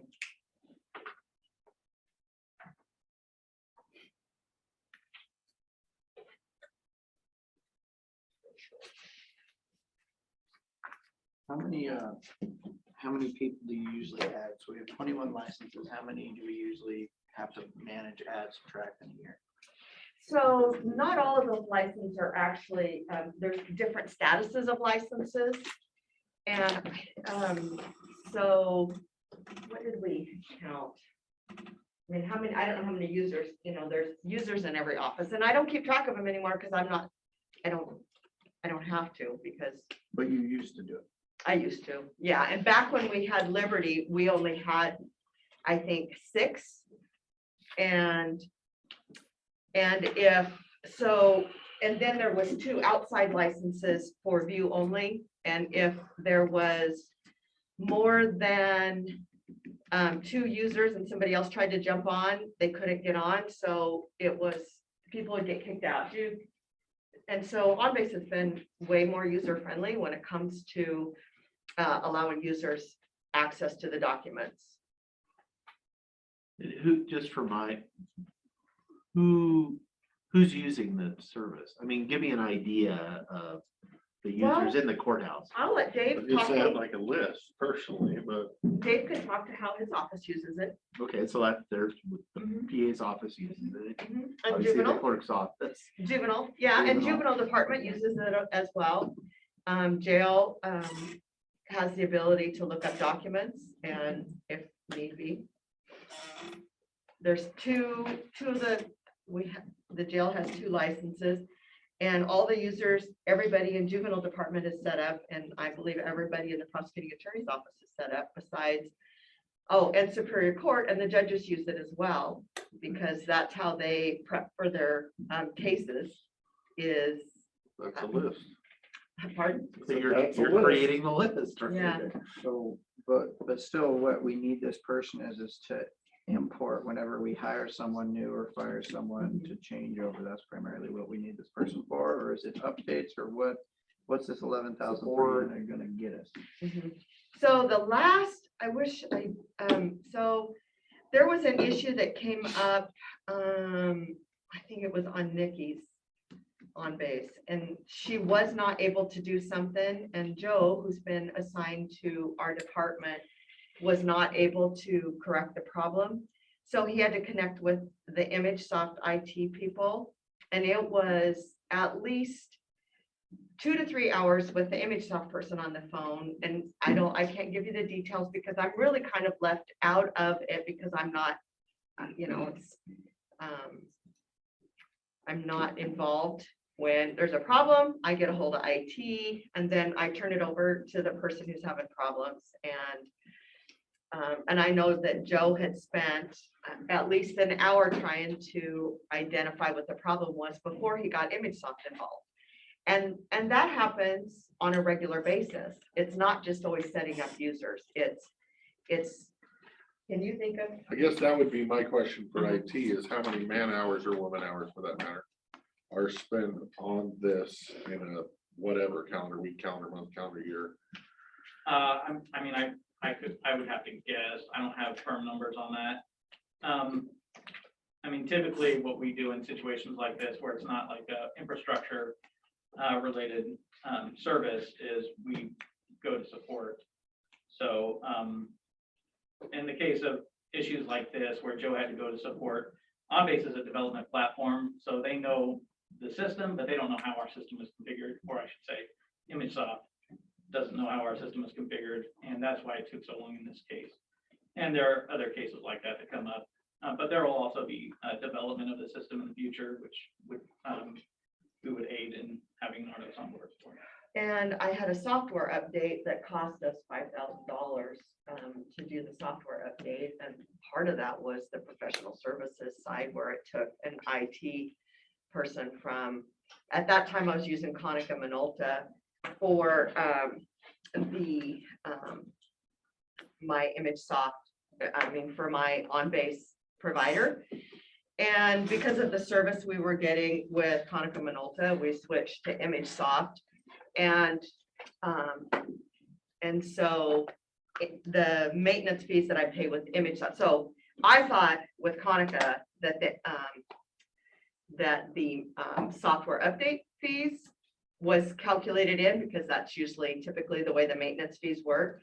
Had no idea I was going to get hit with $5,000 last year to update my software. And then so I switched over to ImageSoft, and so now my software update fees are in there. There's, those service fees. I mean, I think that, with Nardos, there will be not as much time that's going to be needed by the ImageSoft people.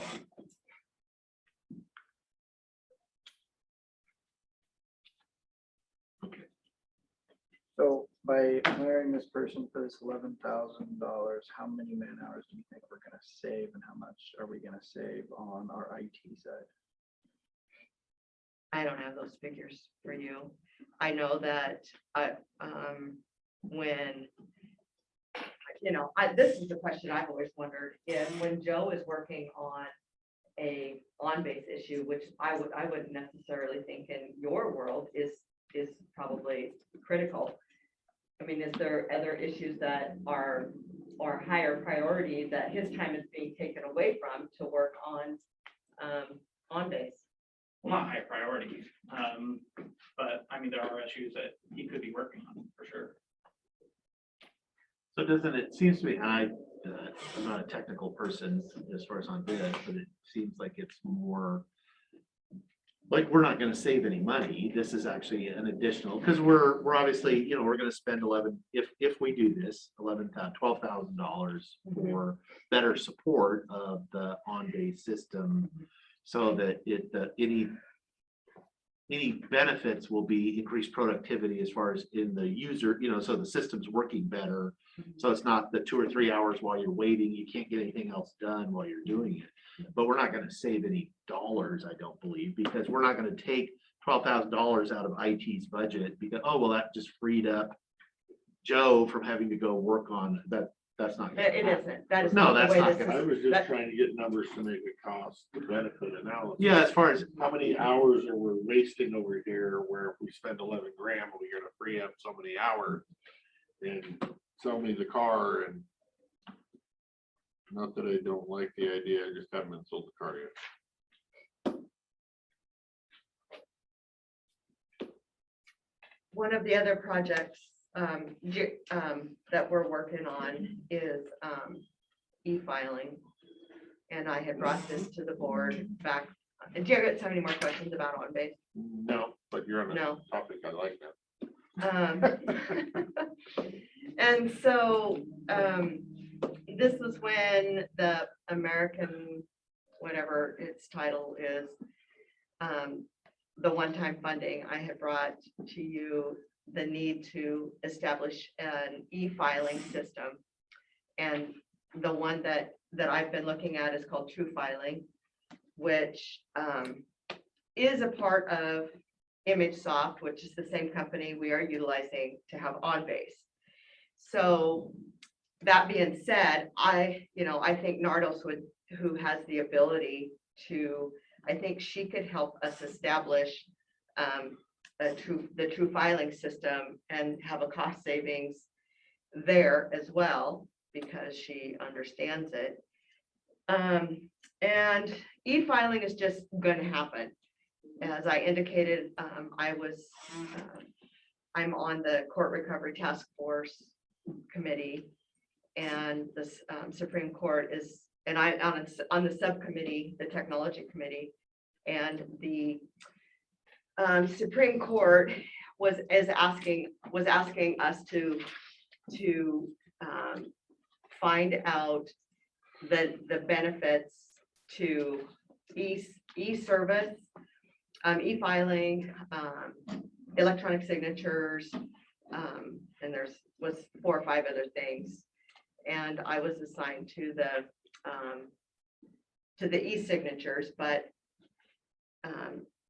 just knowing that the e-filing, because they're asking all these questions, and it was in the legislature last year to mandate e-filing to the courts, but it was taken off of the table, is not going to be taken off the table the next time. And so we're going to be mandated to have it. I was talking to Steve Dale, the gentleman who I've been talking to about the e-filing. And this is another one of those things where if counties, currently there are 4 counties, including myself, looking at this. Benton and Chelan County have already agreed to what the cost to start e-filing through what's called true filing. And Douglas they haven't had, the decision hasn't been made yet. And then Walla Walla is the other one. Skamania County is also looking at it. And with that system, we would be able to accept e-filings in most, in civil dissolution or domestic cases. So there's certain case types that you'd be able to accept e-file documents and charge a fee. So I talked to him a little bit about that. And so I want to get together with the other clerks, should this be allowed, and so that we can have an established fee rate where we're all charging the same thing, which $5 per filing is this kind of the standard rate in the state of Washington. There is some conversation about a case initiation fee of $15.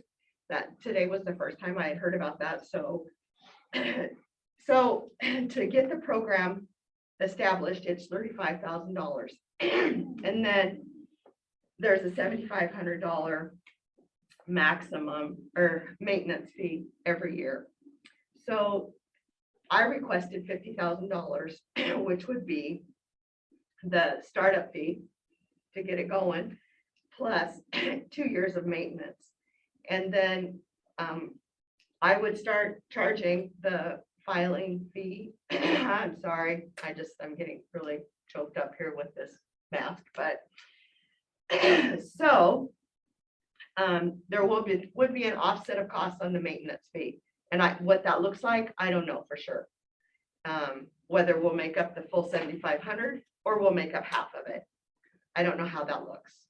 How many filings do we usually get in a year? I don't have those numbers with me, but I could get them to you.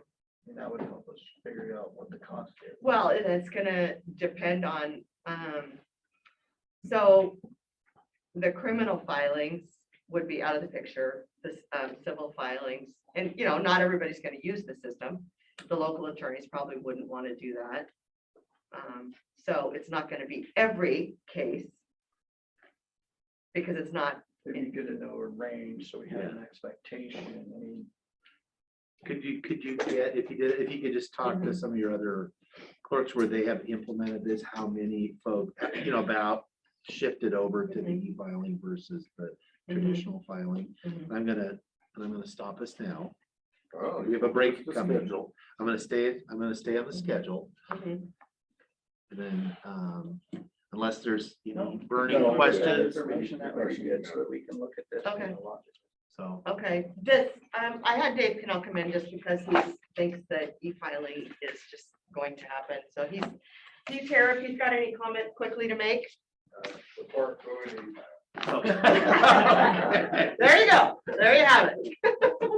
and confirm the on point, the document system, your folks in your office. Yeah, we use that. On Is base, there- what did I say? I guess I would ask one Is question. that a bank? If you're gonna have- It's a if you're credit gonna have a fee for the e-filing. We don't know if the fee is actually gonna cover the yearly maintenance costs, I do not know that. or if we could So- set the fee to cover. them. So that's kind of why I was hoping that, maybe through the CARES funding, a $50,000, set amount, and then we would have an idea of how that is looking a couple years into it. Right, well, especially if they're gonna mandate it. If they just mandate it, you're gonna have to do it whether you wanna do it or not. They don't care if it's yet another. Are they "Oh, here, mandating do you to this." have e-filing, or are they mandating everyone uses e-filing? Well, I don't- Or are they gonna give the lawyers a choice? Do we know what, legislators Whatever. are gonna do? We don't. I was curious what they put through last time or tried to put through. Well, they were trying to put it through mandatory. That That it was everybody, no matter available, what, but has not to that use. everything had to be filed by e-file. That's probably where we're going to end up. The federal system's been that way for 24. Oh, yeah. then you won't even have an option, it will be. Oh, yeah, I mean, e-filed. that's the way to go, because the documents get filed, and then if they come in, and you don't need some clerk to scan them and put them in your computer. Well, we still, we're not a paperless court, so we will have to print the documents and put them in the file. Okay, well, I'm gonna break this. Thank you. Thank you, Ms. Clerk. All right, so you want numbers on? the Yeah, just file? if you don't kill yourself, but I'd be just curious. Okay, thank you. Thanks, Sam. Okay, we're gonna take a 9-minute break.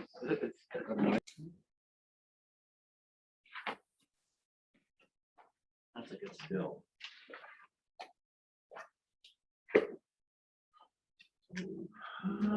Yeah. Maybe we need a red light. A light. That flashes when we're on. Yeah. And then it turns off when we're off. No, I'm waiting for Heather to do, To do what? I'm waiting She's for- gonna count us down. Larry, come on up. You're okay.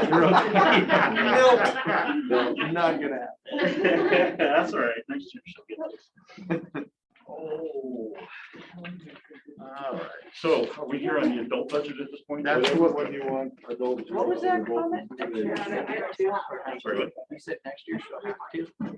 Well, no, well, yes, actually, because I'll be retiring next year if everything goes well and I live long enough. All those good things. I'm hoping that this will step in and replace me. So we're talking to the judge, I've been training her for years. Hey, I would suggest she sits next to you to get warmed up. She go. She ran out of the room the minute we said that. Oh, I don't know about that. I tell you what, she's so good. If I croak tonight, she could pick up and take over and nobody would miss a beat. I haven't met you. Who are you? Courtney Cook. Courtney Cook. I've heard your name many a time. Yeah. Good to meet you. Hi. I say, not that I can recognize eyes. I've been around for 15 years.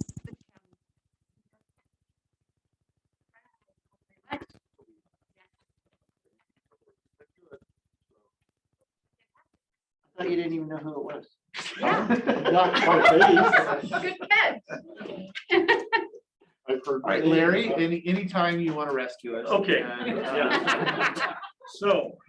Let's start with adult probation. Yes, let's do that. So there was no mention of a department memo in the documentation that I got, or at least I didn't see any, but I put one, I threw one together anyway, mostly copy and paste from last year. There's very little had changed, but I do want to point out on page 2 of the department memo, last paragraph, it talks about me basically saving the county $100,000 a year. For the I've done that now for 5 years, going on 6, and it says that the statistics were provided by the former Oak River director. Good old autocorrect. It was HR director. And I have my computer to intercept HR and put the river, and I read this thing several times. I missed it. So, yeah. So, Okay. You're It not should- using Grammarly, are I was you? gonna say, use the grammar. no, I'm not. This is just in Microsoft Word. It's KC is Klickitat County. Lots of little minor things. Do you want to go over the wages and benefits form? It was pretty simple, just plug the numbers in and it did all of the math for us. So if my health holds out and all those good things, and I'm still here for another year, that's $12,000. I'm paid $1,000 a month stipend to run the adult probation department. So in year 2023, that number will change because we'll no longer have one person running both departments. At least that's what we planned. We originally planned for 5 years. It's now been 5. I can go another year. And then it was originally planned that we would split the departments back up the way they used to be. Quite frankly, I don't know anybody stupid enough to take on both departments at the same time. My hours are typically 12 to 16 a day, 7 days a week. And I hope you won't find anybody else that would be dumb enough to take a position like that. I can do it because I have no life. My dog. And I enjoy what I do. I love probation work because I love to see the successes that we have. So just to warn you that next year that number will probably change. It should. I noticed that the printout that I have that was sent to me by Jim, it accurately reflects the proposed budget that I submitted. All of the numbers are pretty much the same. I did everything I could. Let me say, I've been a department head for 30 years. I've done 29 of these budgets. 2 years ago, I missed out because I was in the hospital. And I had Courtney filled out the adult probation one, and Debbie Stover in the juvenile department did the juvenile one. But I've done this for a long time. And gosh, I squeezed every penny I could possibly squeeze. I don't know where I could get any more unless we cut wages and benefits. And that would mean laying off people. And I surely hope we don't do that because adult probation is already maxed out. We couldn't do more with less people. I've gone through each and every line item, looking at what we could reduce, and I've reduced most of them. So according to this, it looks like over the parts that I have control over, we reduced it by about 31%. I didn't know that much, but the bottom line is not the 3% that you requested. I talked to the judges about it, and they said this is what we can do.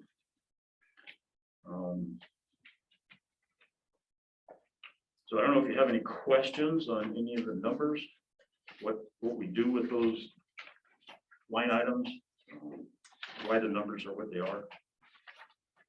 Do you want me to go down line by line, or? So are these realistic? Can you really drop from 5,000 down to 4,000? Yes. Yeah. I sat down with my staff on all of this, and we went through it line by line, and I asked the same question: is this realistic? Can we really do this? And they felt we could with the numbers presented. My next question is the probation professional services MJ. What's that stand for? So, There's two different ones. The marijuana dollars. oh, the marijuana dollars? Okay, is that what you're talking about? Yeah. Yeah, so you can see that we spent about 6,500 last year. I don't know where we're going to end up this year. Probably about the same. Those are dollars that come from the state for the marijuana tax. So at least last I heard, the county received about $20,000 a year from the state for marijuana taxes. And the first couple of years, we used about 10,000 of it to do drug testing. That's all it's used for is drug testing. And we've been able to whittle it down to the proposed numbers. Just, I think that's what we can do. But again, those are monies provided for by For the state. people that are currently on probation, you're using these dollars that are coming out to do continual testing. Yes. Okay. That's what, So if those dollars are coming in from the state, how come I'm not seeing it in the revenue side of it? that's an interesting question. I've never have been able to figure out where those monies come from. I've asked about it. I asked about it a couple of years ago. And when Glenn was around, so how do I balance this on the revenue side of things? And I never got a clear answer. So I'm not sure how it shows up in what budget. I just know that that's what we were allowed. And so we've continued to use that money. Jen, do you know? I have no idea. Which line item are you talking about? Marijuana. It's an expenditure line item. Other services and charges, second line. Probation, professional services. And you said it's marijuana sales tax or marijuana tax? All I know is it's called, what we were told was it was marijuana dollars. And it was generated from the sale of marijuana Right, that the there's a- state kicks back. There's a special, and then they kick it down, but it should be showing up on the revenue line. to offset. If we're actually. Where is that getting? I guess my received? question So the is. marijuana excise tax goes to 1,336,064,100. For those of us that don't speak I'm looking. bars. I'm you looking. know, We gotta find out what bucket. Okay. I'm looking. I'm glad I like this. That's 1,336,064,100. Okay. Oh, got it. 1-0. Thank you. Oh, of Oh, course, yeah. everybody. That makes total. Could that be non-departmental? Yeah. I don't know. So, Wherever it is, it needs to go. Where, yeah, I'll look. And what else we use those dollars for? What we yes, use and it- make sure that's an allowable expense and all those good things. Then look in non-departmental. Look in non-departmental. So yeah, I don't have any idea where the rest of that money goes. I've heard rumors that, oh, we got some marijuana dollars. And my first thought was, well, wait a minute, we got marijuana dollars too. So which part are you talking about? So if we can find out how we can attribute that to our revenue side of things, I would love that.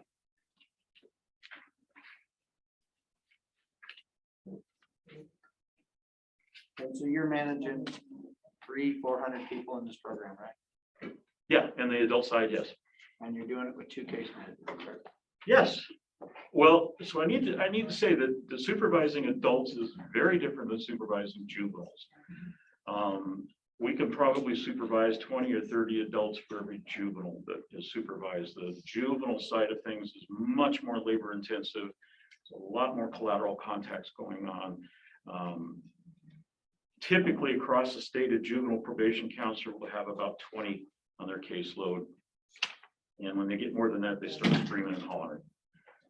On the adult side, we're probably about where other jurisdictions are doing for per case manager, PO, whatever we want to call that position. We're probably about where just about everybody else is. It's we supervise hundreds of people to whatever the juvenile department does. We just have a method. We've been able to get a method down, and we get our people.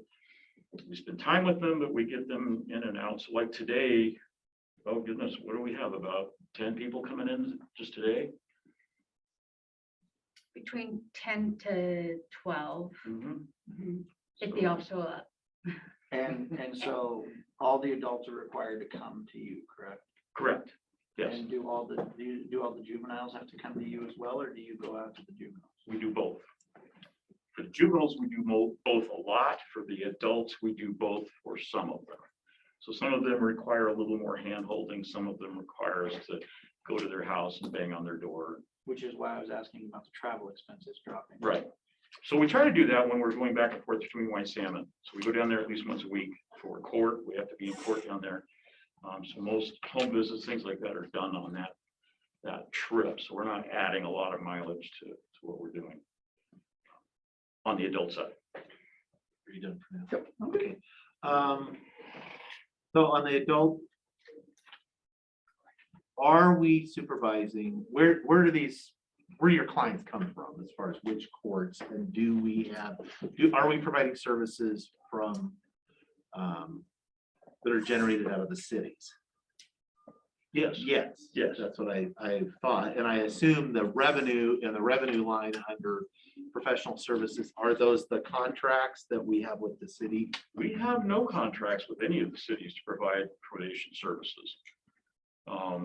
There was talk about having contracts many years ago. And the first words out of the prosecutor's mouth was, we won't assign anybody to probation then. So those folks would go unsupervised. So Prosecutors from the cities? correct. And so we've taken them on and mixed them in with the rest of our people. So I don't know what. How the much of number- a person, I mean, I Yeah, guess when I'm looking, that the times are changing and we are looking for ways for our city partners to partner, to be full partners. Yeah. Yeah. I like that. Anytime, just push the So button. I'm just curious if you have an idea of how many come out of that system versus. How many of them are city clients versus? Yeah, county as far as, clients? I mean, is it I don't know off the top of my head. I mean, Not much. I know Benton and White Salmon, they don't often give a lot of probation as a condition. Unless there's specialty cases like deferred prosecutions. So deferred prosecution is basically a DUI. There's 5 years of jurisdiction on that case, and a deferred prosecution watches them for the first 2 years. Probation watches them, make sure they get through treatment. And at the end of those 2 years, they're placed on what's called bench probation, where we don't have hardly any contact with them, but we do run a criminal history check on them. How hard would it be, not today, but in the near future, to look up, find and present us with the numbers of how many of those are out of the city limit jurisdiction? Oh, I could have those numbers next week if you want. Okay, perfect. Yeah, that's not. I think that'd be helpful for us. That will make a wonderful conversation. And is the juvenile side the same? Yeah, but they're all held out of Superior Court, so that's a whole different ballgame. So in the juvenile department, we handle kids that are from Klickitat County, and we occasionally end up having kids that are transferred here from other jurisdictions. So we've got 1 or 2 of those that are committed a crime in some other jurisdiction. They live here with mom and dad. So the state rules and laws say that we have to supervise them if they're living in our jurisdiction. So we've got very few of those. We don't have very many of them, but they're just part of the mix. But similarly, on the adult side, if a guy that lives in Seattle comes here and gets a DUI, he gets to come back and visit us on a regular basis because he committed the offense here. He may not live here, but he committed the offense here. So it makes it a little bit. Can't be supervised up there. I used to a little bit. So I've been on several commissions and things from Olympia and Seattle with administrative officer courts. And they paid all my expenses, like everything. So and anytime I spent time up there, I made sure I spent that same time in the county. So the county was never out any time or money for those adventures that I was on. But I would routinely stop and visit folks up there. And it was fun because they really did not expect to see my face banging on their door in Olympia or Seattle. With a urine jar. Exactly. Well, and let me look in your fridge and let me look in the favorite place to hide booze is above the stove. That little cabinet above the stove. I found more booze up there than Let anybody. me write that down. Yeah. Note to self. But yeah, so when we do home visits, that's what we do. We look for any booze that's hanging around if they're not allowed to have booze, things like that. So yes, we do handle some out of county cases on both jurisdictions. Yeah, well, if you could get us, like I said, the stuff from this adult, from the cities. Sure. That would be Yeah. useful. You said all the juveniles handled Superior? Right, For that, they're just citizens, yeah. so the juvenile, they're, Well, those don't come out of the city system, Right. so. And they're a part of the Superior Court. Right. So So my hard direct for us boss to have is- that conversation with the cities, is what I'm trying to get. Yeah, they don't have, each county has a juvenile department that takes care of their county regardless of cities.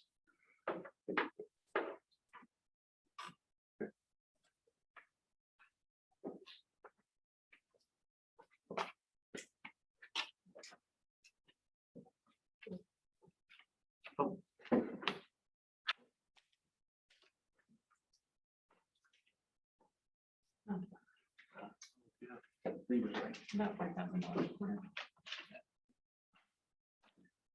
I just read it. I had it pulled up too.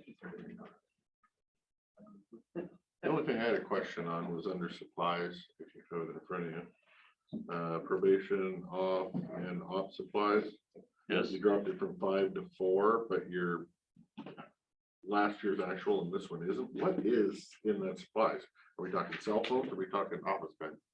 I'm not sure I know exactly where you're talking. Middle of the page. Yeah. Oh, up there, yeah. What is office supplies for that bar? Is that Sure. Files, cases of paper. It's not cell phones and internet service? No. Cell phones are under communications. We don't pay anything for internet services or anything like that. So that's mainly what you would think with office supplies, pens, Yes. papers, notebooks, letterhead. Yeah. Correct. Quite frankly, I generally buy my own. Just, I don't know why, I just do. I mean, all of this, I first out of my own pocket, which I don't mind doing. So the only thing that I highlighted in it. Generally 3,100 is consumable. Okay. You'll learn your bars sooner. or later. Yeah, you will. I was gonna say, I actually meant Heather speaks. holler up there and have them give me a breakdown And then a bar. of miscellaneous and, you know, Well, that stuff, but I just never got around to it. okay, you didn't look at the sheet we gave you. No, I'm asking, have you had a chance to look at it? It's in my file over there. No, I didn't mean that Did you direct which derogatorily. I'm one? asking if you'd like another copy, I guess. More than likely. Okay. I'll give you mine when I'm done. Oh, there you go. I guess that came out a little differently than I was intending. it Hey. to. If everybody's gonna pick on me today, I did. I'll just sit here and tell everybody, anybody that wants anything, yes. Right. wow. Okay, that's the J. And then I'll let you guys No, know the no. budget at the end. We'll get you another copy then. Okay. Larry, thank you for doing what you can to reduce your budget and your expenses where you can. Thank you. I was, like I said, a little concerned about the travel because I knew you guys go out there and, Yeah, you know, you can say you're not going to, but when you have to, you're still gonna get in the vehicle and drive, but exactly. if So- you spend $1,000 in fuel a year, how many vehicles do you need? We have the one vehicle. We got the one. We have the one vehicle, we use that, Adults got one, juveniles got 2. correct. So that's used most often. That's the one thing I didn't look at. What's repairs and maintenance on your vehicle? Does it show? I don't think it was a big deal. So It shouldn't be. Yeah, it was $288 running total so far. So yeah, okay. Yeah, we're pretty gentle on our rigs and we get them maintained when they need to, so they last a long time and we don't typically have any huge charges. So can we go back? It's a relatively small item, but I just want to really understand. So you have the expenditure side for the marijuana testing. Correct. I'm assuming that's professional services, MJ Yes. 4101. 4101. How are we not, because we do have the marijuana enforcement, those excise taxes come into non-departmental. And we have stuff going out of them, but how are we getting them from there to here? Because it doesn't show up as a revenue line on your budget, so I'm. No. I know, I asked that several years ago and, you know, Normally, as in the case of a cumulative reserve, it would be budgeted in yours, but it'd be a transfer out and you would call or email and request it. And then we do a JV and move it. But I'm not seeing the transfers, because that's what I thought. There is no transfers. So, Because it's all general fund. We haven't, I mean, just as the treasurer, we've never moved the money from the non-departmental done it. We've never done. So it. essentially, they're just spending county dollars and. Right. we're It's all using in the fund. marijuana dollars, is Department county goes dollars in somewhere general else. fund. right, so it's just not in tied the, into oh, that's there. true. Yeah. So it's in the same bucket of. the Yeah, that's general true. fund. So I guess we don't actually need to No, for that. yeah, as long as we know what it is, Magically. see, the super question would be in the bars code when it's labeled, marijuana code is labeled 410, it should be labeled 420. That joke? Yep, that's a bad joke. Sorry. I'm trying to lighten the mood a little bit. I get it, I'm the only pure one. Yeah, If for you would for like those us- of you on Zoom, it's Dan C. Trying to lighten. Not the mood. BOCC, Dan C. We have implemented a new program this year. Oh, yes, I forgot to talk about that. And that's actually pretty critical. So we now have what's called DVMRT. And MRT stands for moral recognition, not recognition, but recognition therapy. And so this is self-sustaining. People pay to go through the program. They've set up all of the bars numbers that need to be associated with this. But so far, we've only been doing it for what, 2 or 3 months? Since July 1st. Okay, and so it's been very successful. People have come through the program and it's been very successful. It's a different way of, it's in between anger management and domestic violence treatment. So domestic violence treatment actually requires 2 years of treatment and a lot of intensive stuff. An anger management class can be pretty quick and easy, and the judges have quit assigning that because it generally teaches the offender how to be a better offender, how to get away with assaulting their wife and not get caught. So they quit doing that program, thankfully. This program, Ms. Cook has came up with it, got the training for it.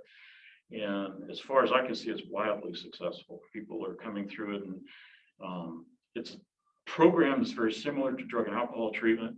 People are part of a group and they help each other out and they work with it. Ms. Cook is a facilitator to make it happen. Steve Crow is also a facilitator, so we've got some backup going there. But we suspect that to grow. But like I said, it's self-sustaining. The people have to pay to go through it. They pay $125 to go through the program. It costs us $25 for I'm the. assuming it's court ordered. It can be. Just voluntary coming off the street here. here's Yes, my friend, they can. Judges telling them they're gonna pay it. It's both. So we do have 2 people in our program right now that have voluntarily signed up for it. One person had reached out to us for resources. I let them know about, hey, we do this program. And so he just voluntarily did it. He is going through court, but it's still pending. It hasn't been ordered, but he's doing it voluntarily. Another person heard about it and said, hey, I understand. I realize I have some anger issues. I need to address them. And he's voluntarily in that program. How many people total are in the program? Currently 6. I have another one coming in 2 weeks. I have the potential, another person that's court ordered, but he's going to be 200 days out because he's in custody in Oregon. So, yeah. So it is You're still. managing this? I am, yes. And is it once a week or what is? Right now it's once a week. And it's really, Your schedule. we're doing it by Zoom. Very. He's thinking about throwing something at me. Nope. Just wanted I'm to. just trying to see if he gets the anger. I see the triggering events. So we're doing it by Zoom, and it's been a really easy program for us to implement because all it does is really carve out an hour a week out of my time, really, because I'm not having to do anything but just be there, be a host and facilitate, and then like ask certain questions, and then that's about it. Because they're doing all the homework and the internal work at home and then they're having to come to the group with their assignments and present it, and then the peer, everybody in the group that have passed that module determines if that person passes that and moves on to the next phase, the next week. So, yeah. That could be a triggering event. It can be, but when you're dealing with people who are very manipulative and have that power and control, it's easier to not argue with somebody who is just like you versus an authoritarian person. Like if I were to say you didn't pass that, there's going to be a lot more of the butting of the heads. But when they're common, when they're looking at somebody that's just like them, what's the saying? You can't BS a BSer. So it just works better that way and set up that way. It's pretty And it's amazing. all via Zoom. It is at this And point. it's We successful. have done some in person, but it's very limited because most of our current people are on the west end. Interesting. So they can't come to Golden Dale because of work or whatnot. So Huh. yeah, the drive is really difficult. So we kind of had hybrid it. Causes anger issues. That's what you just said. That's what you took from that. That is, because I'm shocked that there's more over there than there is over here. I'm It's absolutely shocked. cyclical and it goes in waves. I've been doing this business for 40 years and there's times when white salmon people will outnumber Goldendale people and then times when Goldendale people will outnumber white salmon people. It's strange. I've watched it happen for 40 years and it goes just like this. Yeah. Okay, yeah, no, that's a surprise to me. Yeah, there's been years where I was going to white salmon twice a week because I couldn't see my white salmon people in one day a week. I'd have to go down twice a week. Okay, any other questions about adult probation before we move on? No, okay, Thank you. thank you, Ms. Courtney. Thank you. Switch out. So let me change masks since I'm now working. Oh, I was like, where are you going, Larry? Now we know you. That's a badge, I'm Now we see assuming? where the 3% cuts coming. Yeah. Right. Hopefully we can. Now we know cut what's that out found of under the- miscellaneous office expenses. There we go. Yeah. Yeah, no, I like to be identified when I'm out there banging on doors. I just assume people know who I am and it saves in bullet wounds and things like that. So. And yes, I've had a gun to my head.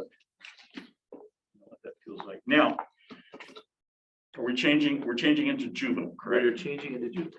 So one thing that I want to talk about is that the budget printout is off by one line and therefore makes all the numbers wackos. So Ms. Stover and I have been scratching our heads trying to figure out what on earth, we didn't ask for that amount. Why are we losing all the funding in that category? And I can show that the perfect example is well, I have page 17. I'm assuming that we have some of the same numbers. So if we go down almost to the bottom of that first set of numbers, the second from the bottom has our detention money, which is $70,000, but it's supposed to be in the category below it. And so that messes up all of the numbers above that. So what I would like to propose is that we get that straightened out before you and us and we all hash this out, because we could be here for a long time going, what number are you talking about? So everything's just off one line. Basically. Oh, that's how you do that. I just, In your binder, there is also his handwritten. Yes. Right behind the memo and the that's all I did. And I can tell you where it went off, because on the very top of what he sent in, this is actually a BARS number on the very, very top of the sheet. Yeah, it just got. I think it was a very easy mistake to make, but anyway. You don't have what, this document? No, I don't have his handwritten. Well, I only care about the bottom of it. Is it on the revenues and the expenses? Is it correct on the bottom? Yes, I believe the numbers eventually all add up. So your proposal for next year revenues is still 181, 438. Yes, the revenue side is fine. And your expenses for next year is still 921, 180. Yes. I'm saying that hesitantly because like I said, the numbers are off just a little bit and there's a couple of blank spots that shouldn't be blank. Shouldn't be blank. So I'm just thinking that if we can redo those numbers and come back to them so that we're all looking at the same document, the same numbers, in the same places. Because Debbie and I are pretty intimate with this budget and we butted heads on several parts of it because it was, where are you? What's this? Where's that?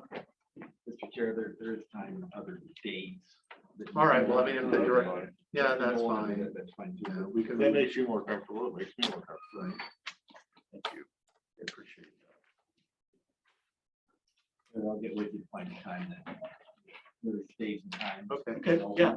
So You said. Yeah. we can get I out noticed early, there was that's some openings okay. on the And 7th. anytime after 2 o'clock Yeah. on, it's set. That's the only day we don't have court, so that would be fantastic. That's Larry, perfect. Larry, how many juveniles are you currently managing? off the top of my head, I'm thinking about 20 to 25 Total. of juvenile offenders. Yeah. So there's also some numbers that I'm not really aware of, and those are kids that are in what we call the BECA program, which is legislation that was passed to help kids that are what we would normally refer to in the oldest days were street kids. Didn't have homes, didn't have families. So we have services for those kids. And it comes out of money that comes to us from the state for the BECA. So it's Aries, which is remind me what Aries is. Oh, Aries. Oh, man. I've just remembered that when it starts with the A, it means it's from the adult side. So it's at-risk youth, I'm sorry. So at-risk youth, the parent or an adult comes to us and says, hey, we got a problem with this kid. We need some help. Then we have the other side where the kid or chins, the Children in need of service. there we go. So then we have the opposite of that, where kids might come into us and go, I can't stand living at home. My mom beats me, whatever. So we have services for those kids too. I have a probation counselor that deals just with those kids along with the truancies. And so I don't have those numbers for you right now, but I could get them. That would be great. They change daily. Right, but if we had a rolling average over the last year on how many kids are in each of these programs, I'm looking for the Aries or whatever on the revenue side, and I'm not. Oh, figuring out which one that. these are all grants. So you're looking at which one? The one you were just speaking about, the Aries, you said you get a grant, that comes in for that, and so I'm guessing that's under. That's probably under 3340464. It would be at-risk violence. Yeah. DEC for Yeah, BECA. it's Becca. That's all of our Becca cases. Got it. Becca is the name of a young girl who was street kid and brutally murdered up in Spokane many years ago. So they passed legislation and basically in her honor. And so you have one counselor that deals with just that? Correct. Okay. And he's doing an amazing job. I've been very impressed. He started this year and hit the ground running and has just been doing really well. Tim Curran used to work in the jail. Oh. So we stole him from the jail. And how many kids are in that program, do you think? That's the one I don't know off the top of my head. Do you know? I don't. He's dealing with probably over 30 right now. That surprises me. I didn't think we had that many kids in that program. So It's That's a because lot. legislation changed this last year and now we do referrals versus we don't have to have case filings. So anytime he gets contacted from the school, it's a new referral. And now that school's back in, he's been contacted daily. And then the other counselors, you were mentioning this before, but I didn't take notes. What do that counselor does that stuff? Another counselor does. does diversions, which are young people that are diverted from court. They typically are committed minor crimes, minor possession, shoplifting, something like that. She handles all of those kids. And on top of that, does a lot of our statistic work. She is Candy Wing. So Candy's been at that job for a long time. I had that job when I first moved here, and I think Sam Counts took over after I left, did tech services, and then they've shuffled around. Candy's now doing that position, but she also does a lot of our statistical work and a lot of research for us. We're right now trying to figure out how we can get rid of a bunch of paper files. The state allows us to shred and destroy certain records, and I want to get them out of our office. About how many kids does she have? Well, that can really vary. So it can vary by time of year. When we have events, so around the middle of the year, around 4th of July, community days, she'll have more kids because they've been caught drinking. They have parties, things like that, into the school year, senior parties, things like that.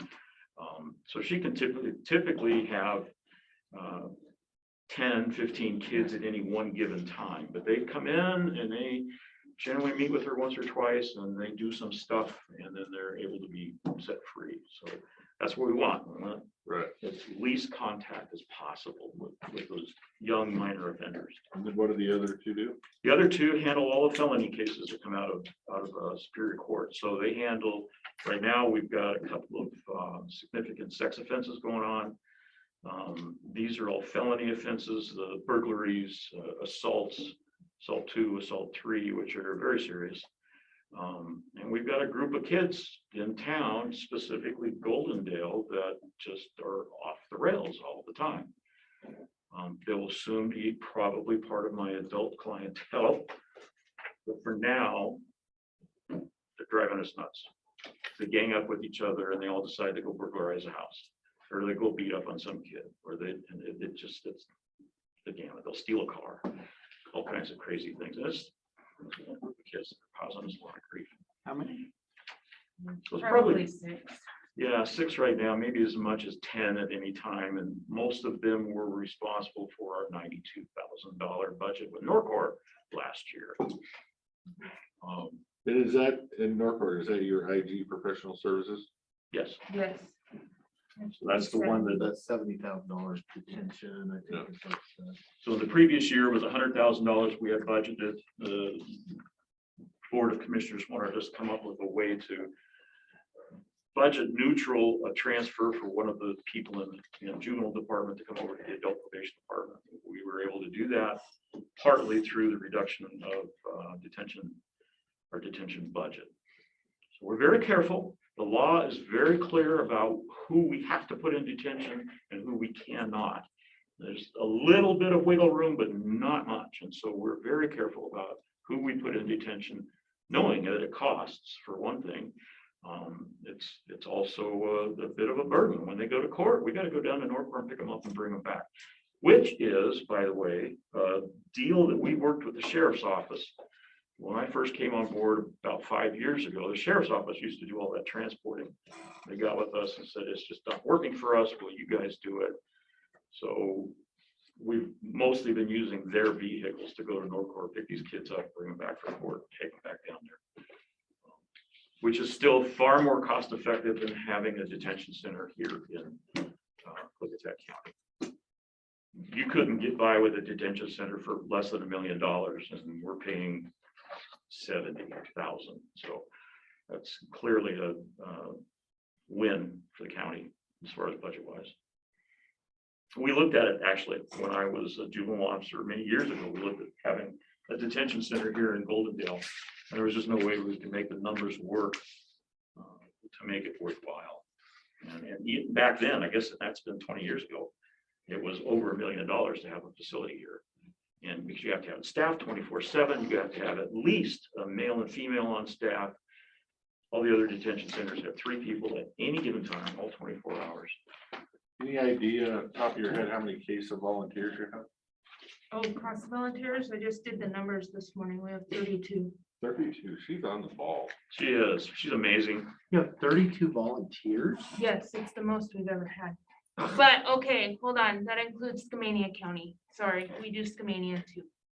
And well, and there's 6 in I will media. accept it. So do the math, subtract 6. So 32, you're gonna make me do math? I might Yep. fail that. Sorry. You gonna enroll in my anger management class now? So it's Skamania County pays for that, by the way. It's really impressive. They pay For out, their portion of the. yes, for their portion, for the time and resources As that well we they spend. should. It actually comes out. Yeah. I think we're a I little ahead on. very much keep track of those numbers. I'm not giving anything. For to the, them. for the CASA, when you come back, can you break, the different programs, because you got your CASA program, you got your other juvenile programs. Break it down so we know exactly how much grant dollars are coming into each one of those. I already have it. It's on here. We do have the grant. It's dollar actually program. on here for each program. Yeah, that's fine.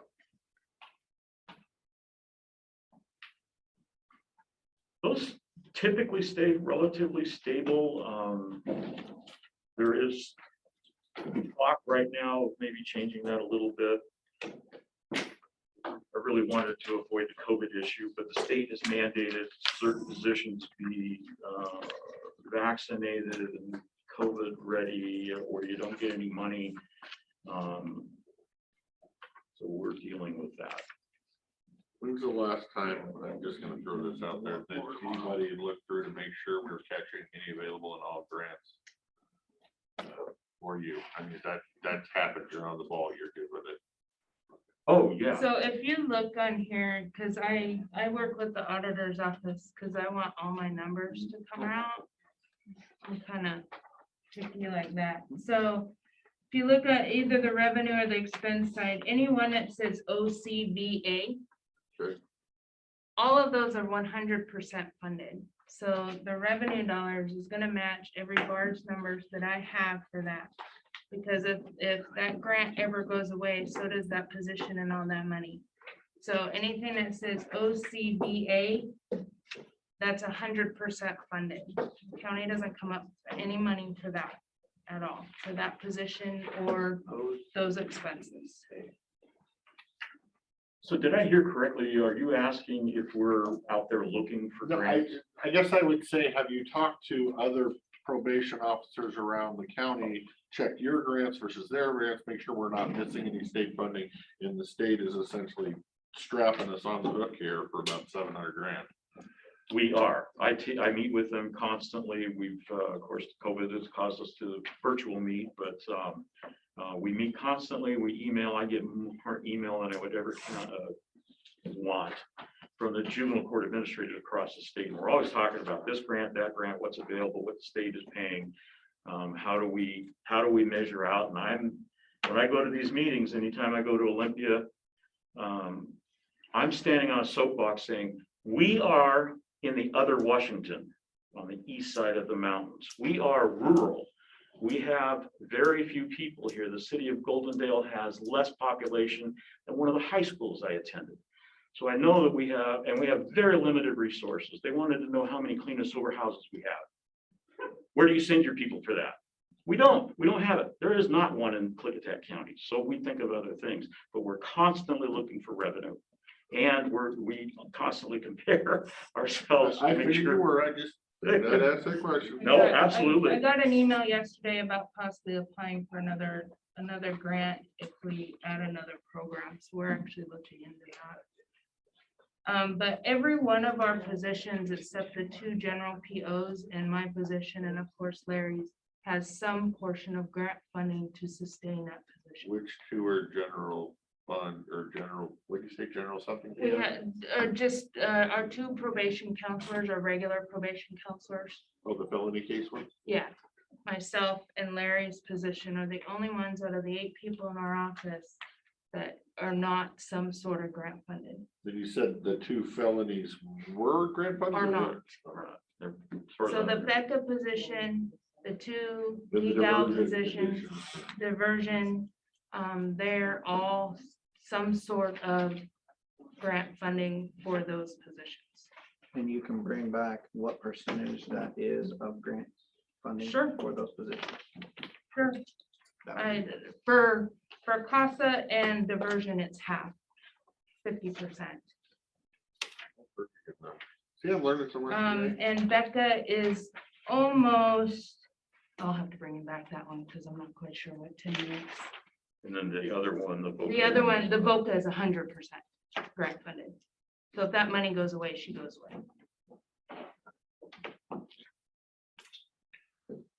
Okay, why don't we close out for today then? And we'll reschedule. We're out of cookies, so. or- We're actually not. I do have one more Yeah. thing really quick, because Sure. I know Dan was wondering about this. Because he wanted to know about the Norcore cost a few weeks ago. Because we actually paid Norcore a contract of $60,225. I brought every copy of the contract agreement, and I was wrong. Has been the same price since 2017. I thought it was 19. So they have not changed their prices since 17. It was just, I was kind of using that because on our budget form, it just says budget blank. I want to add, is this already in our current budget? Is this something you're asking for above the current budget? Give me how much of it's grant breakdown and how much of it's copay, you might say. And that was kind of leading into my discussion with them to get us to put more information on that form for you guys to fill out so that I can have the right information when I make a decision. That sounds great. Appreciate that. And you should know that stuff.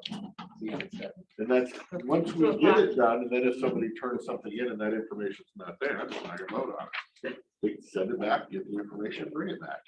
So that way I know I'm not funding something that I didn't know I was funding. But good enough, thank you.